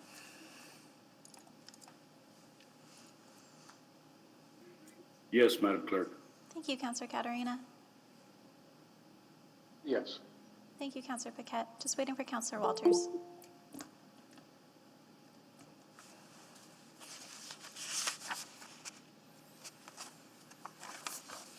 Sorry, Councillor Walters. Oh, sorry, I said it went. I'm a yes. Thank you. Display the vote. Carried unanimously. I'll move consideration for third reading of 3.20 and 3.21. Second. To allow third reading to proceed, please vote. Yes, Madam Clerk. Thank you, Councillor Katarina. I'm a yes. Thank you, Councillor Walters. Yes. Thank you, Councillor Paquette. I'm just looking for Councillor Zadek. Yes. Thank you. We have all the votes. Display the vote. Unanimously carried. And I will move third reading of bylaw 19752 and charter bylaw 19753. Second. Third and final reading, please vote. Yes, Madam Clerk. Thank you, Councillor Katarina.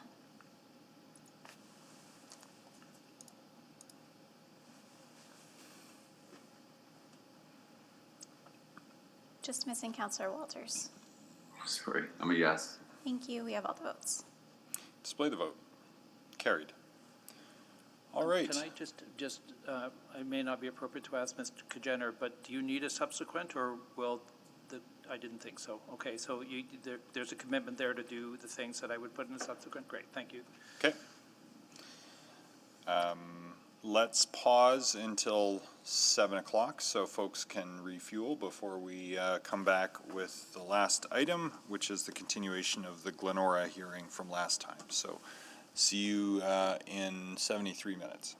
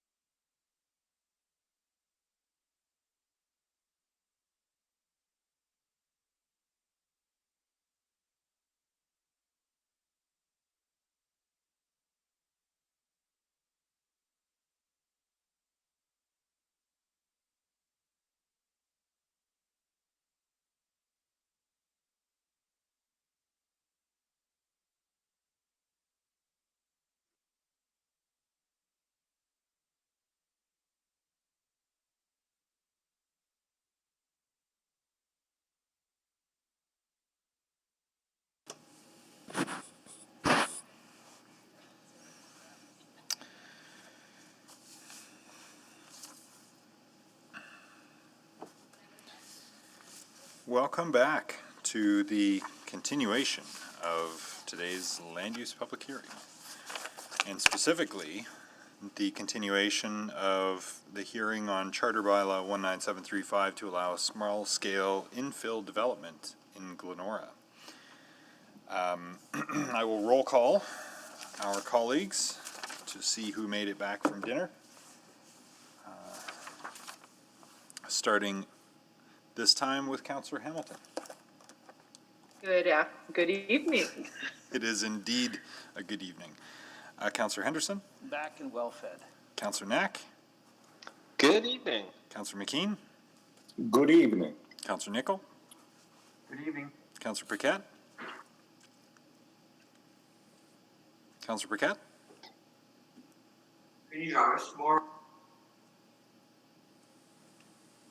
I'm not sure if we got Councillor Paquette there. Somebody's got some background noise. If you could all mute yourselves, except for Councillor Walters, who's next. Present. Good day. Councillor Banga. Present. Councillor Cartmel. Good evening. Councillor Katarina. I'm here. Councillor Zadig. Present. And Councillor Essinger. Good evening. Good evening. Councillor Paquette? Well, 12's enough to get started, so I'm just now going to check in with our speakers. We had heard from Mr. Nath and then Ms. Odinsky and Mr. Baczynski. So next up would have been Jessica Barth. Are you with us, Jessica?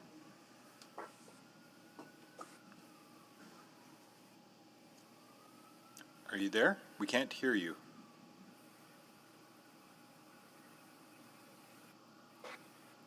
Hello?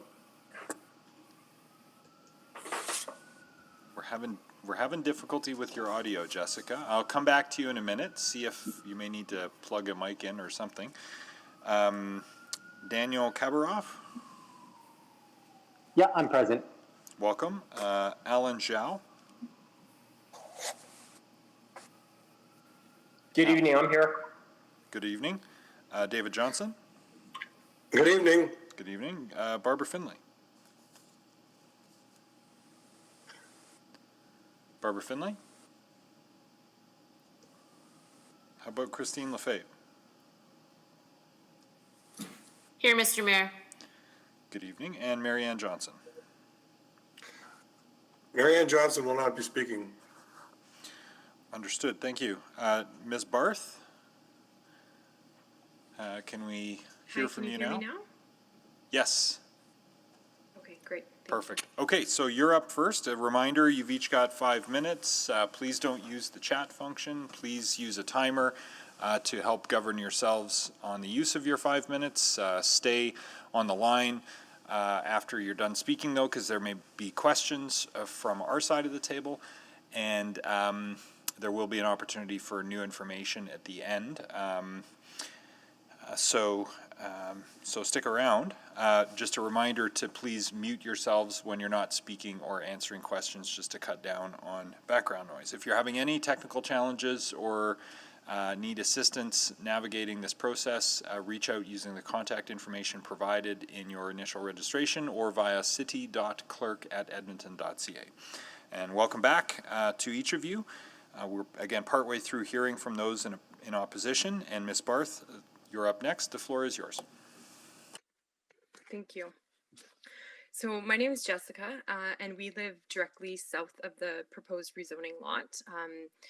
And our address is 10135 136th Street.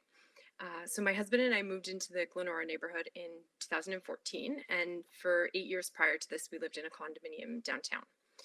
We have a 6-year-old son who attends Glenora School, so I'm a member of the Parent Advisory Council at the school. As a parent, my main concern with the application to rezone the property from an RF1 to an RF3 is safety. I strongly believe that there will be adverse effects regarding traffic safety at the intersection of 136th Street and 102nd Avenue. As a family, we make use of the crosswalk and intersection multiple times a day as pedestrians for school pickup and drop-offs, as cyclists and as drivers. We have seen the increase in traffic, whether it's pedestrians, bicycles, or automobiles throughout the community, and especially since the beginning of the pandemic. This combined with cars parked on either side of 136th Street often leaves room for only one lane of traffic to get through. You can imagine the challenges this poses. Being a parent with a 6-year-old on a bicycle, it becomes dangerous when a car is heading towards you with little or no room for them to navigate. Ironically, this week he's in a bike camp, and one where safety is a priority. And while I feel confident in his abilities, I don't trust that he's always going to be seen on that road. We can expect to see an increase of parked cars on the street if the rezoning is approved and the developer does build a multi-unit house. And that's going to impact the ability for cars turning onto into or out of the neighborhood to see the pedestrians and cyclists and then put at risk. My husband's a physician at the Royal Alexandra Hospital and unfortunately routinely sees car versus pedestrian cyclist traumas. And in his words, he's like, typically it's the car that escapes unscathed. So I know that there's also issues with the bicycle detection sensors that are there. So if there is cars parked too close to 136th Street, that the sensors don't work as well. And furthermore, we don't have a sidewalk on the east side of 136th Street from 102nd Avenue to 101st Avenue. So when crossing south on 102nd Avenue, pedestrians will have to once again cross over to the west side of 136th Street, making it more dangerous for those pedestrians. I know that there was mention of a sidewalk being added to the east side of 136th Street if the proposal is approved. But then I'm curious what would be expected of pedestrians when they get to the end of the sidewalk where there's an alleyway. So either the pedestrians have to cross over mid-block to the opposite side of the street, or they continue down the roadway, or else what we've seen a lot is often they're just walking in the middle of our lawns. And so while I agree and support densification and diversity in our community, I feel that it does not need to be achieved with rezoning the property to an RF3 at the risk of safety. Thank you, Ms. Barth. Questions?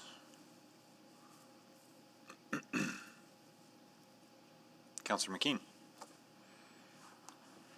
Thank you, Mr. Mayor, and thank you, Ms. Barth. So 136th Street with parking on both sides, what is the traffic or the speed like? Do people sort of crawl along there, or what's your experience? Here's the thing. Often people leave out of the neighborhood there because there is the crosswalk, so they know that they could catch a light. So we do find that a lot of traffic ends up funneling through there instead of, we have the drive behind us, and often cars will come through the alleyway or come around and go through there. So I'm not saying cars are flying through there, but definitely more made use of because of that light that will change, I find. And for your son riding his bike, so there's no sidewalk he can use sort of right away to get to like shared use path along 102 or something, the shared use sidewalk. So if on 136th Street, there's no sidewalk. So once you take that crosswalk over, you have to cross over again on the other side of the street to come down. So obviously with the bike lane coming through, then you're also crossing, does that make sense? Sorry. Yeah, so what it does, I can kind of picture it in my mind knowing that area relatively well, but, oh yeah, sure. So yeah, can you see any, like I'm trying to think if this were to go ahead and if this project were to be built, you would see a bit more traffic, probably not a lot more, a few more trips a day. If there was let's say there's 4 units, you would probably see 4 or 5 more cars evening and during rush hours. So, but it's parking as well, eh? You think that can the street accommodate any more parking? Well, I think that that's for myself, the main issue I notice is when there's cars parked on both sides. Yeah. Right now, the neighbor's driveway is on the street, but they have their garage and they can also park 2 cars there. So I find it's not as common to have cars parked in front, but again, when there are, there is only enough room for 1 car to go through. So Right. then if you're on a bike and there's a car, it's just, and I'm only ever riding with my son. And so I Yeah. think that's where, do you put him on the sidewalk there and cross over, or do you keep him on the street where it's a bit more dangerous? I don't know. I think that's No, every parent's concern, I totally get it. So what you're saying makes total sense to me. The question is whether we can mitigate that and mitigate that for everybody in every circumstance. That's challenging for us. But I will ask our transportation people about those concerns, because we've also heard about, I think, 102nd Avenue. And I'm a little, and the proximity to the school and all this. So I'll ask those questions. I really appreciate you coming out tonight and speaking. Thank you. Thank you. I see no further questions for Ms. Barth. So thank you. Next, we'll hear from Daniel Kabaroff. Good evening, everybody. Hopefully you can hear me okay on this audio device, so let me know if there's any issues. No problem. Go ahead. Thank you, Mr. Mayor, councillors, and all the other attendees that are with us tonight to talk about this rezoning application. My name is Daniel Kabaroff, and I live directly across the street from the subject property, along with my wife and my 2-year-old daughter. As I'm sure you're aware, the subject property in question borders 2 roadways as well as a busy alleyway. My objection to this proposed rezoning comes down to safety, just like my neighbor, Jessica. I'm extremely concerned for the safety of my daughter and all of the other children who live in the neighborhood, as well as the children who pass through the neighborhood on their way to Glenora School across the street. I walk with my daughter around the neighborhood every day, and I've seen near misses between children and vehicles fairly regularly.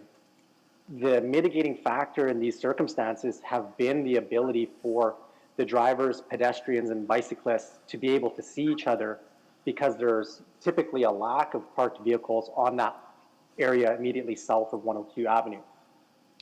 When there are vehicles parked in that area, it's very difficult for drivers to see oncoming traffic or the vulnerable road users like these children on their bicycles that are simply using the bicycle infrastructure that's been put in place by the city, like the bicycle share and the bicycle detection traffic signal at 136 and 102. Very recently, my wife witnessed a near miss where a vehicle was exiting the alleyway immediately south of the incident property, and the vehicle was approaching the street fairly quickly, and there was also some children riding northbound on the street approaching the alley as well.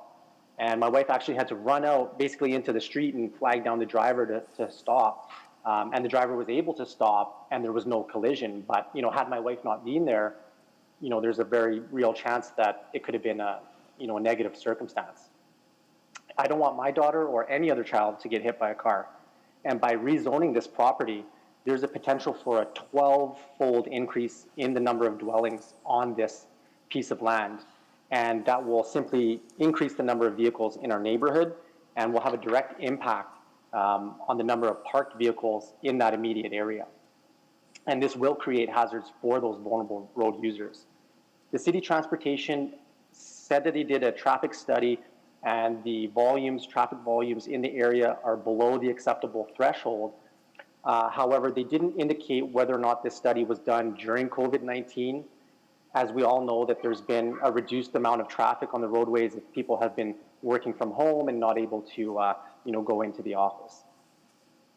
We also didn't learn whether or not that traffic study took into account the potential increase in traffic that will occur once the LRT construction really gets underway heavily on Stony Plain Road, as well as the impending Grote Road Bridge closure on Stony Plain Road And we anticipate that this will increase traffic volumes in our neighborhoods substantially. This property is uniquely situated adjacent to an intersection where the city has funneled pedestrians and bicyclists and children through the infrastructure to use the bike detection system, the bike share, and the crossing light to the school. And I don't think that there's any possibility that increasing the density by a factor of 12 will not have a correlating increase to the risk to the children in the neighborhood. So the issue then becomes, how much risk are we willing to accept in the name of densification? The city's policies include the Vision Zero, which states as its principles that no loss of life is acceptable, traffic fatalities and serious injuries are preventable, we all make mistakes, we are physically vulnerable when involved in motor vehicle collisions, and eliminating fatalities and serious injuries requires Edmontonians and the city to prioritize safety.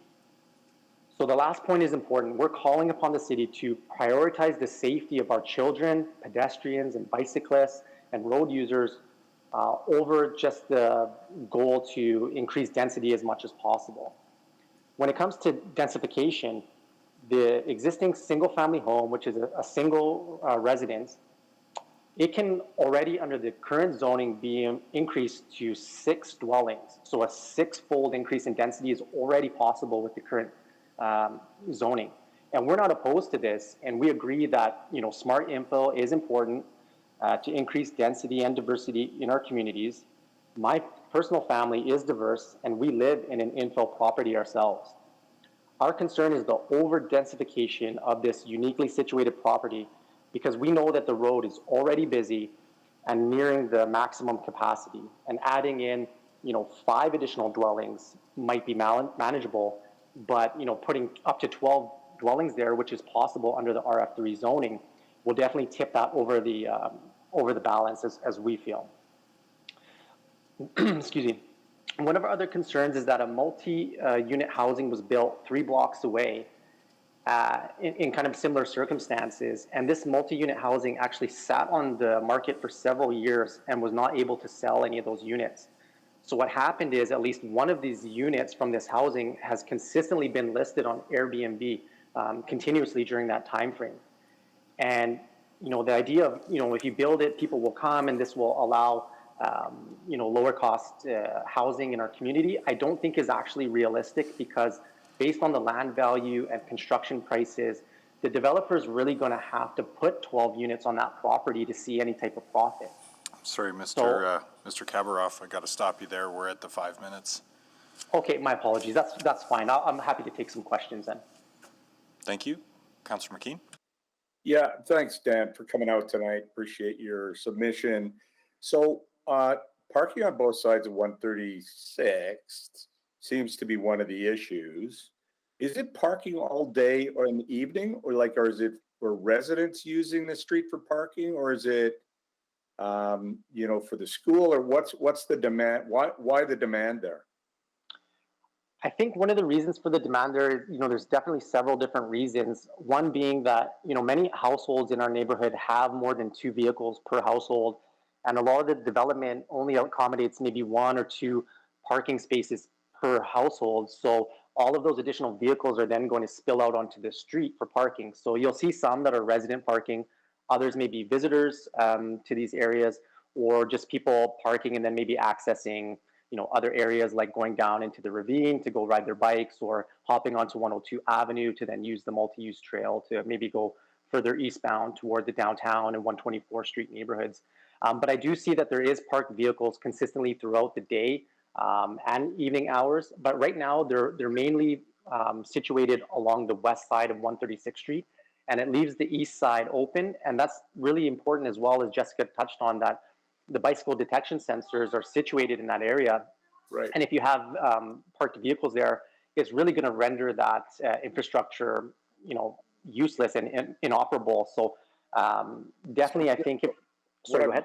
What I'm getting at is we may be able to use some parking restrictions there to open up that street a little bit. I mean, it's a bit of a double-edged sword. You open up the street a little bit more and speeds will likely go up of the traffic.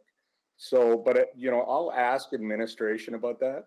whether we approve this or not, I'm happy to talk to you folks after about that situation, and if the sensor's not working because cars are parked too closely, that's something that we should be able to look at and mitigate those issues. So, you know, we've done parking restrictions and parking programs in other parts of the city where demand starts to rise. You know, some of those cars, as you said, might be parking there and then hopping a bus, you know, almost using it as a commuter route. They drive part of the way and then they take the bus the last bit of the way downtown, which we don't want to have happen.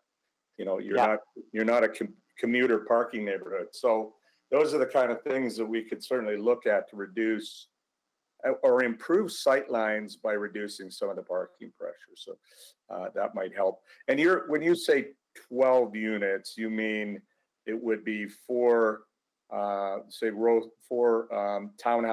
with basement suite and a garden suite. That's what you're getting at, right? Yeah, that's correct. And yeah, I can, you know, I really appreciate the offer to work with the community to enhance safety. So we really appreciate that. And I can also just add a little bit more detail that, you know, even when vehicles are parked on both sides of the street and it creates that narrowing of the roadway, we do still see, you know, vehicles traveling through there at a high rate of speed, particularly in later times in the evening. You know, I have some security cameras that catch motion and footage, so I kind of see that throughout the day. And I can say that definitely, you know, vehicle speeds can be an issue. And, you know, one of the worries is with parked vehicles that you lose those sight lines to see any approaching users like young children. Well, they're going to have to slow down to 40 pretty soon, at the very least. So that'll help a bit. But yeah, I'll ask those questions. I want to ask you, Dan, and maybe I should ask Jessica, but one of the issues that it came up at a recent meeting was with our new city plan and the way we're applying the gender-based analysis lens to everything. We have a real, I think, commitment as a city to looking at inclusiveness. And one way you create inclusiveness is by creating more affordable. I didn't say affordable, but more affordable housing. So somebody living in a garden suite in this proposal might be able to afford it. Maybe a university student could afford the rent or something. So it would open up Glenora to other people. So, I mean, those are just kind of the pressures we're under. And do you kind of understand that? Yeah, absolutely. And, you know, I think that if that's the goal, you know, creating more affordable, not necessarily affordable, like you said, but more affordable units, the existing zoning really allows for that. The existing zoning, you could take that single family home, put up 2 skinny homes with garden suites, with basement suites. And so really you have the ability to create those, you know, built form and types of affordable or more affordable units with the existing zoning. So I think, you know, one of the comments from the community that you'll hear is that, you know, we haven't really felt that the developers engaged with us at all. You know, I've never got a knock on my door, phone call, a flyer, any sort of information other than from the city itself. And, you know, we've seen from his correspondence with the planning department that he had no plans, in his own words, to actually develop anything. And it was just a rezoning application with no real documentation for support or plan or renderings. And then, of course, at the previous week's hearing, all of a sudden we have this rendering that's supposedly been produced with consideration to the historical context of the neighborhood and everything. So that was really news to us. And, you know, I think we're definitely not opposed to infill. We like diverse communities. You know, all along my block is all diversity, like, you know, many new immigrants, many English second language speakers, all types of ages. It's not just, you know, rich retirees in Glenora. There's all segments of the population. So I really think that we're not opposed to infill development whatsoever. We're just, we really want smart infill that fits with the space and is like considered from several different aspects, not just let's put as much density as possible in every area. Dan, I'm going to stop you there. I'm way over my 5 minutes. Thank you very much, though. No problem. Thank you. Thank you. Councillor Banga? Thank you.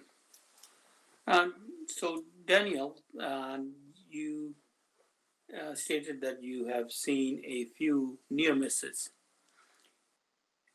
In your mind, are you insinuating that there is a design flaw in the intersection, or is it merely the traffic, volume of traffic? Yeah, I'm not sure if there's some sort of like physical design flaw with the way things are currently laid out. I think it's more, just vehicle speeds and sight lines that are creating these issues, and the fact that we have very high pedestrian and bicycle volumes on our particular roadway, and it's really funneled kind of by the city's infrastructure that people take 136th Street, to that signal to get across to the multi-use pathway. And vehicles coming through, whether they be commuters or community members, there are some hazards in the neighborhood simply turning off of 102 Avenue, which is a very busy roadway. So when vehicles are traveling eastbound and you're trying to make a left turn to go south on 136 and kind of get into the neighborhood, sometimes during rush hour traffic, and if you don't wait for the light to signal, you'll have to kind of make that left turn when there's oncoming traffic. So of course, as a driver, you'll look around, make sure there's no oncoming pedestrians or cyclists, and make that turn.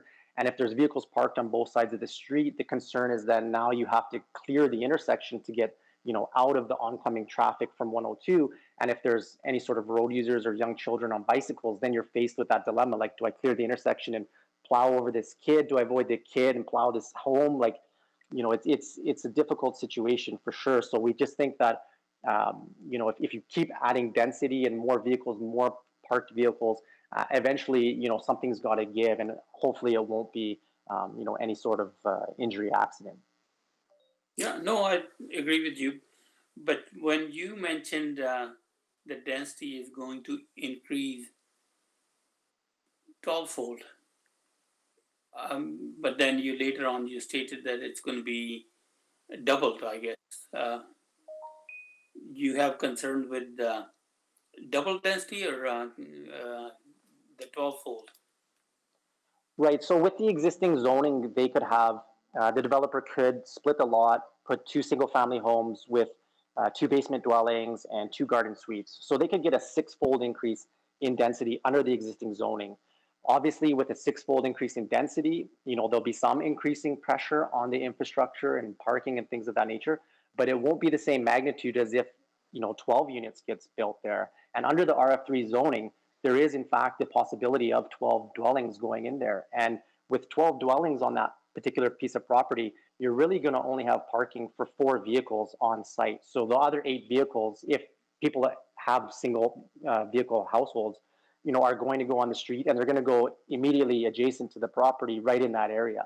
So I think that's a very real possibility. And I don't think currently that anyone that's going to be occupying those type of units would necessarily be a car-free household. Like, they may be, but I think it's too optimistic to assume that 12 households will just not have any vehicles. Okay, and the city just started the open parking concept not long ago. But before that, everybody had somewhere to park on their own property, I suppose. Is that not the case in your area? Like, what, tell me what, I'm failing to see why there is that much traffic. Is it because of the school? Is it because of something else? Yeah, I mean, there's definitely probably multiple reasons for the amount of traffic and parking in our area.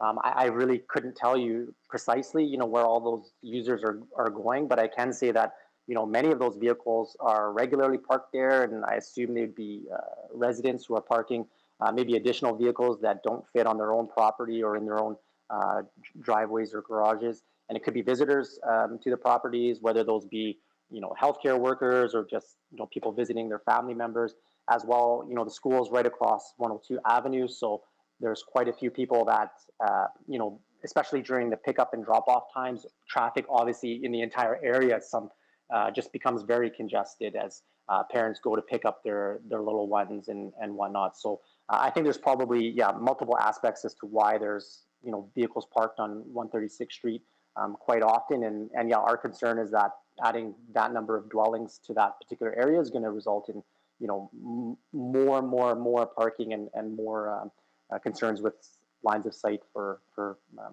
collisions. Thank you.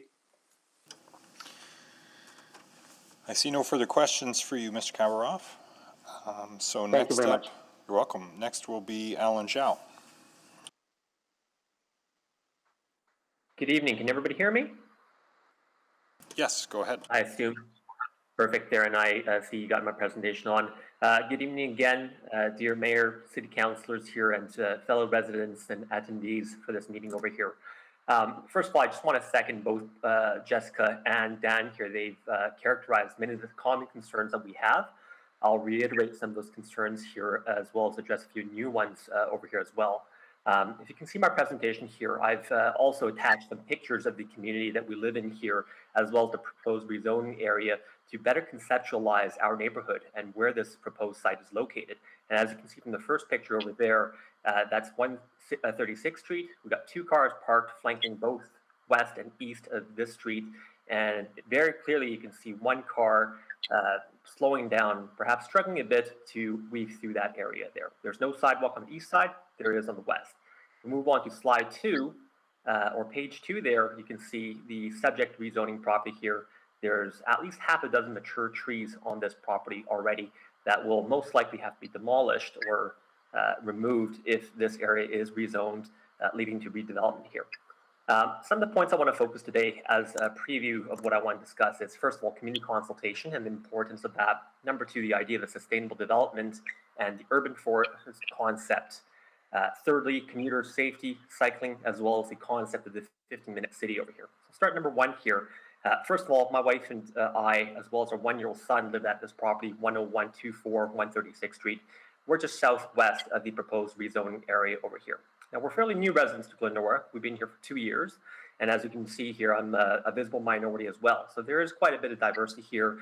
You'll hear from young families, as well as older residents, such as the Pachinskis, who I understand have been here for over 20 years.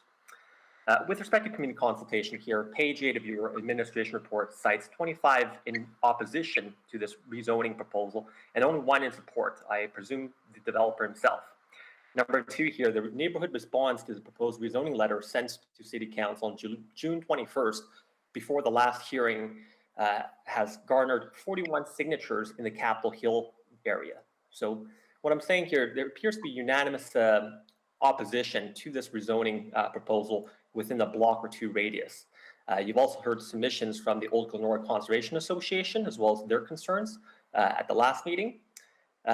In terms of community consultation here, I've realized that Calgary has a newly released guide for local area planning, which is essentially their framework on how to work with citizens to grow the community through more engagement and consultation. Various principles and tensions must be balanced here, as all are concerned. First of all, there's heritage concerns, present concerns, such as the ones that you're hearing today, as well as future needs outlined in the city plan that the city has published and passed last year. Unfortunately here, I don't see Edmonton having any analog to Calgary's guide for local area planning. Democratic and the terms of community consultation are not written in the city plan, and I can state that I have reviewed the city plan, which is nearly 200 pages long, in order to educate myself on it here. But it goes without saying that the people have an inherent right to participate and speak up in the decision-making processes, especially those that affect them. And that's exactly what we're here to do today. Number 2, I want to move on to the idea of the sustainable development and urban forest idea, and that's page 3 here. And these I pulled off the city plan presentation on the website, as well as from the plan itself over here. Now, the city's vision of densification to develop a smart city must be sustainable and compatible with individual neighborhoods. Now, as you've heard from some speakers, we're not opposed to densification, but we're opposed to unsustainable densification here, and there's a distinction. And you can see from your own administration report attachment on page 5 here, and I believe Dan Kabaroff has mentioned this here, the current RF1 lot, if subdivided, allows for a maximum of a 6-fold increase in densification versus the RF3, which opens the door to a 12-fold increase. Now, correct me if I'm wrong here, dear councillors and Mr. Mayor here, if the RF3 zoning is passed, what is there to stop that 12-fold increase when that door is already open? Now, densification is not guaranteed here, even if you do choose to rezone this area. Similar row housing developments exist at 142 and 102nd that Mr. Kabaroff has just mentioned. And I did check Airbnb last night. It's currently listed for $368 a night this weekend here. And the reviews going all the way back to April 2019. So this has been an active Airbnb property for the last 2 years here. So there's no guarantee that densification goals will be achieved through rezoning. As I alluded to, there's several mature trees on the proposed site likely to be removed over here. This goes against the idea of developing an urban forest. The city plan calls for increasing tree coverage, and the rezoning will likely work against that, unfortunately. Tree coverage serves both aesthetic and practical purposes here. It provides greener neighborhoods that's more attractive, provides shade and privacy for residents and neighbors here. Lastly, I want to focus a bit on commuter traffic and the idea of the 15-minute I'm afraid we're at the 5 minutes, Mr. Zhao. Fair enough over here. I think that's that point's been hammered through enough here. I welcome questions that councillors might have for me. Thank you. Questions for Mr. Zhao? Councillor McKean. Alan, I do, if you could do it quickly, the 15-minute city critique you're going to give on this particular lot would be great. Yes, of course, over here, and I appreciate that opportunity here. What I can say here is I read a CBC article I recall reading September of last year here, and I believe your councillor, your colleague, Councillor Knack, stated regarding the 15-minute city concept here that, quote, that's a luxury that not everyone has. It actually what should be a basic expectation for all Edmontonians, no matter where they live. I can probably say that I have this luxury of having a 15-minute city here. My dentist is in Crestwood, just down the street. I work downtown, about a 15-minute drive here. And most of my needs are within 15-minute commute from my location here. One of my primary concerns here is if we allow unsustainable densification in this area, it is going to remove that luxury that I have, that perhaps my fellow neighbors have, as well as all other residents or citizens who use our transit ways and bike lanes have from that. I'm going to stop you there. I want to ask, a row house, a really nicely designed row house project goes in, let's just say.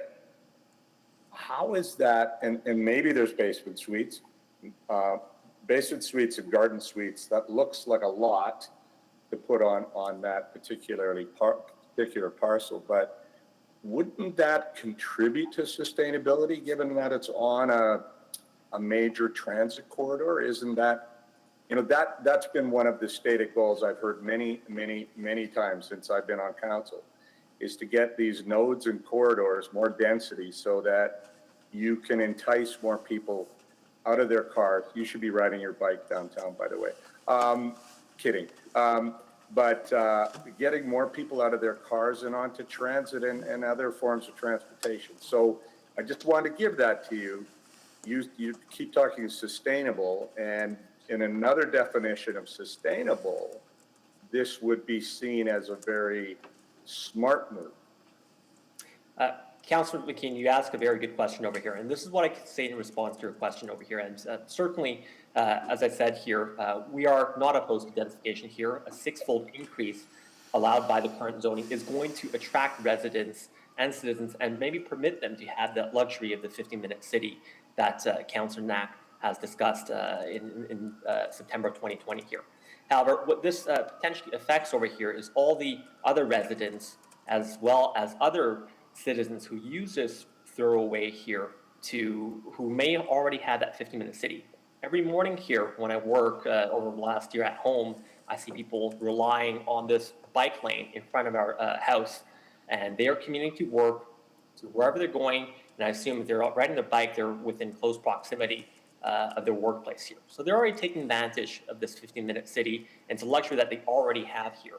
By putting an over-densified property or by rezoning this area to allow for that, it may remove that luxury from many of us who already have it. And not just that, sir, but it's going to cause safety issues here, as you've heard from Jessica and Dan over here. That's one part.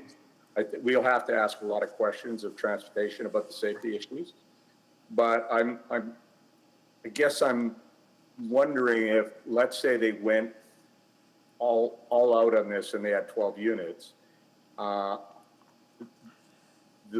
we would have to then look at what parking restrictions we might put in to guarantee some visitor parking for the area. So it all gets, I agree it gets complicated, but you also don't know that he might just go with 4 row houses, maybe 4 row houses with basement suites. You raise, and I don't blame you, but you're raising the worst case scenario if it's a worst case. So anyways, I really appreciate your submissions. I just wanted to get your definition of sustainable, because it may conflict with others' definition of sustainable city. So, thank you. Thank you. I see no further questions for you, Mr. Shao. Oh, hold on. Councillor Knack. Sorry, Mr. Mayor, I clicked in at the last second there. Thank you, and thank you for the presentation. One question, and very much appreciate that the safety conversation's got to be one that we dig into with administration. Similar to Councilor McKean, the one struggle I am running into a little bit, and I wouldn't mind your thoughts on this, is that as a city, and long before my time on council, in fact, even around the time that a few members have been on, but for some time, the city has looked to encourage higher forms of density along arterial roadways and across from roads and corridors, schools, major shopping districts, spots like that. And so I guess one of the questions I have is to try to understand what would make this different than those other areas. So right across the street from my home is a 10-unit row housing that was built on 2 lots, 5 facing the street, 5 facing the avenue. Even just earlier today, we rezoned 2 properties in the ward I represent to a higher form of density in RF3 in their interior, but along lines that were sort of identified for this. So I do want to ask that question about what would make this area, which is an arterial roadway, different from other arterial roads in the city where we have also approved higher forms of density, and in many cases, much greater forms of density than a row housing, apartment building, things like that. So I just wouldn't mind your thoughts, because that's the one thing I'm struggling a little bit with right now. Right, thank you for that question there, Councilor Knack, and I'll try to tackle that as best as I can over here.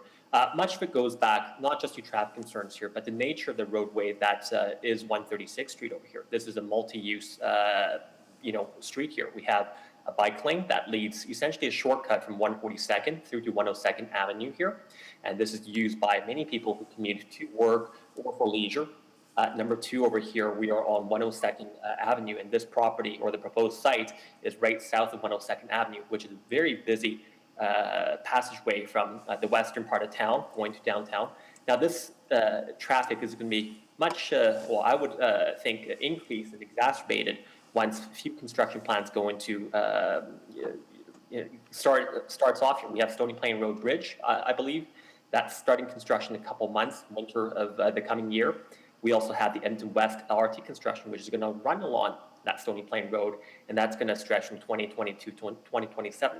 So, I think it's quite reasonable to assume that much of the traffic going from the western part of Edmonton to downtown is going to cut along 102nd, and a lot of people are going to take shortcuts, whether by car or bicycle, and detour through the Glenora Capitol Hill neighborhood and through 136. This is also one of the only controlled traffic intersections for a couple blocks, both west and east of this area here. And more importantly over here, as Jessica has mentioned, Glenora School sits right opposite of this property here. So I'm not sure if other areas where the City Council has approved rezoning at arterial roadways such as this have the same design considerations here, where we have a school right across the street, number 1. We have also bike lane running through here, and also an area that facilitates west to downtown traffic. I hope that kind of addresses your question. That helped. Yeah, as somebody who uses that particular crossing twice a day outside of COVID times, because I bike to work and I use that exact corridor, I very much know that the safety concerns are a very important piece to this, because it's not always the most comfortable place to bike through. But I just wanted to ask about more broadly density. So that's helpful information. I really appreciate your time. Thank you. Thank you. I see no further questions now for Mr. Zhao. So next we'll hear from David Johnson. Yes, thank you very much for hearing us. Greetings from Medicine Hat. I'm down here for work. I'm going to flog a horse, not a dead horse, but a very much alive horse here, because we've been talking a lot about safety tonight. And I first want to quote from page 8 of the technical review of your transportation study, and Dan Kabroff mentioned this earlier. And it reads in transportation, existing traffic volumes on roadways in the vicinity of the development site are well below acceptable thresholds. And that's all it says. When was this traffic assessment done? Was it done at all? There's no mention of pictures or reference to school-related traffic, congestion of that nature. In fact, there could not have been at the time of the application because Edmonton schools were closed on stay-at-home status due to COVID. Glenora School parents normally use the northeast corner of 136th Street at 102 Avenue of pickup and drop-off. It is pandemonium there 4 times a day, right at that corner. There could not be a worse corner for this development between 142nd Street and the Road Bridge. The intersection is highly congested several times a day, 10 months a year. 102nd Avenue is a 4-lane high-traffic route from the west end into the downtown core. Soon, with the onset of LRT construction and rerouting using the jug handle traffic pattern, this same corner will also be used by all eastbound vehicles trying to turn left off Stony Plain Road onto 136th Street, which is a very highly used left turn. They'll be required to turn right onto 135, right onto 102, and right onto 136, right into the maw of parent pickup and drop-off during the 10-month weekday period.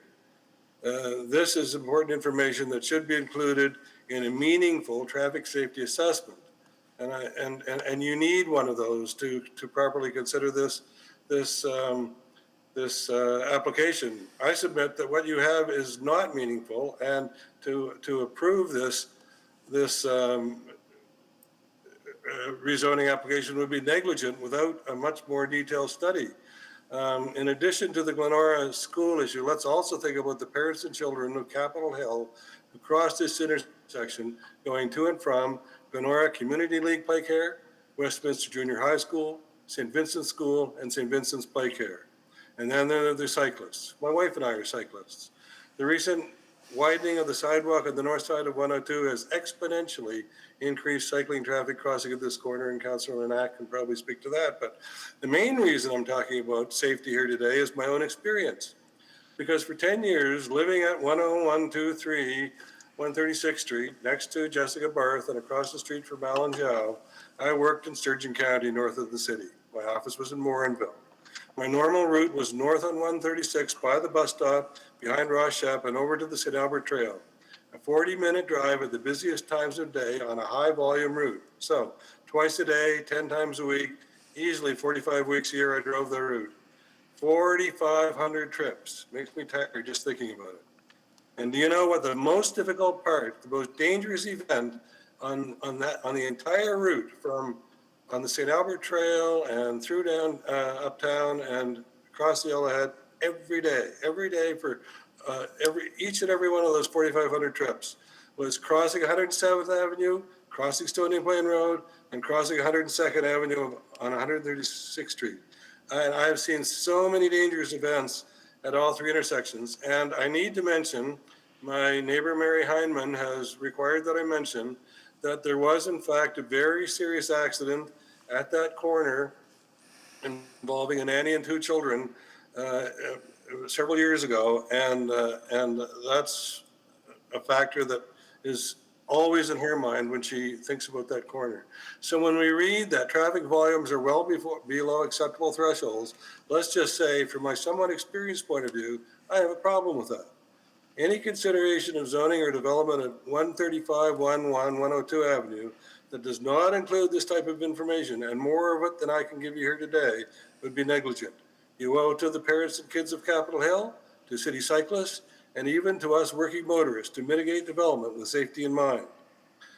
The only other thing I would like to say, and it's already been mentioned, is that the city sent out 25 notices they received 28 letters of opposition, not letters of concern, as was stated in the report, but letters of opposition. The letter in support was received from Mr. Nath in response to my initial letter to the city.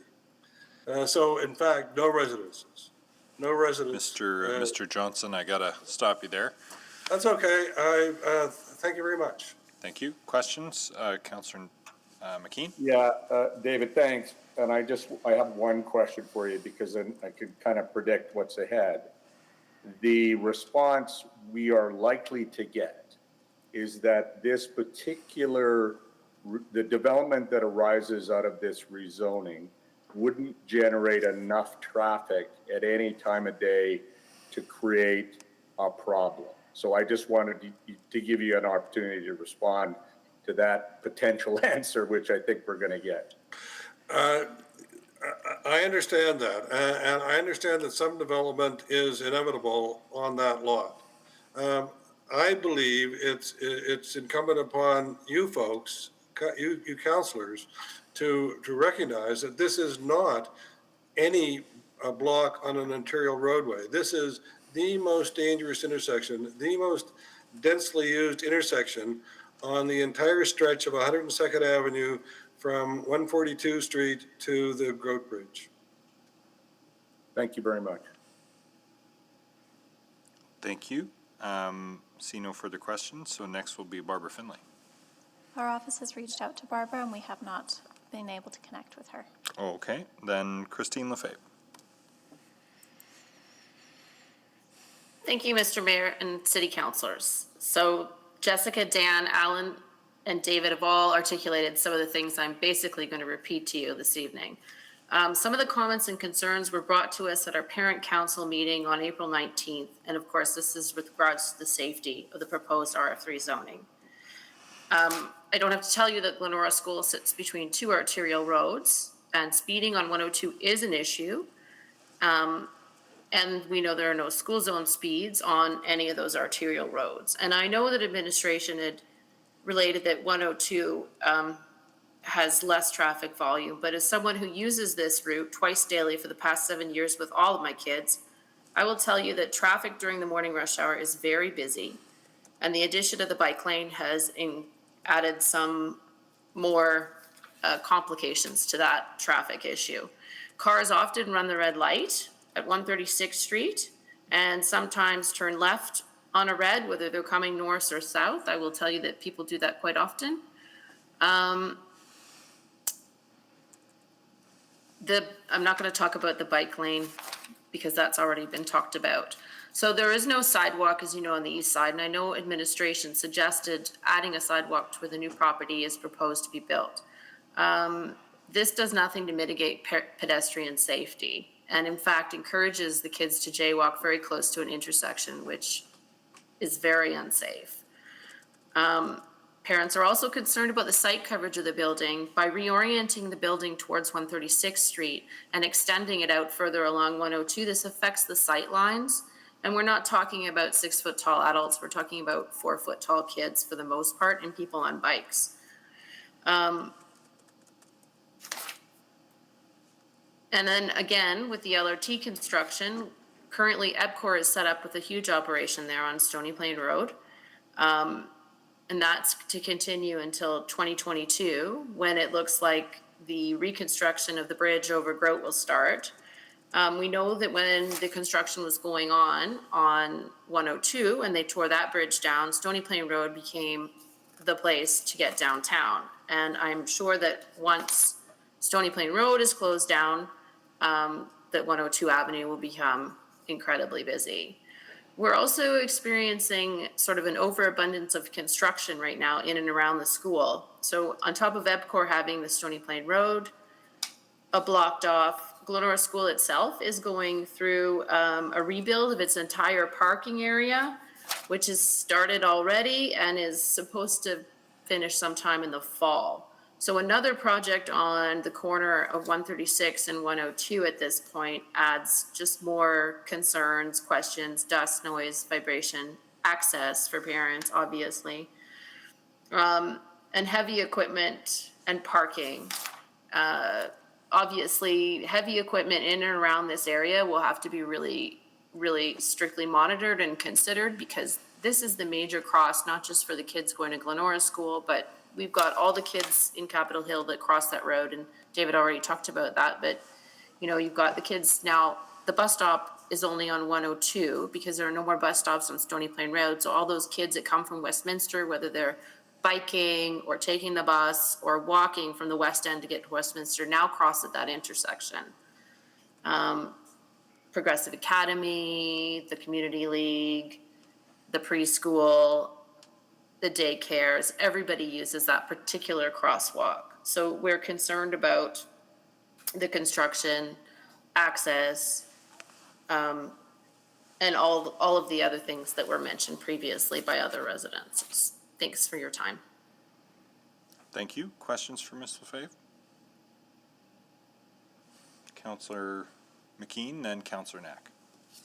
Yeah, I'll be quick. I think, Christine, you mentioned the traffic along 102, and I have no doubt it's really busy weekdays, rush hour, both ways. But my experience, which is not nearly as extensive as yours, is it gets pretty quiet at other times of day. And I wonder if I'm wondering about slowing the traffic during rush hours for school, if that would be a big help. Well, certainly it would be a big help, because we usually have the grade 5s and 6s out there with their stop signs when the light changes and they walk out and try and get the traffic to stop. But, you know, anxious commuters coming back after COVID won't be able to use their usual route, which is Stony Plain Road. I think anything that could be done to do something to prevent that corner from becoming overrun would be helpful. Okay, thank you very much. Councillor Knack? Thank you, Mr. Mayor. The other question I wanted to ask, I do feel like they're somewhat connected, and I think Mr. Johnson just briefly mentioned it, and you've talked about this before, is how once all of that construction is done, the current alignment or the current traffic flow would there's a jug handle turn that will cause traffic to go around in a different way. And I was wondering if you could just talk about that, and if you feel like that is influencing part of this conversation around safety. Absolutely. So the jug handle, if you don't know what it is, it's 3 consecutive right turns in order to access the neighborhood north or south. Because once the LRT is built, Stony Plain Road will not have any left turns. So anybody trying to access the neighborhood north and south will be using 136th Street because it's one of the thoroughfare roads. So you'll have 142nd, 136th, 134th, and 132, which of course are around the LRT stops. So 136 is poised to become even more busy than it is already, and that's part of the reason why the school board has deemed it unsafe and is now building a park and ride drop-off, because it's because of the jug handle. That's helpful. Yeah, I know that's part of it, and there's somewhat connected because we're tying into traffic safety, but the hope is maybe to re-examine that, because that will add to it along with this development, and that's the worry is the cumulative impact, particularly on 136 then because of this. I don't drive on 136th Street. I'm a pedestrian. I walk on 136, but I never use it to drive on. Yeah. Okay. Thank you very much. Those are all my questions. Thank you. I see no further questions for Ms. Lefebvre. So unless we've picked up any of our other speakers, then we'll turn now to questions of the city planners. Councillor McKean. Thank you. I lost my connection for a moment there. Hope you can hear me. Yep, carry on. And it's going to be for, the issues raised tonight were around, obviously focused on traffic and traffic safety. And I first want to hear about the analysis that, or the review that was done for this rezoning proposal. Sure, Councilor McKeon. In terms of the analysis, given the scale of development, it was just done in-house in terms of looking at what the zoning change will entail in terms of impacts on the traffic and other areas. And as you said earlier, between RF1 and RF3, the change in traffic is not going to be significant. However, a number of concerns that were stated. One of the big ones that we have looked at is the bike detection at 136 and 102 Avenue. If the vehicles are parked close to the intersection, then the detection does not work. And that has been brought forward to the traffic operations to look at it, whether it's mandating some parking restrictions close to the intersection just to avoid that situation. In addition to that, we have also looked at some of the historical data on accidents, on collisions rather, and at this particular intersection, there has been 5 collisions in last 5 years, mostly property damage. There was no pedestrian involved, but it is understandable that this is a significant corridor from bike network perspective as well and pedestrian. So we do have programs under safe mobility strategy, such as Vision Zero Street Labs. So these are the areas that we can look at through those programs to see what immediate improvements or some of the mitigation measures can be implemented in the shorter term. So tell me, would that Vision Zero lab look at everything from parking on both sides of the street, the fact that you've got more cycling or a cycling route through there, look at the school drop-off, all those issues. There's complexity in this area, I have no doubt. I've heard this from the parent council before too. So would it do a deep dive into all of that? And would it even consider speed limits for school hours on 102? So you're correct that there's a lot of complexities in this area, and there has been a lot of work done to date. For instance, in 2019, Glendora School went under safety review, and there were some mitigation measures installed subsequent to that. So in addition to that, 102 Avenue has been looked at already a few years ago, where bike infrastructure has been enhanced. As far as what that program can look at, I would suggest to start from the basics, whether this intersection needs to be fully signalized. A basic assessment would be a good starting point, but I won't be able to speak to what process they will go through. As far as parking is concerned, I would again say that this is it's a local road with parking allowed on both sides, which create some challenges for vehicles to pass by. But one of the things that can be looked at is restricting parking, but then that also is complex, because then you may end up having some challenges on the parking front, which needs to be reviewed as well. So those will be my thought. So a subsequent motion directing that Vision Zero lab to look in to options, including school zone speeds on 102 and other options to increase safety, look at parking, those sorts of things, might be justified, Mr. Saeed.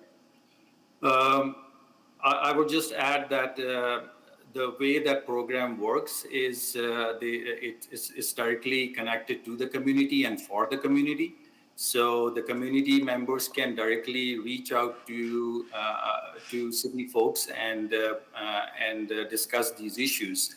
I don't think so we need a motion to do that.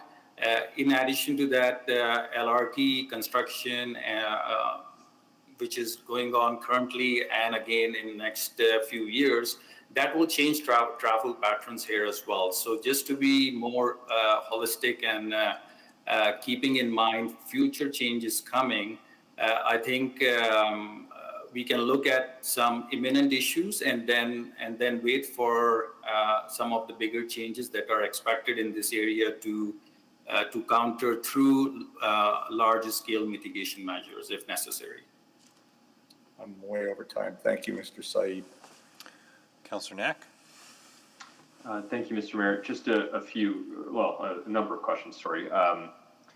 Street Labs, though, doesn't deal with arterial roads. So if we're talking about how to best deal with 102nd Avenue, that intersection, that program wouldn't fit in this scenario.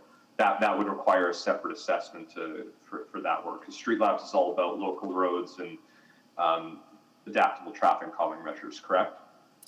That is correct, but OTS does have mandate to look at the signalized intersections or half signal intersections and then prioritize them if any improvements are needed, whether making them fully signalized or any other mitigation measures at the intersection. And I want to double check because I thought there was a report earlier that Glenora Parish Council came out to that was supposed to deal with proactively deal with some of the traffic safety challenges, whereas I think on some parts of the line we're waiting till after the fact, but I think this one was meant to have some proactive work. If I remember correctly, I thought there was a motion related to that. I'm seeing at least one nodding head that might reinforce that. So is that your understanding that there's meant to be some proactive work in and around this area because of LRT construction? So in our discussions with LRT, what they have mentioned is there will be future consultation as the construction work proceeds. And that will be happening concurrently to see what immediate changes are necessary. At this time, there are a couple of options available. One is through the Citizens Working Group, and there is LRT Projects Information Center that has dedicated staff to receive complaints or any suggestions in terms of impacts of the construction. So that's the message we have received from LRT. So there's a possibility that the LRT working groups, which we talked about this at the last two working group meetings over the last 2 weeks, might have traffic safety folks out early so that we can, because we know in this case in particular, of course, the only real road that people are going to default to, then especially during construction, but even after, is 102nd. Some might go to 107th, but realistically, 102nd is going to take a lot of this traffic. Correct? That is correct. Okay. Yeah, so I'm wondering if there needs to be something, I mean, that motion was there, but I'm wondering if there needs to be something very clear with the traffic safety and working group section, but okay, I'll think about that. A few more questions that I have. Oh, actually, sorry, and just for my knowledge, what were the traffic safety improvements in 2019 that you referenced? Because while I go through the area fairly often, I don't go right down beside the school. I stay up on 102nd Ave on the bike lane. So I've been by it, but I can't recall what was installed. Yeah, I do have a few listed here. A new zebra marked crosswalk, some signage, new signage were installed, reflective sleeves were installed, and 103 Avenue yield sign was changed to a stop sign. Okay, all right, thank you. And that's on 135th then, not on 136th, right? 103 and 135th, yes. Yes, yeah, so there haven't been any improvements made to 136 that I'm aware of. I can't recall seeing any there, is that correct? These were related to the outcome of the review that was done at the school. So although it was not specific to 136th Street, it was specific to the school itself. Okay, the reason I ask, I think, is that there is a lot of traffic that uses 136th Street during the school pickup and drop off. I mean, that's where the crosswalk is, and that's where the lights are, and that's where a lot of the crossing guards are. And so I wasn't sure, and that reinforces that there hasn't been any safety upgrades to 136 to date. Okay. All right, that's helpful, just for my knowledge on that. I feel like my time was started late, Mr. Mayor. I feel like I've been 5 minutes. It's quite possible. Yeah, I'm going to stop because I feel like I've gone longer than 5, so I'll come back for a second round. Okay. Councillor Henderson? Yeah, just to go back on this, because it does sound to me like there's a serious existing traffic issue here that probably needs to be dealt with. But to get back to the application in front of us, and we have those come up all the time. I can think of other instances where we bump into these things and need to do further action to deal with the existing traffic problem. But in terms of this particular application, you must have done traffic counts on the number, on what we think this would generate. What are those? So if you're looking at to about 10 units at this location, roughly we are looking at about 5 to 6 additional vehicles generated, and that too, if we don't consider any person using active modes or transit. So that's 5 or 6 per, probably twice a day or 3 times a day. That's during the peak hour. Okay, so it's not per hour, but it's at a certain time of day. So, and what are and you must have historic. If you've done that much work on this intersection, what are the historic traffic counts here pre-COVID? Yeah, pre-COVID, if we go back to 2018 counts, we are looking at about 16,000 daily vehicles. For 102 Avenue, for a 4-lane undivided roadway, those are not on the higher side. And for 136th Street, again, from 2018, we have about 500-600 vehicles per day, which again is well within the threshold. Yeah, but just in terms of the proportion of what we're dealing with here, so we're talking about maybe adding 10 vehicles to about 600. Is that fair to say? On a daily basis, it could be about 50 vehicles on a daily basis. Added? Yes. Okay, to the 600. That too without any more split. But and that's from zero though. That's not the difference between the RF1 and RF3. Half of that you would have with the current zoning, I presume. Yes, like RF3, RF1 can also, I believe, have 4 units there. So the delta will be between 4 to 10. And per day that would come out to.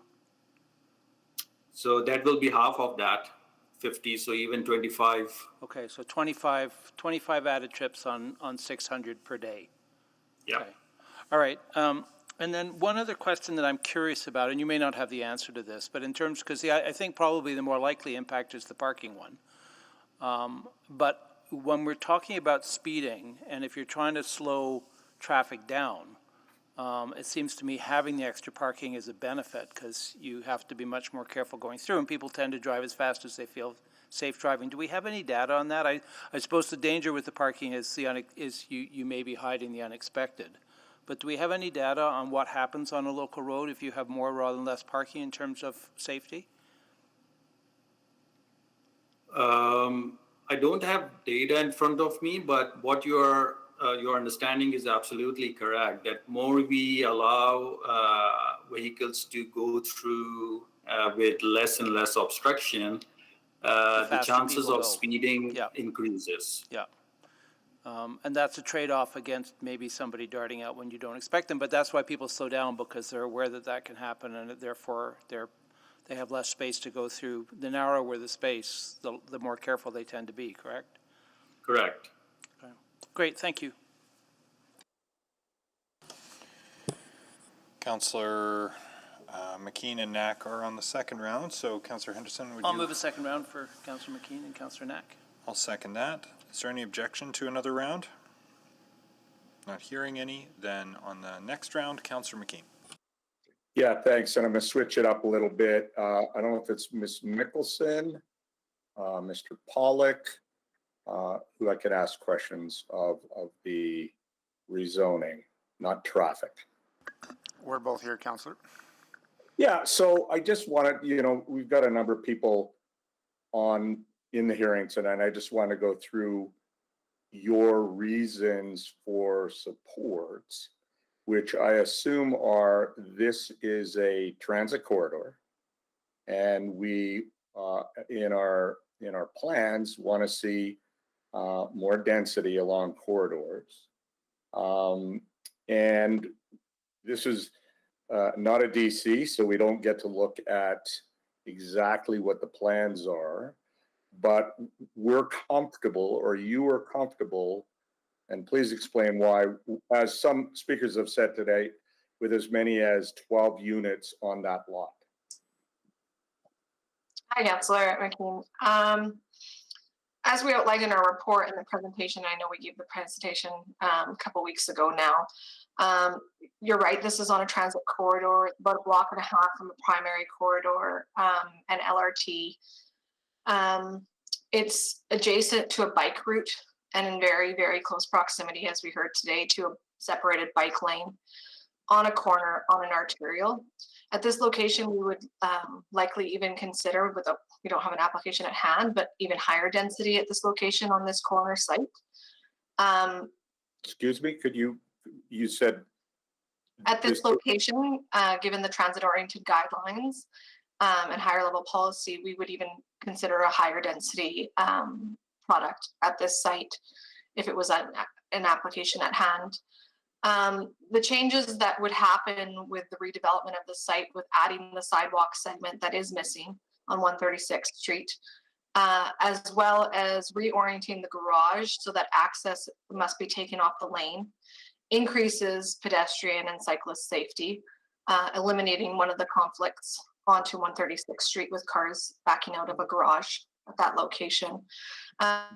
This isn't very dissimilar than many sites that we've supported RF3 zoning to increase that density and have that diversity of housing provided in core neighborhoods. I'd also note that while the maximum number of units is 12 under the RF3 zone with 4 principals, 4 secondaries, and 4 garden suites, given the requirement of amenity area for principal dwellings, it's unlikely that you would see 12 units on a site like this. Always we review applications on the highest and best use and the maximum potential. So we do cover that in our report and our presentation, but it would be unlikely to see it on a site like this. Thank you. I appreciate that review and reminder. Thanks, Holly. That's it for me, Mr. Mayor. Thank you, Councillor Knack. Thank you, Mr. Mayor. Just one quick piece on the last response, which was, while a sidewalk would be required from 102nd to the alley, there's still no sidewalk then from that alley to the, that would be 101 Avenue, correct? Like there's no requirement for them to do that because that's not their property. That is correct. So it would only be the sidewalk adjacent to the site. So pedestrians would have to either they would cross the lane and likely walk on the street as they would currently be doing, or cross the street and walk on the west side.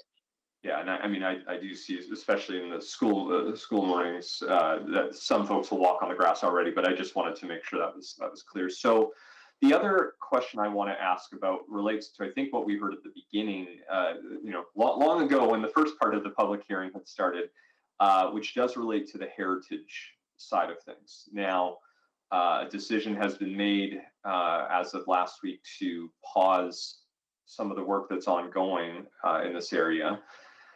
And I guess the one question, though, is that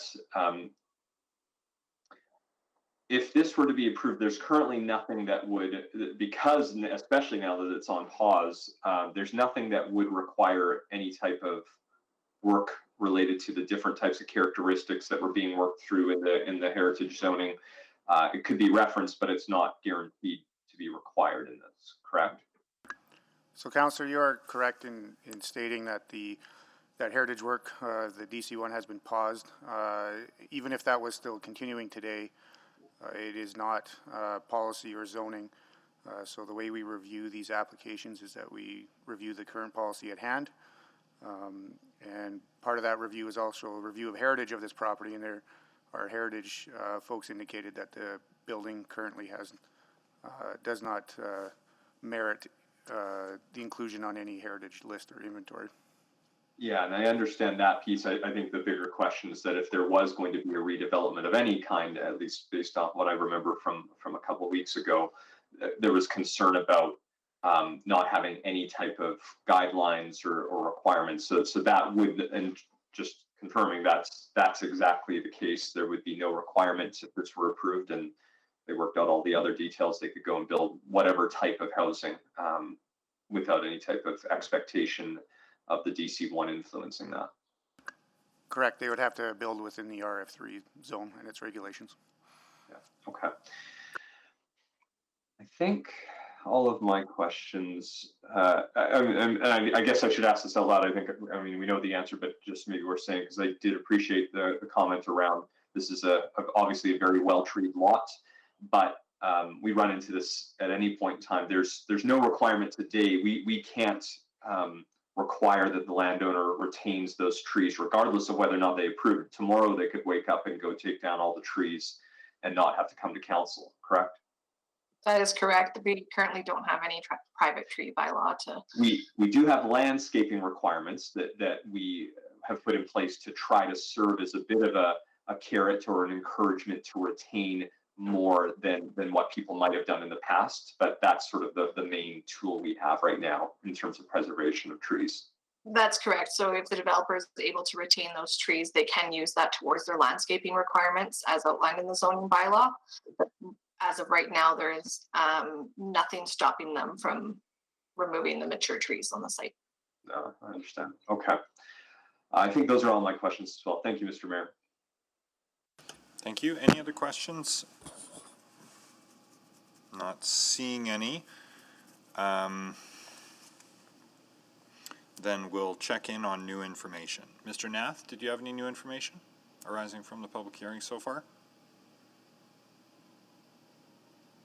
Mr. Nath? You know, there were quite a few concerns about the design and kind of showing a design and kind of putting a veil on this thing. I've been developing now for the last 6 years, and you know, every development we've done, every lot that we've purchased has been very strategic.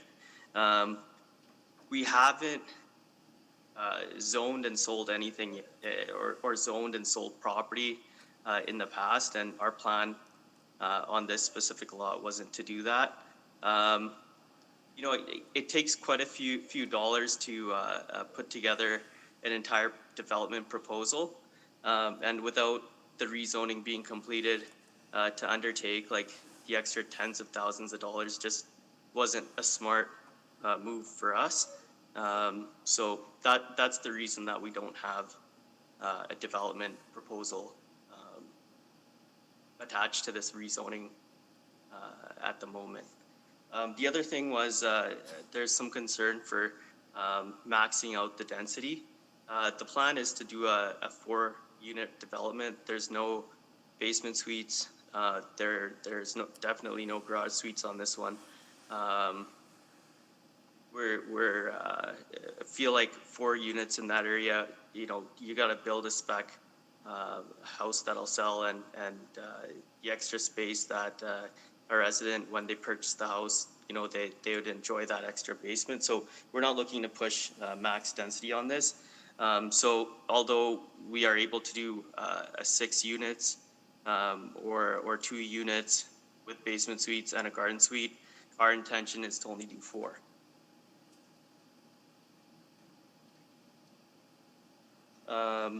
And then speaking a little bit on the sidewalk there, so now correct me if I'm wrong, there might be a traffic study that has been completed for this.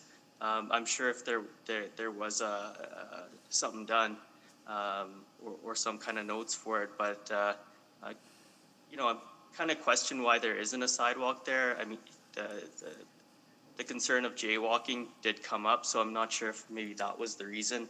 On the flip side, there are some boulevard hedge trees on, to the west of my lot on 136 Street, and that might be a cause of some additional concern as well for visibility and whatnot. I hope that kind of answers some of the questions and kind of ties up some loose ends.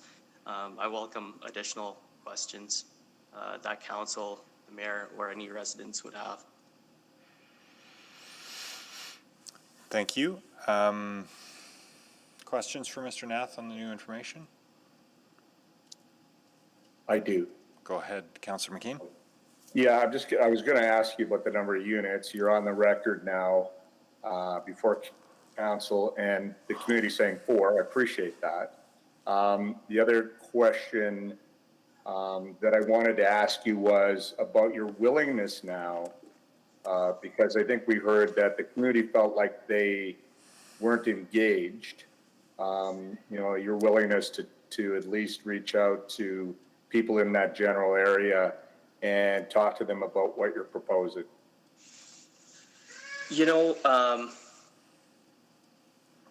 We've had a little bit of correspondence with the neighbor behind us to the east, so that's directly neighboring our house. That's a rental unit.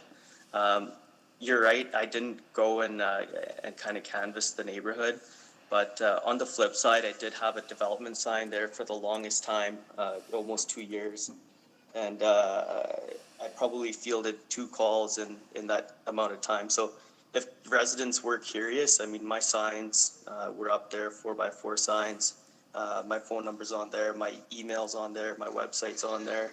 If there were some additional questions and concerns, like, by all means, like, there's all this opportunity to get a hold of me. I might suggest Flies for Pies or the Columbian as a good place to meet some of these people and just chat with them and let them know what you're going to do. Don't you think that's a good idea? Yeah, that's a great idea. Okay, thank you. Councillor Knack. Actually, Mr. Mayor, that was going to be my last question. Just I think it's worth a sit-down conversation. But anyway, that's no further questions. Thank you. Thank you. I see no further questions for Mr. Nath. Thank you very much. New information from those in opposition. I'll just run through one at a time. Ms. Odinsky, new information arising from the public hearing.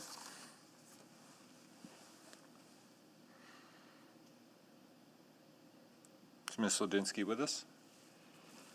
I can see she's on the line and unmuted. Lynn? We can't hear you. Okay, I'm going to go ahead to Terry Baczynski. Good evening. Good evening. Just a couple things. I'll be quick. I can hear from this conversation and the questions asked, Councillor saying, we've got this overarching mandate of densification, corner lots. It ticks all the boxes, arterial road, LRT. We got all that. This is a natural RF3 zoning. We're gonna stamp this one a yes because we've done it 100% of the time. Every time we've had an RF3 zoning put before us that meets these criteria. I get that. So the question is, Councilman Knack, what's the difference between this and any other RF3 zoning thing we've ever seen? And Council McQueen's questions are mostly around satisfying himself and probably maybe other council members that any of the issues raised, there are mitigation strategies that can be addressed. So we can approve this thing and we can deal with mitigation later. So what's the difference? Or just as a side, I was one of the guys who asked about that sign. What's this sign about? And my answer was nothing. It's just there for advertising. That's the response I got. In any event, what's different about this RF3 application than any other one you've approved in the city? And the difference is the heritage characteristics of the community and the fact that your urban planning department has drawn a heritage map that includes this property.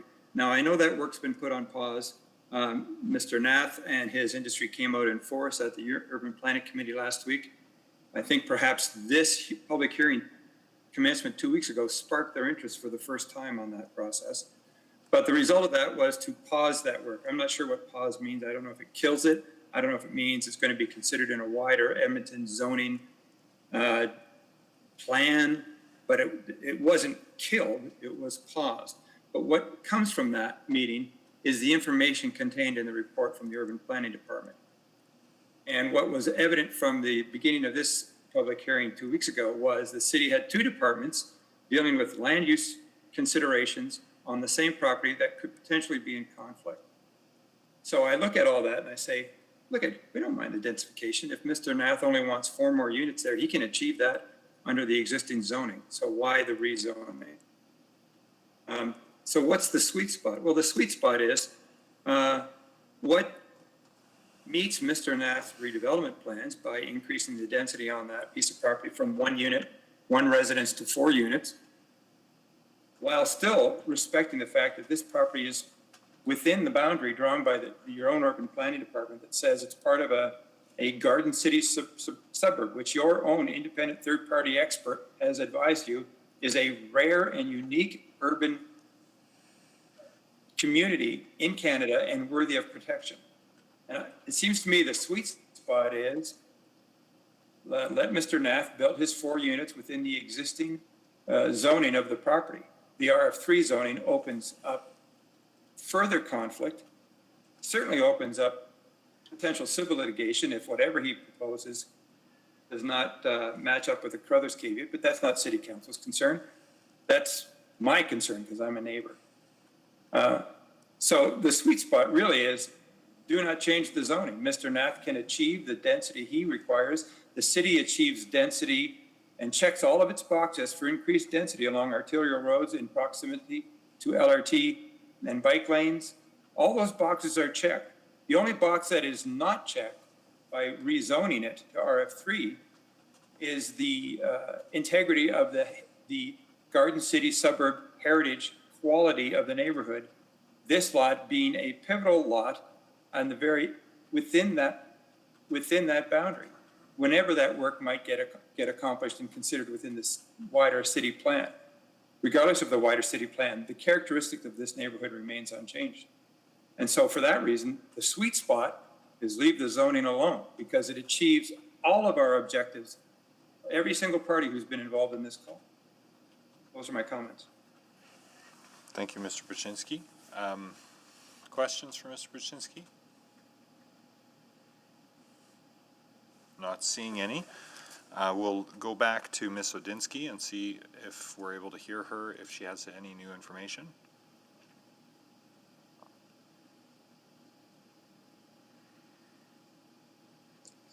Can you hear me now? Yes, we can. Go ahead. Thank you, Mr. Mayor. I would like to reinforce the comments made just now by Mr. Buczynski. RF1 zoning will allow densification and will also provide an opportunity to maintain the setbacks characteristic of the historic streetscape, which is critically important here because there are two designated homes on 136th Street. One of the biggest problems with regard to safety concerns here is that the development that has been proposed will bring the site, will bring the development much further forward on the property, and it inhibits the sight lines at that corner, which is what compounds the safety issues. If we were to maintain the RF1 zoning, you would be able to provide six dwellings. You could certainly accommodate the 4-fold dwelling that Mr. Knapp is proposing, and you would be able to uphold the important Garden City streetscape, which has led 2 private citizens to designate their homes just to the south of this development. I think it is a win-win if we provide densification through the RF1, and the RF1 will provide opportunity for more equity and diversity in the development opportunities that it provides. You can have multi-generation family in an RF1 development. You can have a secondary suite that would appeal to students. You could have a garden suite that would appeal to a young couple working downtown. The development that's proposed by Mr. Knapp will afford what it looks like in his presentation 2 weeks ago, an elite townhouse opportunity that will not necessarily be able to accommodate the diversity that the city is trying to achieve through RF1 development. And so from the perspective of heritage, we really do think that the RF1 can accommodate both densification, maintain the street, and maintain the streetscape. Thank you. Thank you. Any questions for Ms. Odinsky? Not seeing any. Ms. Barth, any new information? No, thank you. Okay, thanks. Mr. Kabaroff, any new information? Yeah, thank you very much. Appreciate that. Sorry, I'm just juggling some childcare issues at the moment. I've got my little one with me. So I just wanted to quickly comment on the developer's statement that he's had this sign up for several years to allow for community engagement. The sign actually has been there for several years and basically stated that the incident property is for sale and has his contact information with the sign that says, "Will buy your house." So in no way, shape, or form did it indicate that the subject property is up for rezoning or development or seeking community input. It was merely an advertisement sign. So I think that's a bit disingenuous for the developer to state that, you know, community engagement was possible just by putting up a sign saying, "We'll buy your house." So that's pretty much my only comment on that new information. I apologize, I haven't caught much of the conversation. I've just got my toddler with me, but thank you very much. No worries. Thanks for hanging in there. Any questions for Mr. Kabaroff? Seeing none. Mr. Zhao, any new information? Yes, thank you again here. Just a few comments after hearing from Mr. Saeed regarding the traffic modeling over here. Now, my understanding is this traffic modeling was probably done recently here as a result of the proposed rezoning application here.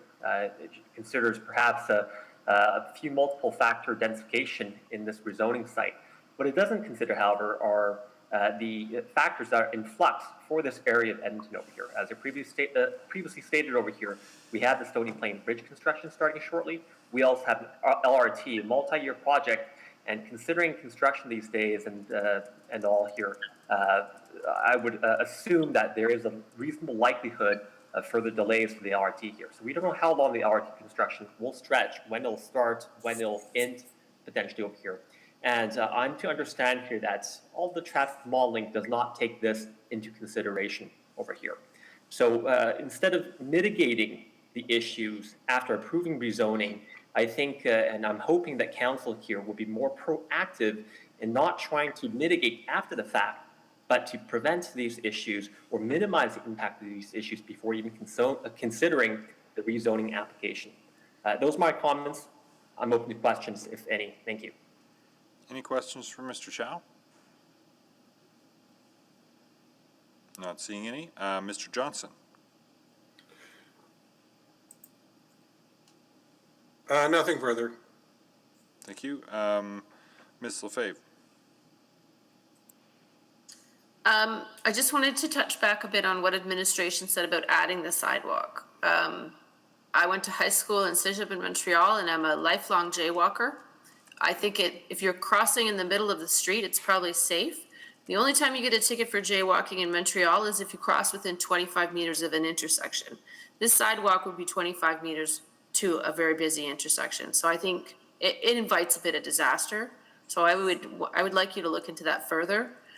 And I agree with Mr. Zhao, the timing of the traffic issues and the increase in traffic in and around LRT construction needs to be looked at proactively from the school's point of view before you launch into approving an RF3, which we don't even know what that's going to look like, how long that construction is going to take. Is that construction going to coincide with all the construction going on in and around the school at the moment?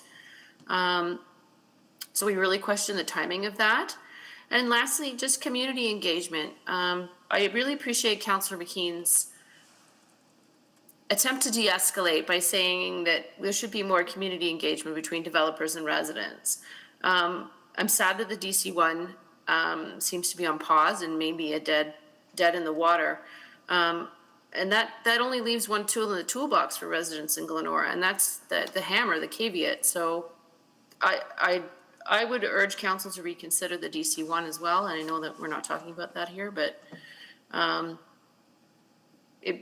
we really need to listen to residents and what they expect from their community as far as like safety, access, and respect for the community and the community schools. Thank you.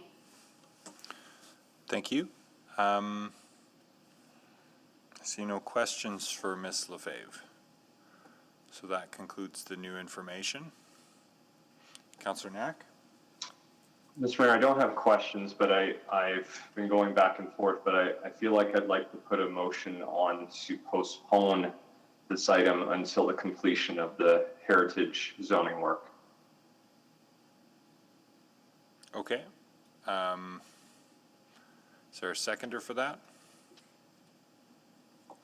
I'll second it. Okay, thank you, Councillor McKean. Councillor Knack, you were at the debate. Is there a defined time for that? No, and I think that's going to be part of the problem. But because it is on pause now, and we won't have an update until later on this year, I think now. So yeah, I can't give a hard timeline on that motion yet. Well, I'm not sure we can tether to something that is indefinite. Well, or that has actually been suspended. I'm not sure that would be in order. There is a report coming back in the first quarter, I believe. Ms. McCabe would correct me if I'm wrong. There is a report coming forward. I believe it is in Q1, Councillor Knack, but the report is going to address what resources are needed in order to do a larger heritage strategy for the city as a whole and how long that component of work would take. And I mean, strategy development for the city as a whole for heritage can take anywhere from 6 months to a year and a half, depending on the level of engagement that's of interest to council. And I mean, at this point, I can't speculate how long that work will take as we bring those options forward to council, but it would be hard for me to say at what point the DC1 would be unpaused to look at again. Well, I think just with that information, I would, in the interest of making sure there's a date, I think I would have to say March. Okay, that's a defined time, so that's in order then. So if that is be postponed until subsequent to, a hearing subsequent to the receipt of this, March 2022 would be the date. Yeah, that's what I will do, and then okay. I can introduce. Go ahead. So obviously with the decision last week, this makes this motion a lot more challenging. I would have assumed had that work not been put on pause, that this might have been a lot easier. And so I will understand members of council's likely hesitation with this. I feel it is important though. I mean, what I am less concerned about the built form in terms of whether we're talking about a row housing or a single family home, but I do feel it's a very valid point that's been brought up by both Mr. Dinsky and Mr. Baczynski about the importance of having that to inform the work in this area.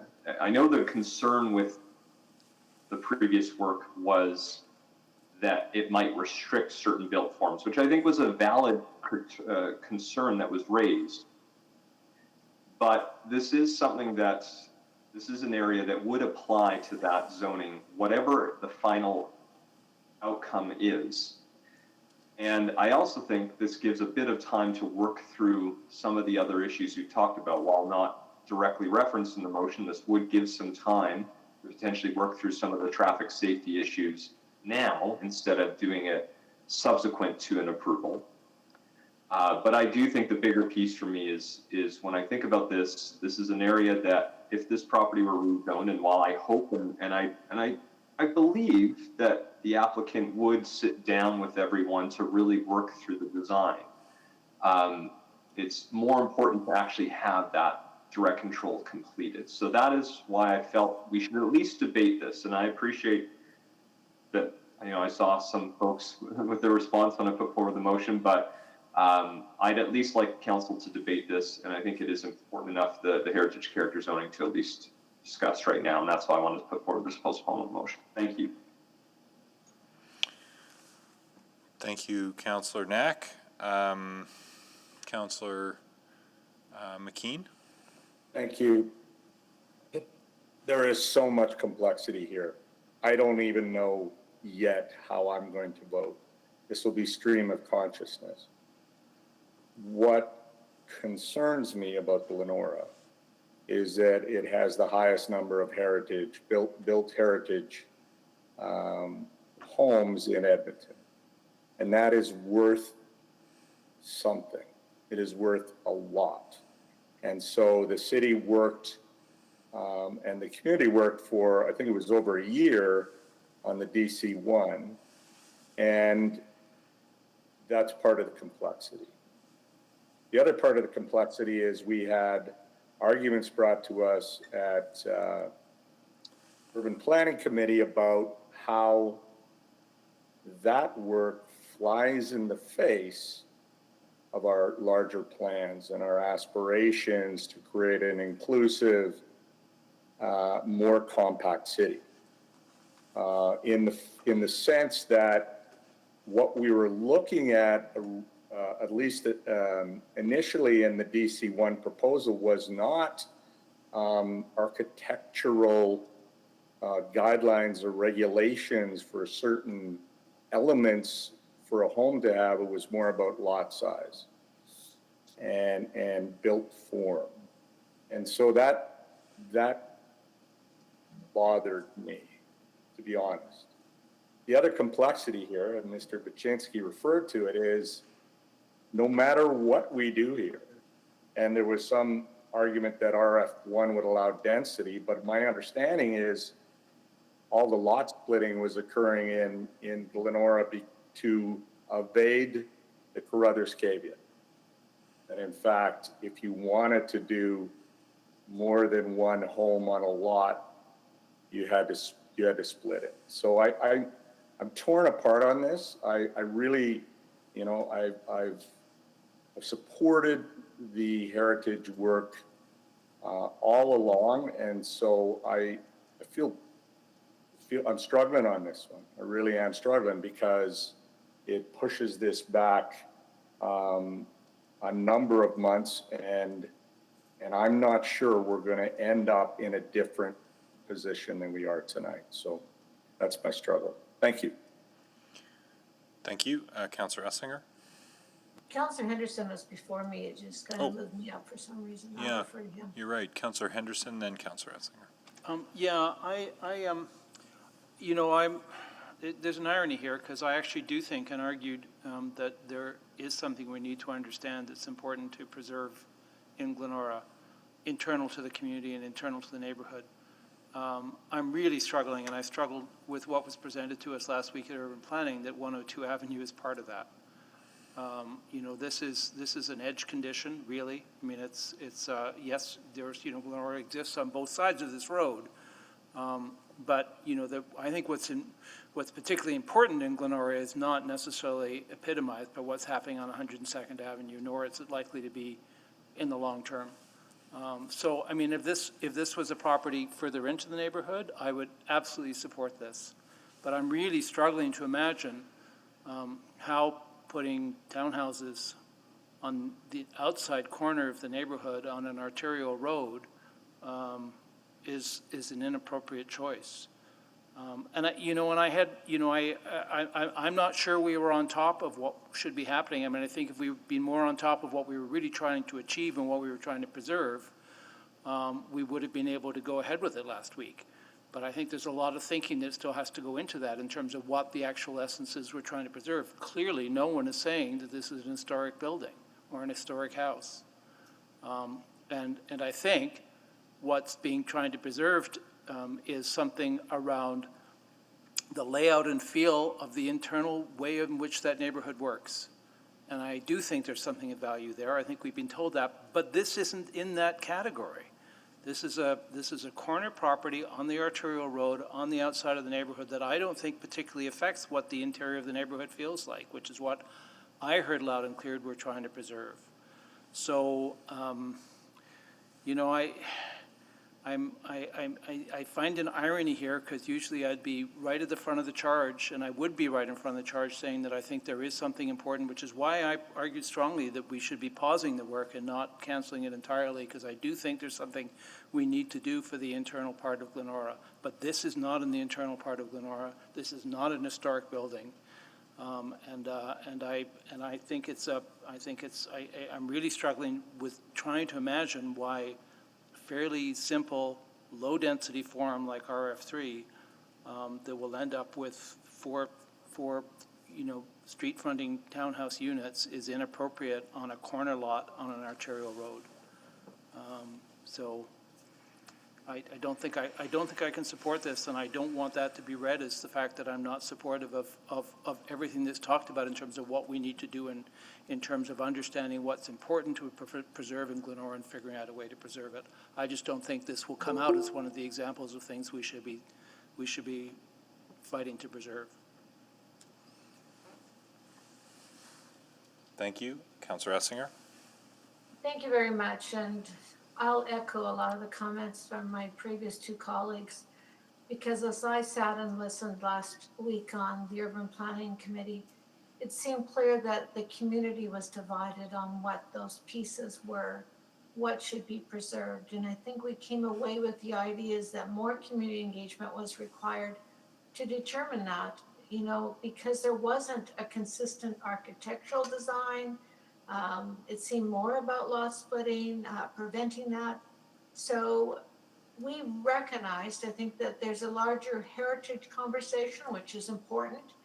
But again, there's not a clear way forward, and I don't think this merits delaying this, so I will not support postponement. Thank you. Thank you. Councillor Banga. Thank you, Mr. Mayor.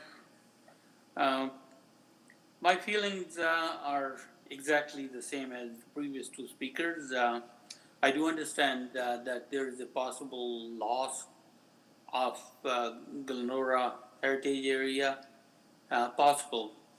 By that I mean, again, very same reasons. It's a corner lot and it's not right in the area there.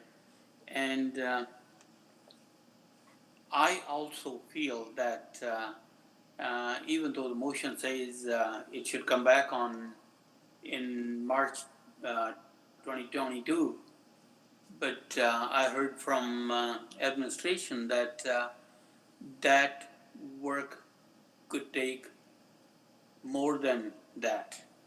So at this point in time, I don't think that we can just keep delaying something that may or may not be actually a factor in the bigger scheme of things. And I don't downplay the importance of that area again, but delaying something unnecessarily, in my view, is not the right way of doing business. Thank you. So needless to say, I'll not support the amendment or the motion. Thank you. Anyone else to speak? Councillor Knack to close on postponement? Thank you, Mr. Or Mayor. referral, actually? Thank you. I appreciate some of the points that have been raised, and I'll say it this way. For me, the way I look at this is didn't bring this forward to preserve this specific home. That to me is not the purpose of a postponement motion, because I think for a number of reasons, and frankly, I think we've heard it from almost all speakers, this home itself isn't the heritage home. This is not one that necessarily needs preservation. But I think the concern I had heard is that whatever then gets built, will that fit within the work that is happening? And again, I appreciate that after last week, there were some concerns, and I think some valid concerns around potentially focusing on built form versus some of the design features like we've seen in other heritage spaces. But I think that's work that's worth finishing, because that to me is one of the unique features of this. It's not that, I think in a lot of cases, again, a corner lot on an arterial road, that so far I think generally does support higher density. So it's not the type of density that we're talking about. It's not the built form, but it's how that is then being built, how that's then being designed to fit within a very unique area. And that's why I think there's value in waiting. I would have preferred the work not be put on pause, because I think it could have been done in 6 months. I appreciate, committee made their vote, but I would have seen greater value in finishing it, because it felt like we were close to the finish line. And so this requires a bit further of a delay than I would have thought had we debated this 2 weeks ago. But I still think that is work worth doing. And even if it does add a bit of time, because it is a unique space. So not the lot itself, not the home itself, but that overall area. So I would encourage councillors to support this as a way to make sure we can finish that very important work that is underway, albeit paused right now. Thank you. Please vote on referral.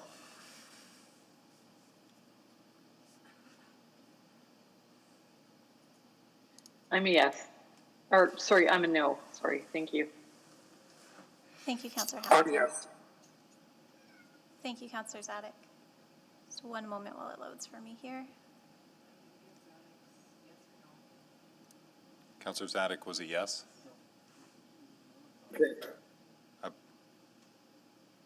No, Madam Clerk. Thank you, Councillor Katarina.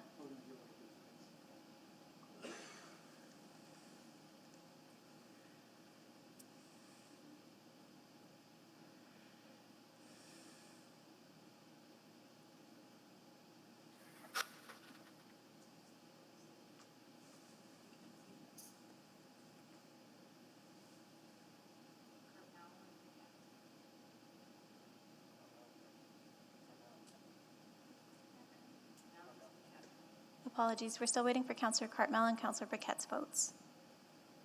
Still waiting for the vote. I'm a no. Thank you, Councillor Briquette. No. Thank you, Councillor Cartmell. We should have all the votes. Display the vote, please. That's defeated 3-10. Okay. Mr. Mayor, have we actually moved to close the public hearing? I don't think so. Not yet. I will make that motion. Thank you, Councillor McKean. Second. Seconded by Councillor Katarina. All right, please vote on closure of the public hearing. Yes. Yes. Thank you, Yes. Councillors Katarina, Zadek, and Hamilton. Just looking for Councillor Briquette's vote. I'm a yes. Thank you, we have all the votes. Display the vote. Carried. Mr. Mayor, I will move first reading of the bylaw. Second. Thank you, Councillor McKean, seconded by Councillor Katarina. Anyone wishing to speak to it? Yeah, I will speak to it briefly. Go This ahead. has been a long one, and I wanted to say I appreciated all the input from the community members, and I have written a subsequent motion that I will ask the mayor's advice on later on whether to do it tonight or whether to do it as a notice of motion at an upcoming council meeting to look at a more significant review of the traffic issues in and around the school, and to get all the school itself, the parents group, residents and others involved to look at things like parking and cycling. And I would like the speeds during school hours or at least morning and evening school hours looked at on 102. So I will do that. Now to the rezoning in front of us. I don't have the number of times I would have voted to support very similar rezonings in other communities. And therefore I would struggle to vote no to this. I am hoping and I'm encouraging the developer to meet with the community residents who've spoken tonight.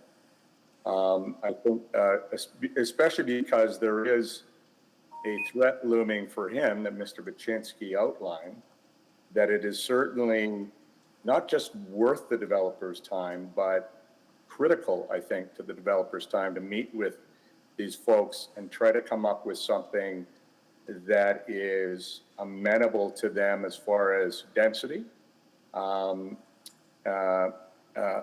pay an homage to the heritage in the area, and look at things like setbacks to see if you can get that addressed. But again, I think this density, especially 4-unit on an arterial road on the exterior of a community, as Councillor Henderson said, along a major transit corridor, I would have voted for this.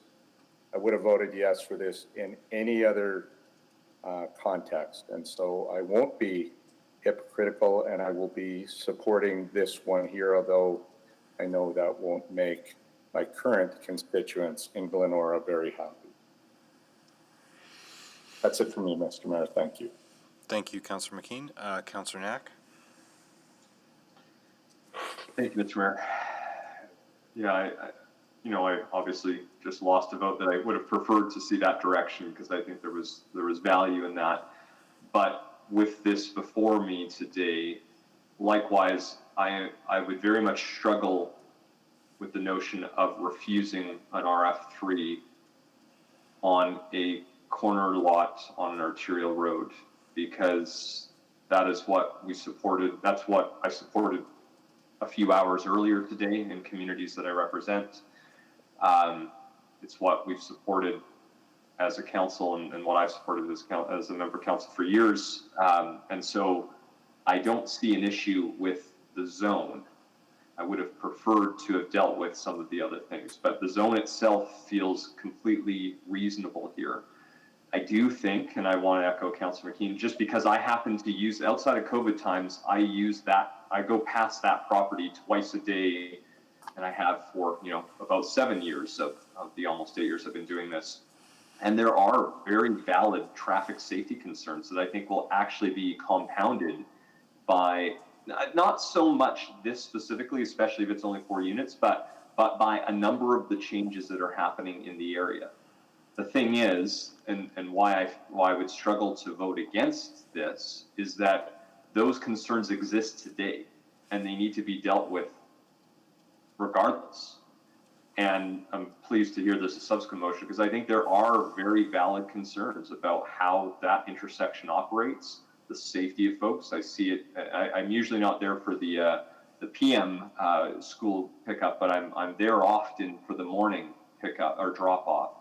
And it is a very constrained space with a lot of foot traffic, with a lot of challenges, and not having a full sidewalk along that edge that leads up. So even getting a half sidewalk here, I don't think really solves anything. I mean, better than nothing, I guess. But for some of the reasons we've heard, it's sort of a sidewalk to nowhere at this point. And unless something else were to change on the other properties, that concern, that safety issue still exists.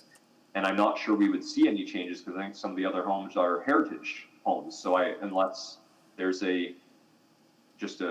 something the city puts in, I'm not sure we would see that completion anytime soon. So to me, that is a very valid issue that needs to be dealt with. I'm glad that there's a subsequent, because I think we have to tackle that. As somebody that's bikes by it often, it's constrained, it's uncomfortable at times, and especially when you've got cars parked a little closer there, that's where I think it really starts to fall apart.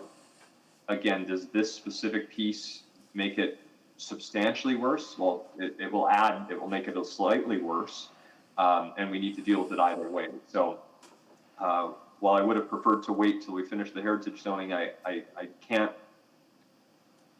find a good planning reason to vote against this development to an RF3.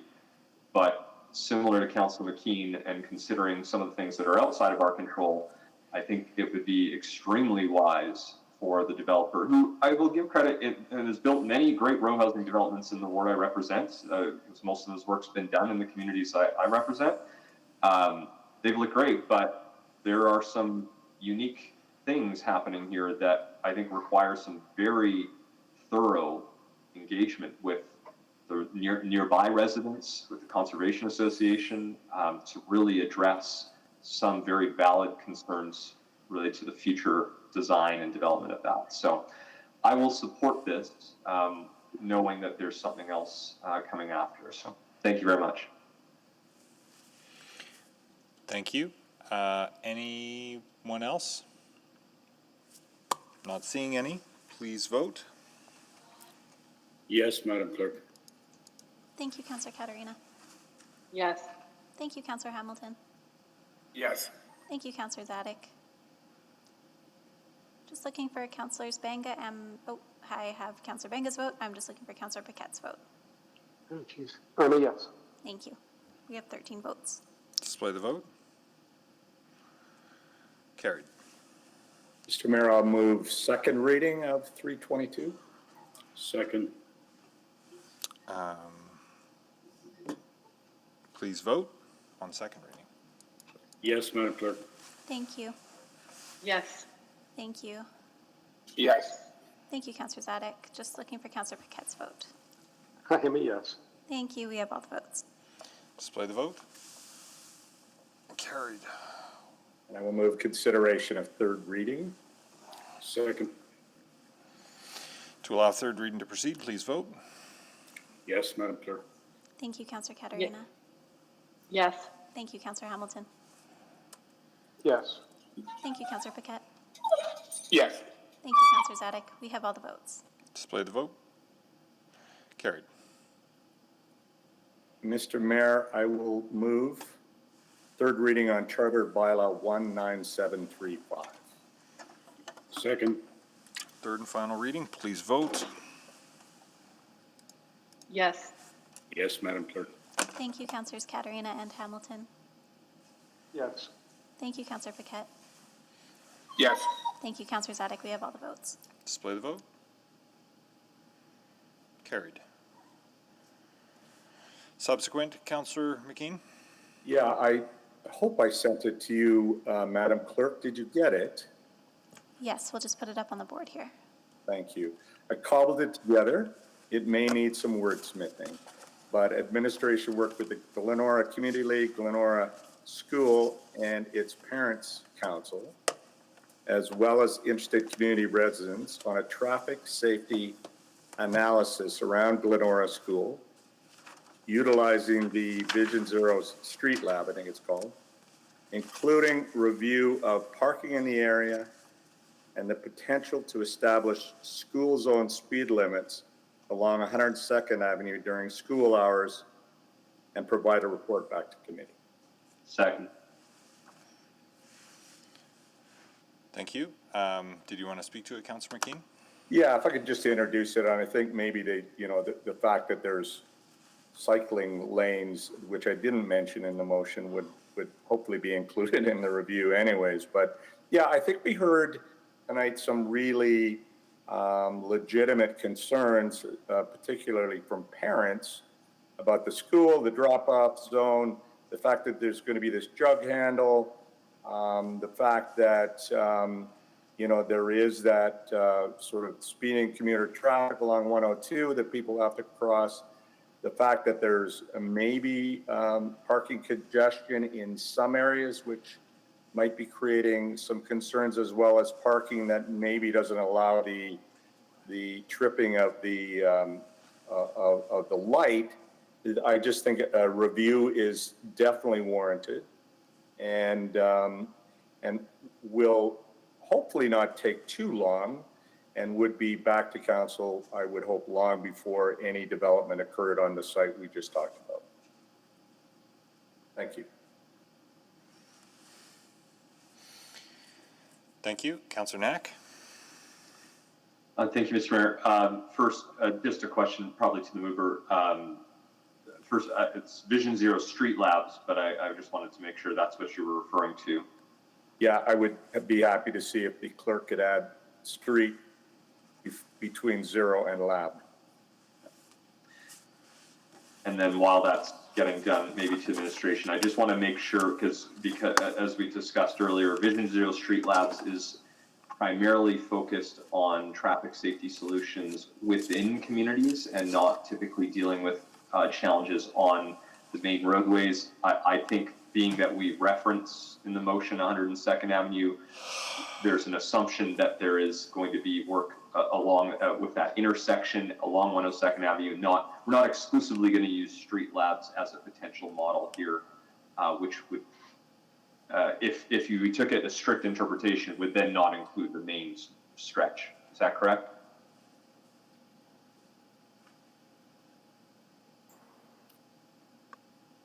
Councillor Knack, is that to administration? Sorry. Yes, right. I just want to make sure that we're not, if we're using a very strict interpretation, we should probably remove the reference to street labs, but I think it goes without saying that we're looking at everything there. I would agree that it's not just the strict interpretation of the Vision Zero Street Lab, but it might be worthwhile to just add one line in that motion because it's going to go to traffic operations, just to make sure that it's super clear. So maybe including but not limited to the utilization of. That would be a good addition. Is that friendly? Okay. Very friendly. Okay, not hearing any objections, we'll make that adjustment to the motion. Excellent. That's it, Mr. Mayor. I'll support this. No further questions. Thank you. Councillor Henderson? Yeah, no, understanding the people that are probably going to work on this are not necessarily here. I'm wondering, what I heard was specific concerns about 136th Street as well, and this doesn't reference that. It just references the area around the school. In particular, I heard that there's concerns about both sides of 102nd Avenue on 136. So I'm just wondering if that should, my recommendation was that specificity should be added to the motion, or it may get lost in translation.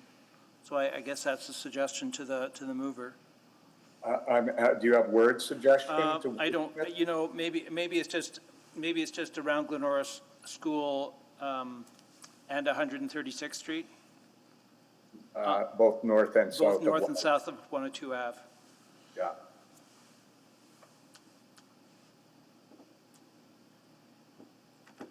Sorry, Madam Clerk, did you get that? So speed limits west of 106th Street? No, sorry, it's vanished. I can't read it anymore. Maybe I can get it here. Around Glenora School west of 106th Street. Around Glenora School and 136th Street. Apologies. And 136th Street. 6th Street, both north and south. Friendly, I presume? Both north and south of 102nd Avenue. That's friendly. And then you can go on, but not, including but not limited to utilizing Vision Zero. I think that specificity, they're going to wonder later on, and some of us won't be here to answer that question.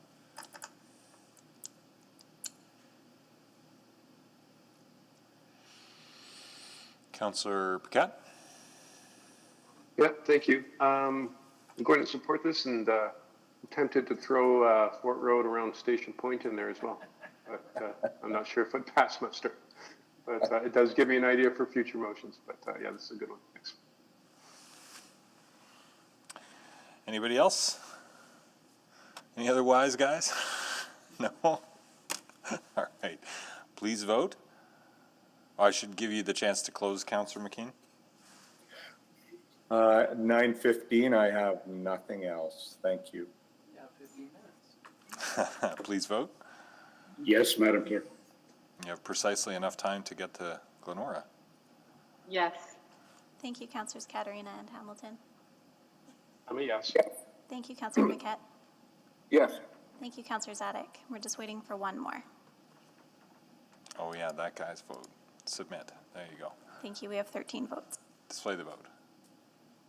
Carried. Are there any notices of motion tonight? You'll get one more shot before the summer break tomorrow. So this public hearing is adjourned. Thank you all. See you for council continuation tomorrow.